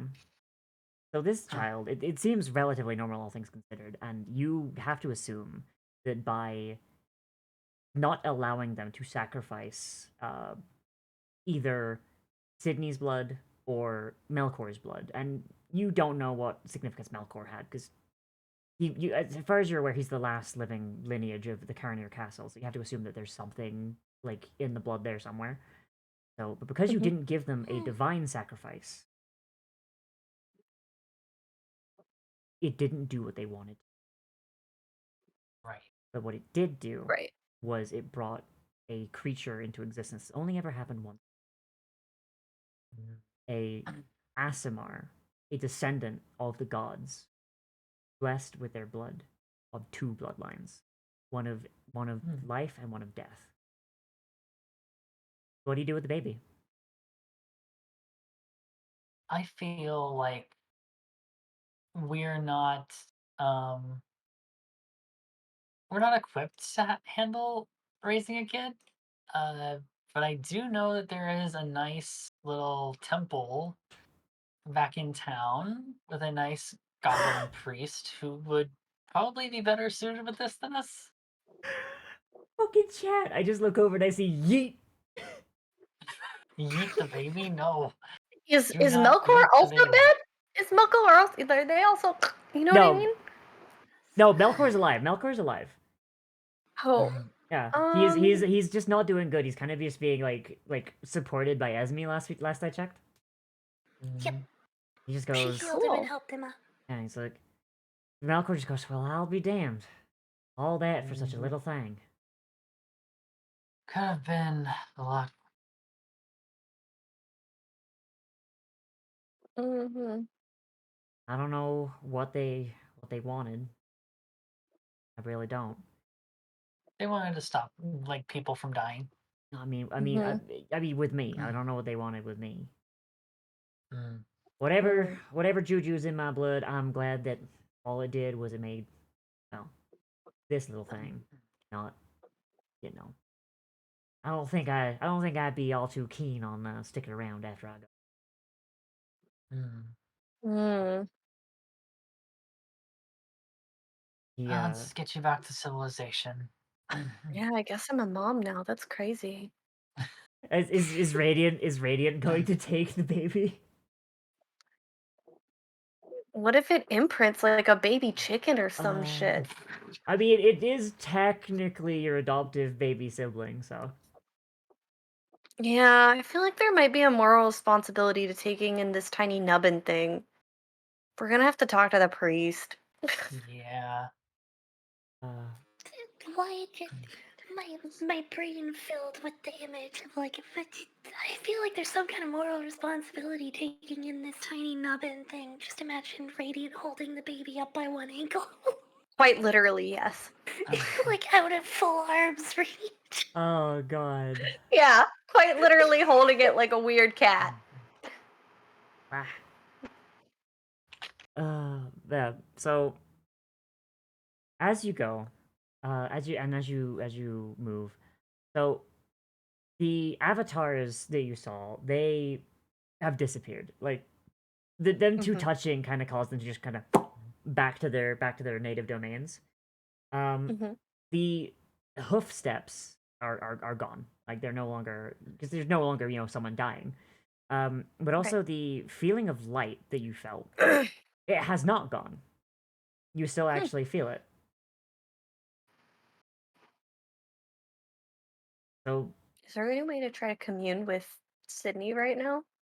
if you want to, Is that possible? uh, What do I need to roll for that? give me religion with advantage. Okay.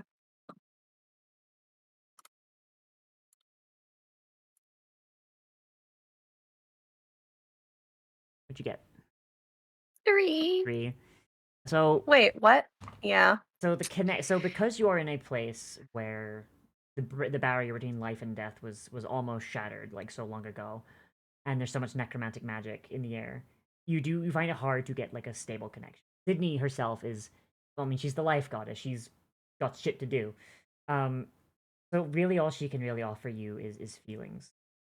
You get the sensation you receive is like kind of akin to like a pat on the back and an attaboy. And as you are like holding this child and you've basically defended the barrier between life and death, and even if it was like accidental, you have given her a gift, something that she would never have been able to get like normally. Like the parable is just that. The parable is borderline a myth. The fact that you made it actually happen, kind of makes her both happy and sad at the same time because she never got to have kids with her husband, and well, fuck, now she has. Um, you feel a tingle all over. Next time you take a long rest, you will wake up with the body that you idealize for yourself. Magic HRT. There you go. Oh, that's so cool. How neat. Thanks, baby. Yay. Yeah. So Mom told me I did a good job. yeah. So she gave you your bottom surgery. Yeah. Mom told me I did a good job, so she gave me my bottom Yeah. surgery. You're and I don't know how revealing your armor is, but the dough spots on your back, they've already started fading away. Oh, that's so cool. So Okay. so you make your way out of the castle and you follow more or less the path that you like came in. Like nothing is really closed in. And even then, like even when as you like walk out of the castle, like undead seem to just kind of give you a wide berth. Like you see a few and they just recoil at the sight of you and they flee into the deepest depths of the city. Um as you reach outside, Snow Talon is waiting for you. Um once again, Snow Talon is surrounded by like undead of his own. Like Snow Talon like was busy, like keeping himself busy, And it's Yeah. and the trip back is very very uneventful. When you arrive back at the city, there is a pall of mourning, and by this point, people have kind of accepted that yeah, their loved ones are either the ones that were cultists the whole time and are probably not coming back because they've been found out, or the people who were related to those ones that were sacrificed. Melkor leaves you. Like he goes to get a shirt on first because like he's got like the cult symbol like scarified on his chest, which is like not a great look. Right. He goes to find a shirt and then he goes to placate the people, um, leaving you with this child, whatever you want to do with it.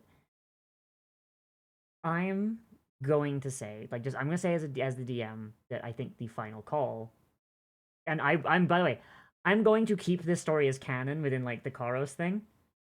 So whatever you decide here is probably going to come in some of my other games. So choose wisely.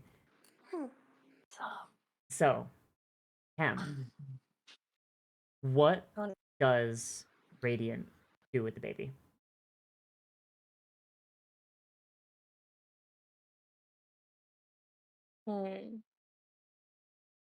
Is it possible for Radiant to stay with the priest here and basically like help raise the baby?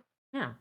I mean, there's a moral obligation, Yeah. right? I mean, that's basically their sibling, Yeah. and you As a- can't just leave that baby with a stranger. Yeah. As a Sydneyan tiefling, you basically get free room and board in any Church of Sydney you come across. They very much like they view their god as a mother, and any of her children, adopted or otherwise, like, you know, like they're Yeah. like it's a brother and sisterhood, it's siblinghood, I guess. So of course. Yeah, let your brother crash on your couch with the infant sibling. Yeah. Yeah. I think that would probably be the most in character thing to happen.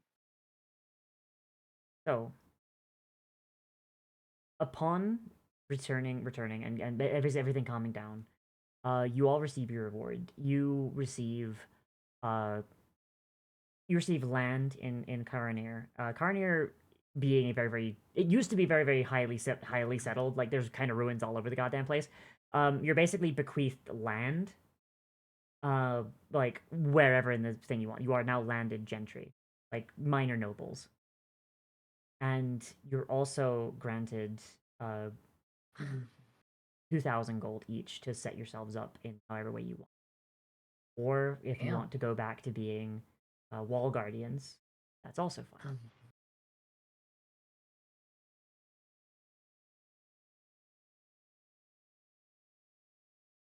How do Uzolda and react to that? What is their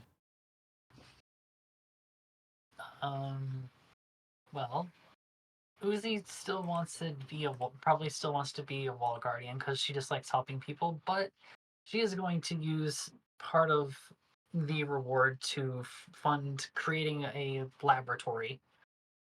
That's what you're going to use your land for? Just turn it into a big lab? Just a laboratory that she can use to just fund her, just like to do her research from, but also is going to use that influence to try and figure out like the origins of where she came from, like with the guild. Okay. She knows that because that's where she woke up, was surrounded by bodies of adventurers, just as an ooze with very little memory. Yeah. I imagine your land is probably like right here on like the cape here, so like you can meet other Oozborn. Exactly. Yeah, she wants to be with other ooze folk because she doesn't really know how to be one entirely. Okay. What about Esme? What does Esme do with this reward, if anything? I feel like she takes the coin, but like is confused by the congratulations, you're landed gentry, and it's like, well, I already was. Yeah. Basically, like additional land, I guess. Yeah, so she's given additional holdings and probably just puts her money towards like whoever's gonna end up taking care of that land. She'll hire a Castellan basically and let them take care of it. Yeah. Because her duty is not done yet. Yeah, they're still And she would go undead. back to cleaning the streets of the city of the dead. Yeah. I think now though, after like this adventure and everything, she'll make a trip out at least once a year to check on Radiant and his new baby sibling. Right. So, then does Radiant have anything else, or is it just like raising the baby and chilling in the church? I think the plan is like once the baby and we're gonna have to figure out a name for that baby. Once the mean, baby gets to like, it's up to you. we could just name it. Yeah. Um. mm, We'll have to figure out a name. Why don't we just Um. call them? Why don't we just call them Pumpkin for now? Precious Pumpkin. Yeah, just Yeah, we'll call just call it them Pumpkin for now. call Yeah. them Pumpkin for until we decide Yeah. on like. We can just also name them Jackie or like Jack O' Lantern. Yeah. Jackie for Jack-o'-lantern. That's super cute. And it's gender No. neutral, cool, which is awesome And because it's I did gender do. neutral. Yeah. Exactly. That's why. I think honestly, once they get to be about 12 or 13 or however the equivalent of that would be for them, they'll probably start taking them around and actually showing them what the world is like. Oh yeah. Teaching them how to fight, all of that, probably doing a bit more of what they were already doing before baby and all of this happened. And also taking them to different temples of Sydney. Because I'm assuming this one is probably a pretty small one. Yes. The biggest one is the Grand Cathedral in the Empire. I think that's probably where they're going to at least visit once. So And if there's temples of the dad too, that probably would need to be figured out. those are usually Does the dad around. have temple? They're usually. I don't know if I'd call them temples, but it's like wherever there's a graveyard, there's always at least a shrine. Yeah, we'll probably have to do some of that too. Hmm. Just to make sure they know their parents. Huh. But that's it. That is the Shadow over Karranyr. I hope you guys enjoyed. I realized That was like so fun. I realized halfway through like the session I was like, oh, I wrote something that's body horror. I hope y'all are chill. Hope they chill like that. I actually love horror. Like when it's in a D&D setting, so. Yeah. So long as it doesn't have to deal with teeth, I'm good. Oh, you are so lucky I didn't put a changeling in here then. Goddamn. Oh, thank God. My changeling have teeth. Like falling out or. No, they've got retractable teeth that drain your blood so they can steal your appearance. Oh, And okay. your No, my memories. thing is with teeth falling out because I've had like stress dreams about that shit. Hmm. That's fair. I mean, the way to beat a tiefling is you break its teeth, but yeah. Right. But yeah, this was good. I had a lot of fun being just a weird ooze for finally, and also just like riding around on my abomination against nature. I find it so funny you picked a plasmoid like the day before like I published my Oozeborn. Nice. I find that so funny. Speaking of Oozeborn, if anyone wants to see the Oozeborn in practice, I'm actually playing one in the Halloween game that Linen is running on my channel. Sweet. Not this next Monday, but the next upcoming Monday. We started it. We started it this Monday, went over, so we're doing it again on our next usual day, which is Monday after next. Yeah. So thoughts, opinions about either this or the Grave Robber material? This is neat. This was a lot of fun. I love the world that you've made. This was a great little adventure, very like nicely macabre, and just yeah, really, nothing really to say about this one. I do like the subclass. I love Stitcher. It's you can do a lot of fun and wacky things with it, but again, there's some stuff that will probably need to get addressed about the other things we've talked about. Yeah. Like, there's a few things that really need a little bit more specification, in my opinion. Like the blood wizard. Yeah, well, it was one of several things that I looked at when I was reading through the PDF, and it was just this one was like, it'll fill a hole that we have in our party and also be something very weird. Because weird is always what I'm aiming for, and I always have a lot of fun with. Yeah, like the world was a lot of fun. The one shot was a lot of fun. I had a great time. I would love to get like a chance to dig deeper into the lore of this world at some point. Mm-hmm. Yeah. I have a lore document. Did I not send it to you? I don't think so. Oh No, shit, please send it. I'm stupid. All right, yeah. I'm pretty sure this is the most up to date one.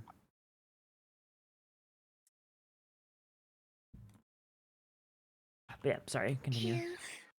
If I was to make any like criticisms of the like the Grave Robber's Guide, I think there's some fun flavor here. I'm gonna put it the most blunt and possibly abrasive way that I put it when we first talked about it. It's blue teal. Um, it it is neat. There are interesting ideas here, but the flavor is entirely the same. It's all one flavor. Nothing is terribly distinct from one another. Mm-hmm. And there's some holes that are absolutely just gonna get patched with playtesting. Like what I played very much is just this is why I played it the way I did. And actually out of character, a thing that I was just waiting for, and I'm gonna pop the features into the chat here.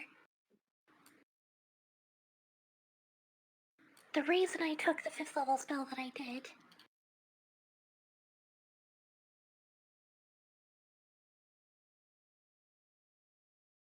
was this.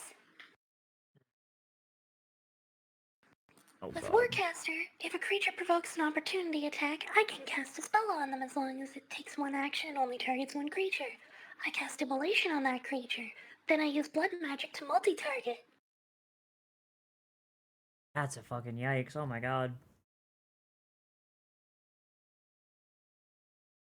So it's the order of operations of Blood Magic is a big chunk of what makes it so overpowered because it's done after instead of done before. Hmm. So all you have to do to make blood magic more like balanced, instead of whenever you cast a spell, expend your hit dice to empower in one of the following ways. Before you cast a spell, you may expend hit dice to empower it in one of the following ways. So now, before I cast the spell, so Immolation is now a multi-target spell, meaning it doesn't flag Warcaster.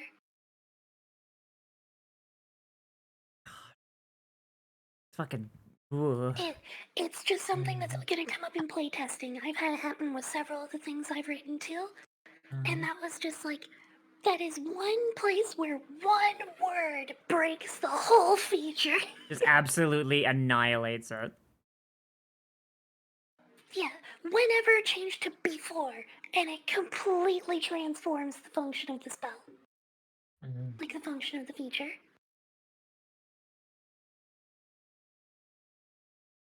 Yeah, like like fucking Van has it right in my chat. Like there is a way to phrase it. It's just that it's a matter of it's literally just a matter of fucking just You need more eyes on it. yeah.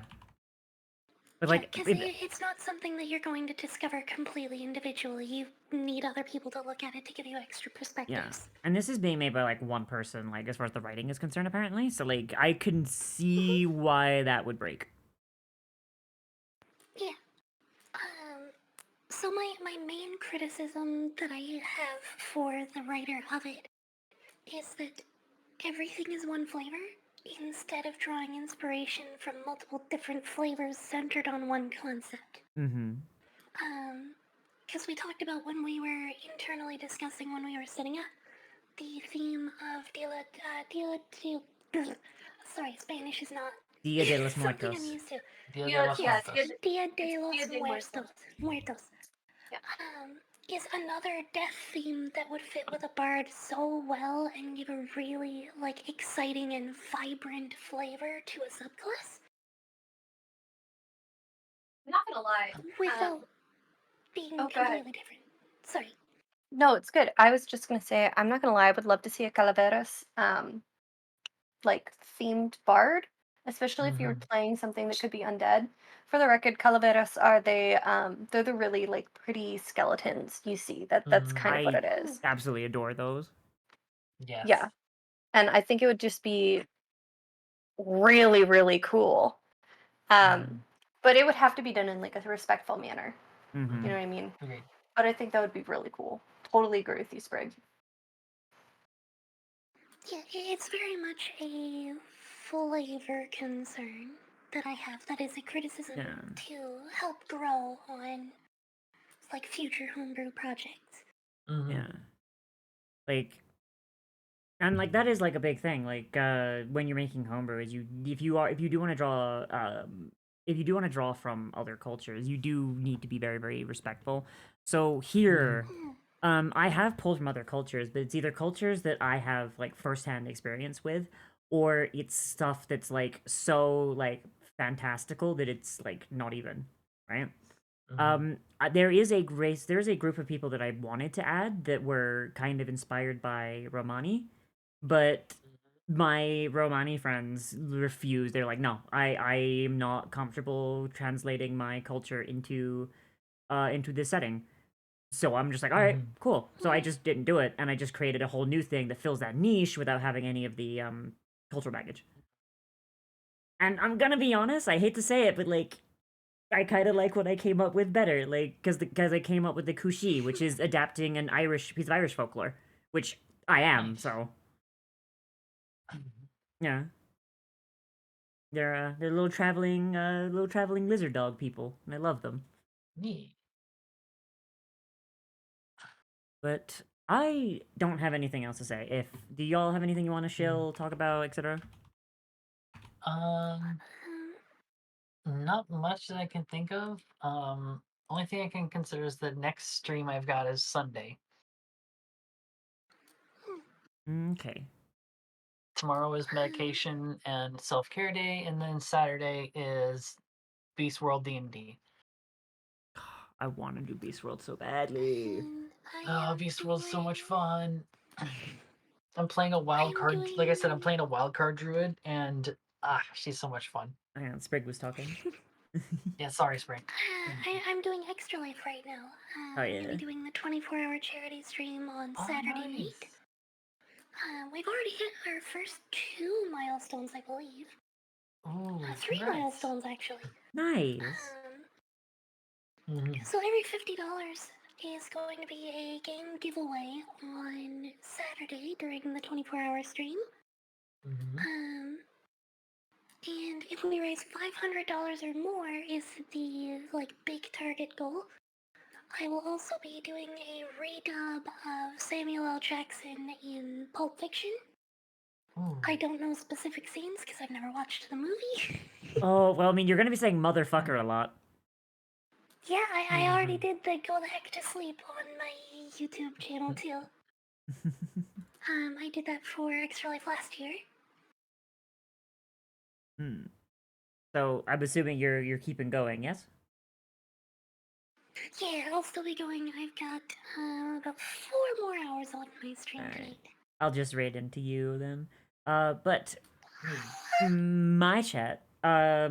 So tomorrow, starting at 4 p.m. Eastern, I am going to be playing Pokemon Mystery Dungeon. I think it's Explorers of Sky? Question mark. With my boyfriend. With the caveat being, he's going to answer the quiz for me based on how he perceives me, and that will be the Pokemon I get. Oh, This is either going to like be very good for our relationship or really bad.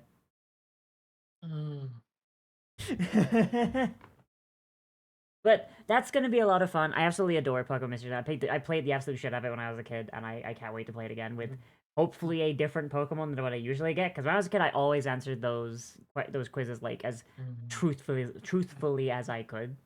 So it's like there's probably like a lot of Pokemon in that game that I just never got a chance to play with. But yeah. Yeah, I don't have anything else, so I'm going to raid into Sprig. Probably gonna raid and run though, because I really need to pee and I need to eat. So yeah, I gotta get food too. Alright. So have a good one, everybody. I will see you tomorrow. Same dole channel, same dole time. Bye. I'm gonna go bye.